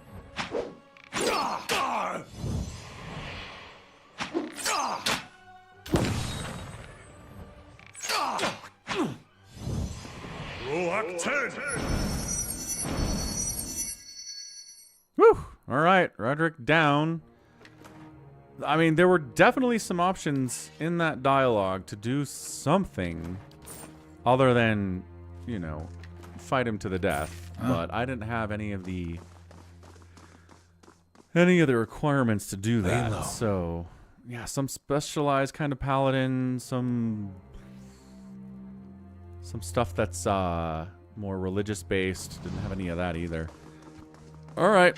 Oh, I was going to save it there, but we're Kingslayers, so that's exciting stuff. Cole shows up. We heard that you had moved against the keep, and yet we arrived too late. But a moment earlier, I would have heard his dying breath. No matter. It is done. The tyrant is dead, and our village is free to move into a greater future. Gilded Vale owes you a great debt.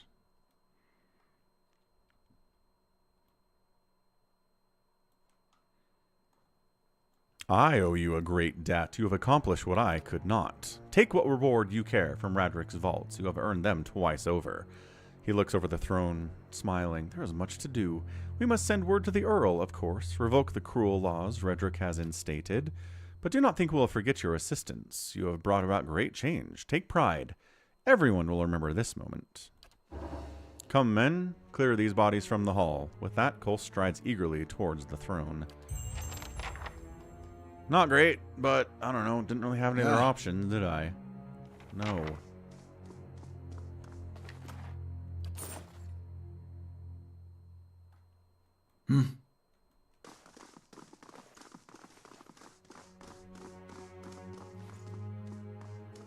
Forgive me, friend. There is much to do, but we will not forget what you have done for us. All right. We'll loot the castle later. Pick up what we can, but we took Redrick down. Again, whether that's a good thing or a bad thing, I don't know, but I do like the kind of complicated morality of this game. So we'll be back tomorrow with more of it. Let's get a raid going. As always, you can check out the schedule for when the next streams are going to be and what we're going to be doing here.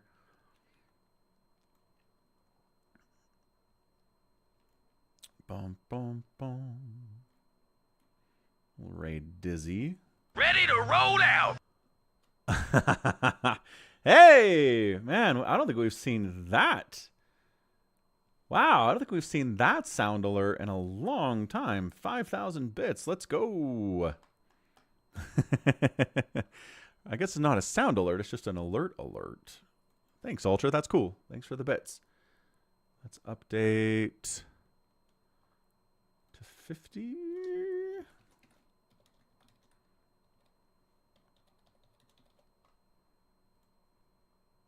Okay, thanks again. See you all tomorrow with more Pillars of Eternity.